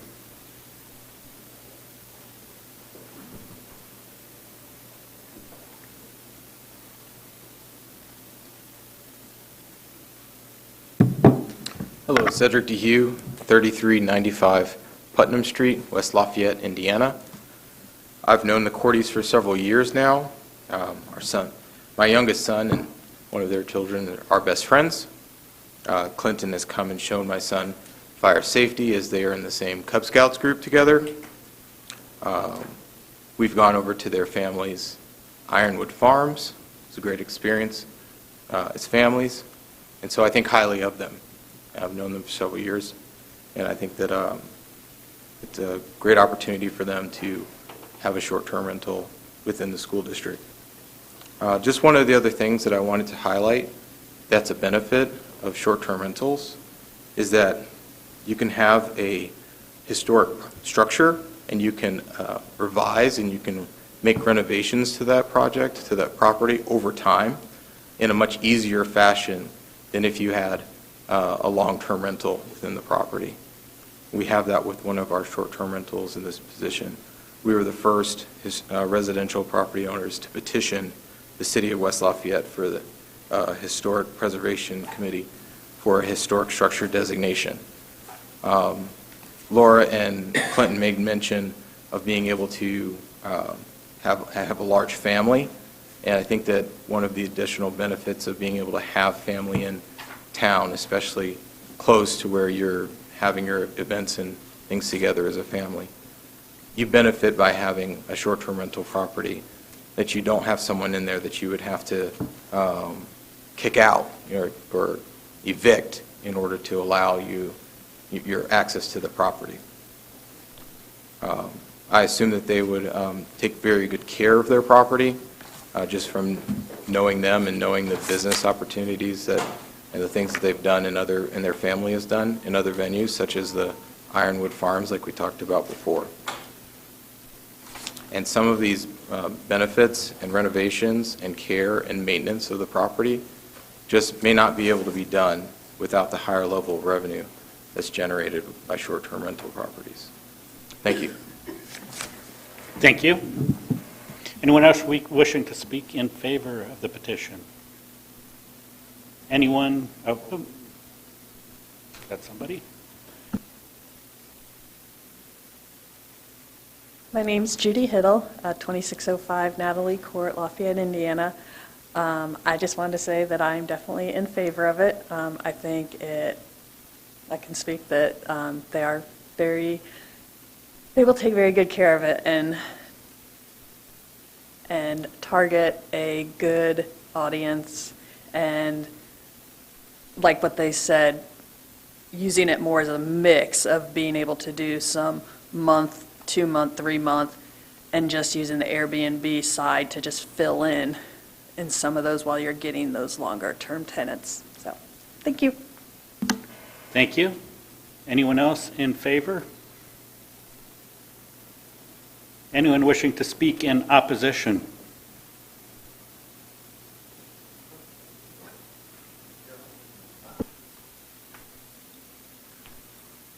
I'm tired and hungry. My name is Rich Hogan. I live at 825 Robinson Street.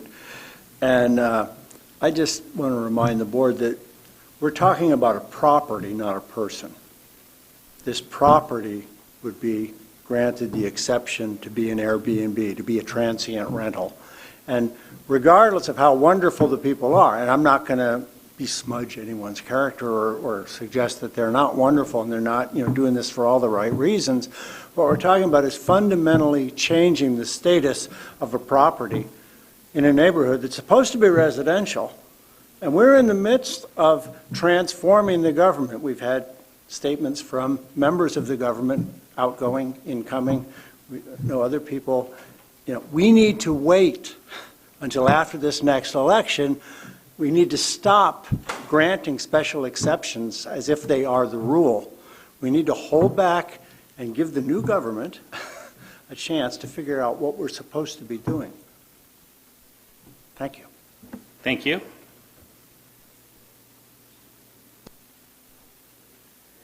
You're here. Zachary Bale, 124 Connolly Street. Just real quick to get it on the record so it's in the minutes, nothing precludes anyone from buying a house and letting their family and friends stay in it. You can't make it a rental. So we're really talking about business interests pitted against residential interests.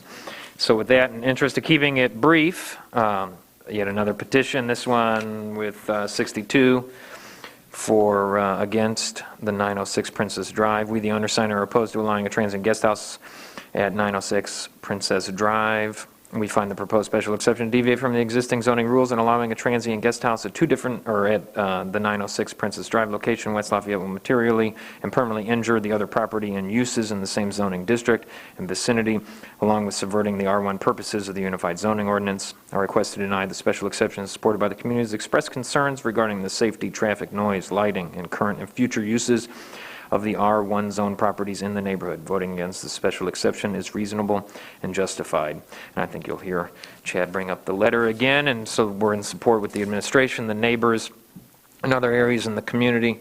This is not unique to this one. Thank you so much. Thank you. Speaking in opposition.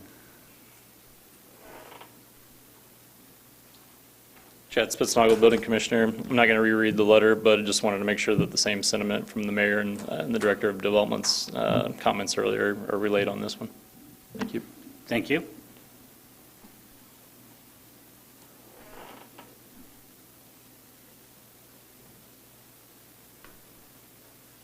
It's getting late. I saw you walking up, so I wasn't going to say anything. Dave Cusick, 807 Elmwood Drive, West Lafayette, Indiana. I have the same comments that I had earlier with the property on Ravinia. Do I need to read through that again to have that part of the record? You want it part of the record for this case, yes. Okay. Good evening. My name is Dave Cusick. I reside at 807 Elmwood Drive, West Lafayette, Indiana, across the street from too many motels at 810 and 824 Elmwood Drive, and I'm very unhappy, disheartened, and angry resident of the West Lafayette School District. The graphic that I showed you earlier, which I have here, shows all of the Airbnbs within the West Lafayette School District. With each approval of the transient housing petition, this zoning board is permitting not only the degradation of our neighborhoods, but the decimation of our student population-based potential of the West Lafayette School District. Presently, the West Lafayette School District showcases the best public school system in the state of Indiana and is ranked 28th nationally by U.S. News. Your continued approval of transient housing petitions directly decimates that student population-based potential. Last year, the West Lafayette School Board commissioned a demographic study to forecast the future student population-based potential for the district. The results from McKibben Demographics LLC forecasted a slightly declining future student population-based potential for the district. Now, when you superimpose the lack of single-family homes available due to the increase in transient homes, the decline forecasted by the McKibben report increases that decline of the student population-based potential. At the last West Lafayette School Board meeting, the superintendent reported that there were 43 fewer students in the school last year. This amounts to $296,700 decrease in annual state allocation to the school district. This nearly $300,000 loss is significant and has been caused by the lack of single-family homes in the district. I urge you to stop this decimation through the cannibalization of the West Lafayette School homes. Under item 3 of the zoning appeals petition, this zoning board is required to consider use of property, land, and structure with regard to the effect on property, value, harm to neighbors, and its use to be consistent with the neighborhood's purpose. Facts. The loss of student population-based potential is due to replacing single-family homes with transient homes. This directly and negatively impacts the purpose of the land use. The loss of the student population-based potential should be the emphatic, if not the sole reason for not approving these transient house petitions. As the owner of 807 Elmwood Drive, I know personally that my property has diminished because of the 2 transient houses across the street from me. The use of R1 zone land, as is in landlocked boundaries of the West Lafayette School District, is to populate our schools with students. Land use is for single-family homes. Neighborhoods need neighbors, not transients. The new owners of these transient homes are not interested in the education of our children. They are interested in their avarice profit. Tonight, as a resident of West Lafayette School District, I'm asking 6 things of the zoning board.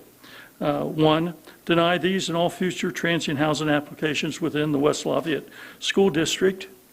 But if not, then table all transient housing petitions for the West Lafayette School District until you have educated yourself on the impact of the West Lafayette School District. And 3, require the local governing authority to enforce existing regulations. Presently, the City of West Lafayette does not. And 4, clearly state or have it reflected that sustaining the student population-based potential of the West Lafayette School District is the genuine purpose of our neighborhood, and that will ensure West Lafayette School District is never jeopardized. And 5, to recuse yourself from all decisions regarding transient housing petitions if you're an owner of a transient house property anywhere due to conflict of interest. I've presented clear and valid reasons for this zoning board to deny or table these petitions for transient houses in the West Lafayette School District. The West Lafayette school system is in jeopardy of extension. Do the right thing. Save our West Lafayette School District. Thank you. Thank you. Anyone else speaking in opposition?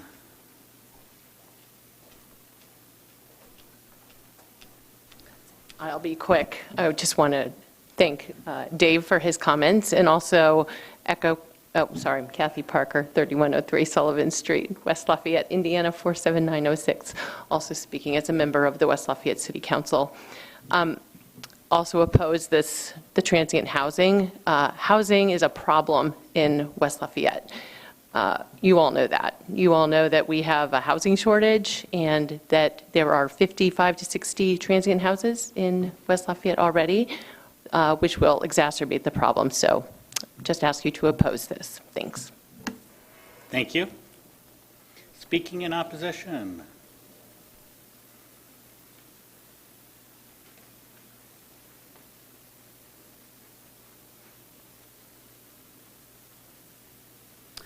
Cheryl Kirkpatrick. I live at 801 Carrollton Boulevard, West Lafayette, Indiana, 47906. I already, by accident, found out that there were 2 Airbnbs half a block from me. Unfortunately, I was not in time to try to do anything about that.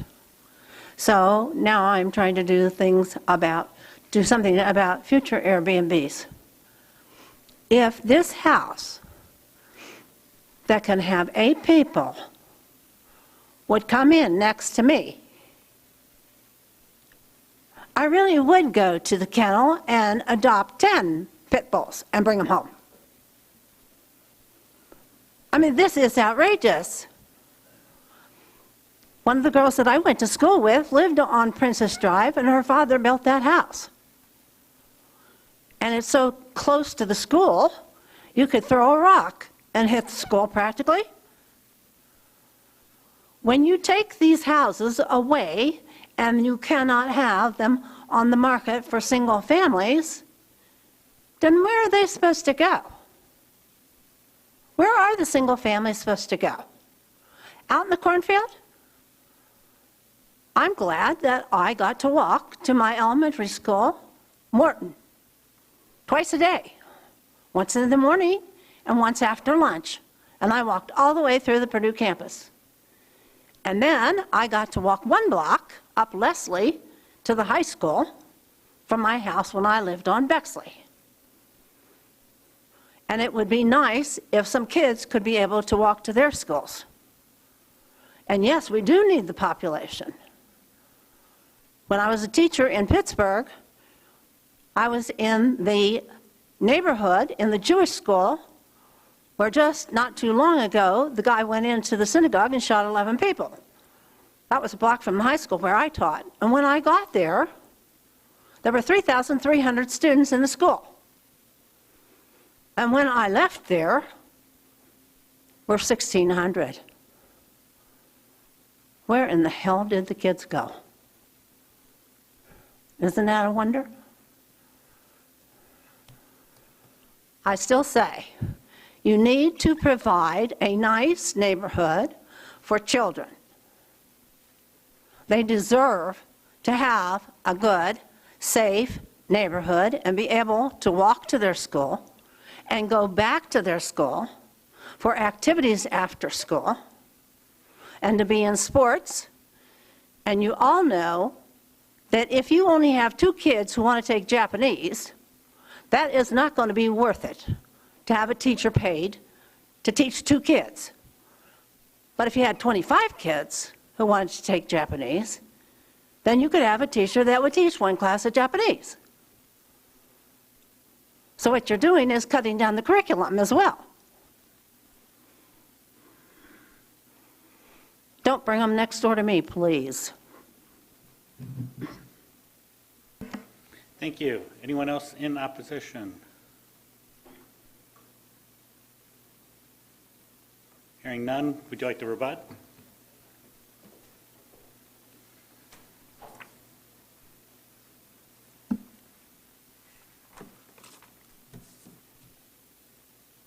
We would like the board to consider our actual street. It's a special exception. It's called that for a reason. As I mentioned, Princess Drive is fairly small. It's 2 blocks. Right now, it's our 7-year-old and a kindergartner. No other children live on our block. The majority of the houses are rentals. We don't get approved for an Airbnb. It's most likely going to get rented to college students. 2 houses next to us, we have parties every weekend because they're college students.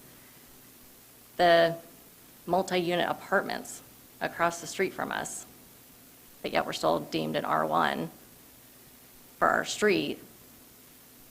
They've had code enforcement because a guy was just basically letting anybody and everybody come and go all the time. One of the guys has an ankle monitoring bracelet. With all due respect, our house isn't in the Hills and Dales. It's not University Farms. We are a rental neighborhood where we are. And yes, you don't have to have a short-term lease to have family come. But again, first responder, nurse. We're not independently wealthy where we can maintain a house, especially to the level that we've kept it and want to maintain it at, to keep paying property taxes, mortgage for, a week here and there for family to come to, or even if they come a week every month, that's still more than our 2 salaries combined could genuinely afford. Like I said, we've been big supporters of the West Lafayette School District. But again, another family found that even when they were separated, the dad, even though he was on the deed of a West Lafayette School Corporation home, the schools told him no. If they wanted their kids to stay there, they had to pay the tuition or provide legal proof that they were legally separated, which in the state of Indiana, you don't have to be legally separated before you get divorced. Now, thankfully, they were able to work it out, and they're paying the tuition, even though they pay property taxes in the West Lafayette School District and no other kids are registered for that address. So while I get the argument of supporting our schools, we have, and we do that by more than just paying our property taxes. Like I said, we've donated and been sponsors for the West Lafayette Scarlet and Gray Dinner, the Education Foundation. We want to not have to be stuck with somebody for a year if they're destroying our home and have to go through the very lengthy process of evicting somebody that has destroyed what we've worked hard to maintain and provide for our kids. We would like to maintain it so that my older son, who's a freshman at Purdue this year, if he decides he wants to move off campus, that we have a place for him. We have 2 younger kids, 7 and 3. Again, Purdue is a great school. I got 2 degrees from there. We would like to maintain this property so that, again, if they choose to go to Purdue, they have somewhere close by too. Like I said, it's a special exception. We would like you to take consideration of our actual neighborhood. Thank you. Thank you. Questions, comments from the board? Hearing none, we've got a ballot.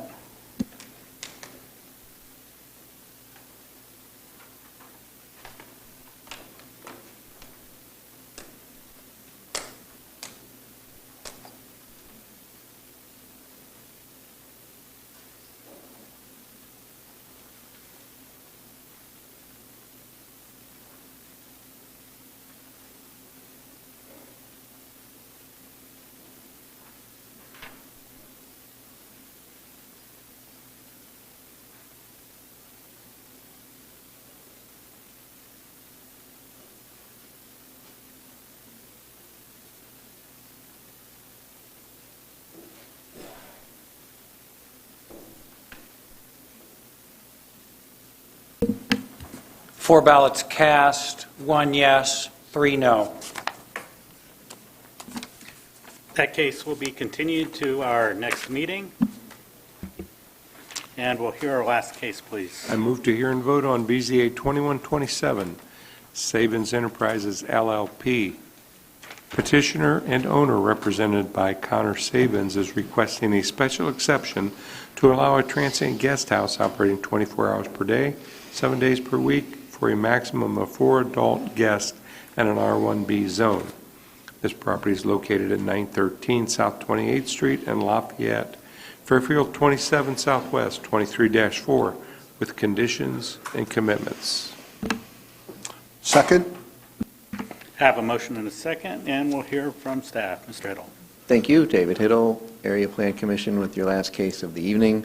Again, another special exception for a transient guest house. This is a property at 913 South 28th Street in the city of Lafayette, just north of Maine on the city's near southeast side. Lafayette does have its own Board of Zoning Appeals, but they only hear variances. They do not hear special exceptions, which is why this has come here. Property is zoned R1B. It is a 2-bedroom house, older and smaller than the other houses that we've seen tonight. Built in 1930, which is pretty much the vintage of the neighborhood, 982 square feet. currently not listed on any of the popular transient guest rental listing sites, as staff has checked over the preceding couple of weeks. It's a 5,200 square foot lot, so a very small lot, pretty small house. Petitioner here is requesting a guest limit of 4 guests, so also a little bit smaller in terms of its operation as a transient guest house. Look at the house. Again, it's a 1930 house in an older neighborhood. Another look at its approach with the driveway from the street. Again, with this one, staff is of the opinion that the findings for special exceptions for transient guest house have been met with regards to traffic, lighting, noise, hours of operation. There are no development standards requests, variance requests, and there is no clear subversion of the ordinance with this request. Therefore, we are recommending approval subject to the condition that there be a maximum of 4 guests, a single booking, and that the proprietor get the required transient guest house permit. That's all we got. Do you have any questions? Thank you. Thank you. Petitioner, his or her representative.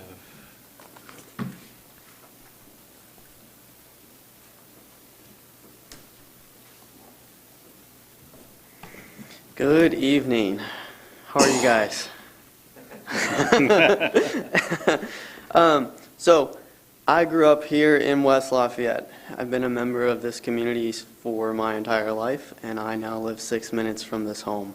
I recently purchased 913 South 28th Street with my mom and brother this past January.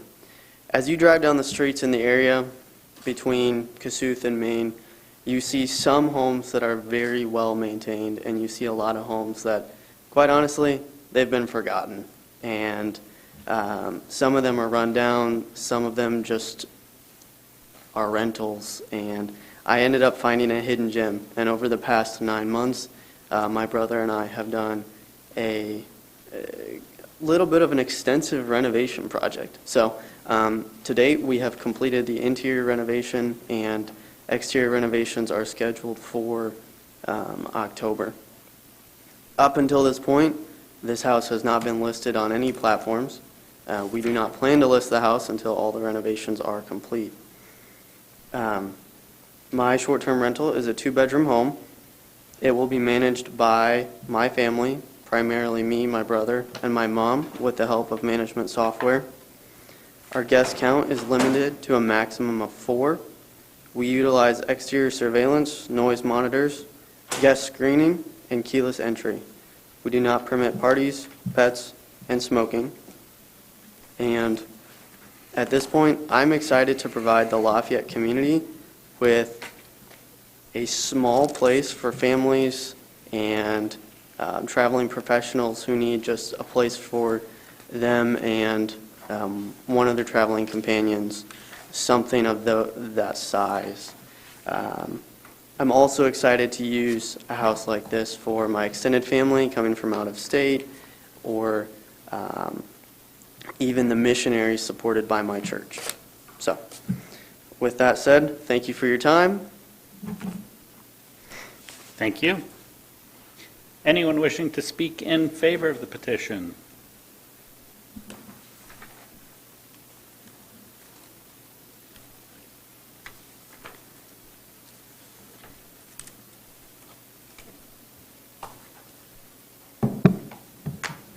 Cedric DeHue, 3395 Putnam Street, West Lafayette, Indiana, 47906. Known Connor and worked with him on a number of matters for properties that I own in the West Lafayette area for several years.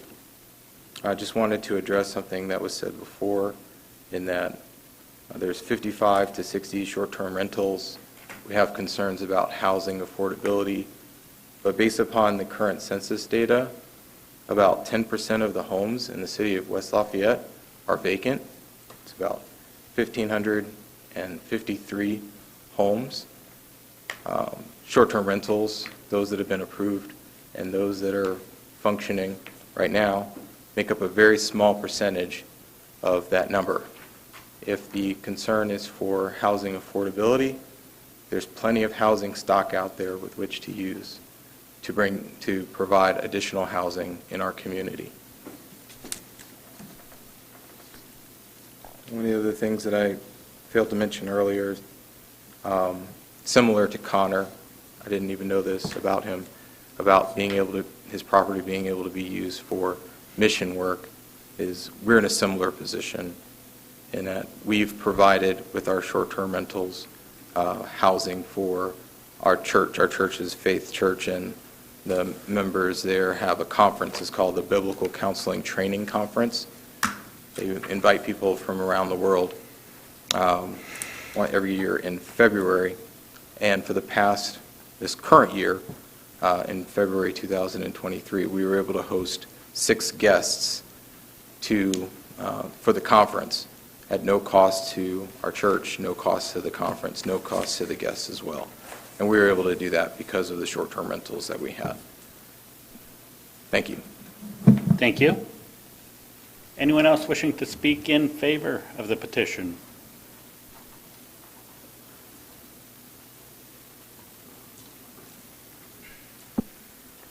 Laura Cordy, 906 Princess Drive, West Lafayette. Again, as Cedric mentioned, there is housing availability, and the ones that the board has voted for, the whole education argument, in theory, should apply to all the school districts in the county, not just West Lafayette. I hope the board approves his petition. Thank you. Anyone else in favor of the petition? Anyone in opposition to the petition?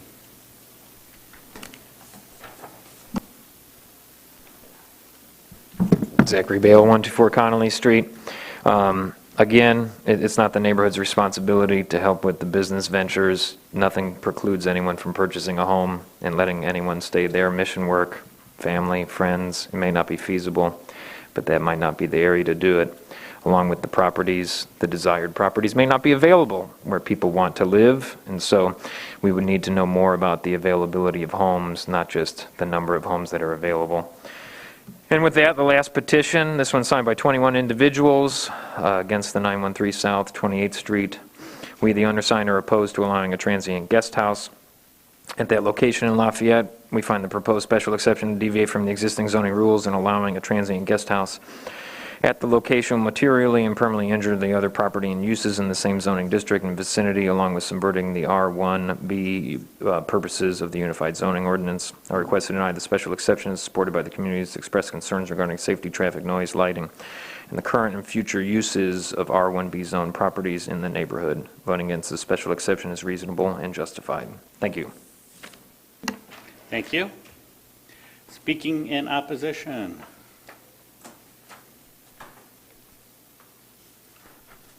Last call for speaking in opposition. Would you like to rebut? Thank you. Comments, questions from the board? Steve, could we see the petition, please? Is that possible? Thank you.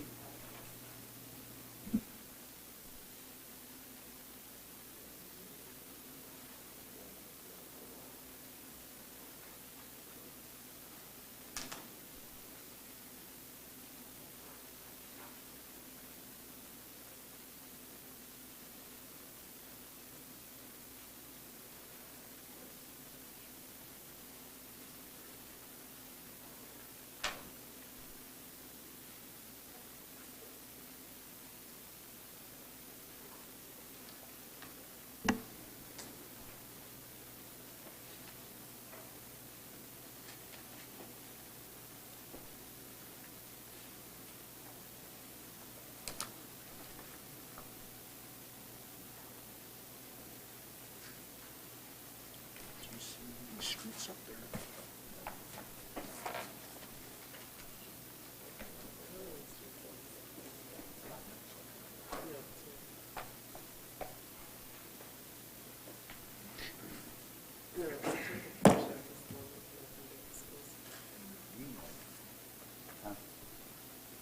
I believe these are online petitions and not really signatures. I mean, I don't know how, and most of them aren't even in the neighborhood, so it's. I don't think, well, I guess I'd have to Yeah. check by it, but none of them are in the neighborhood. Okay, thank you. That, yeah. I guess I question, how do you legally, or how legal a petition is that just has a list of names and street names on it. Do you want an opinion on it? I mean, if you have an opinion, but I'm just Well, curious, yeah, because I know he we. can submit anything he would like. Right. And I guess the question is not a question of legality. There is no particular legal standard. It's just a question of how convincing this is to you. Right. Based on what he's presented to you. Right. So, sometimes they're signatures, and sometimes signatures are required with Yeah. wet ink.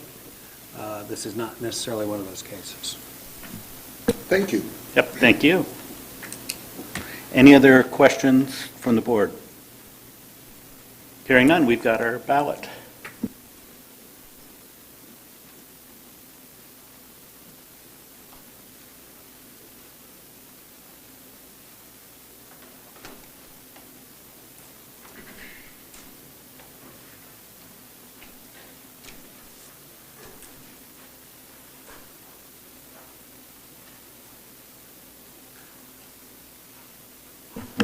Four ballots cast, all four are yes.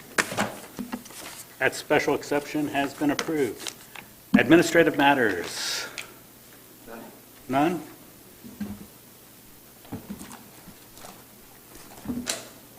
Unless any member has an objection, the chair will order the findings of each member casting a vote for the majority decision of the board to be the collective findings of the board in support of the decision of the board. Hearing none, it is so ordered. We would like to inject our. I mean, it's only from the board itself. So, sorry. I didn't hear. Oh, she was objecting. Objecting to that? It says hearing none, yeah, I'm reading this. Oh, okay. And it's for the boards, if anyone on the board objects. Okay. And I guess hopefully we'll have a full board at our next meeting, so we won't have the problem of the continuances. And I will take the last meeting. Thank you, guys, or last motion. Quick comment, Steve. I do like the new ballots, and I like our binders here to help keep our papers together. Thank you. I would like to thank the board and staff and our attorney for staying so late for a very long meeting. I'll take that last motion. Move to adjourn. We are adjourned. Thank you, everybody.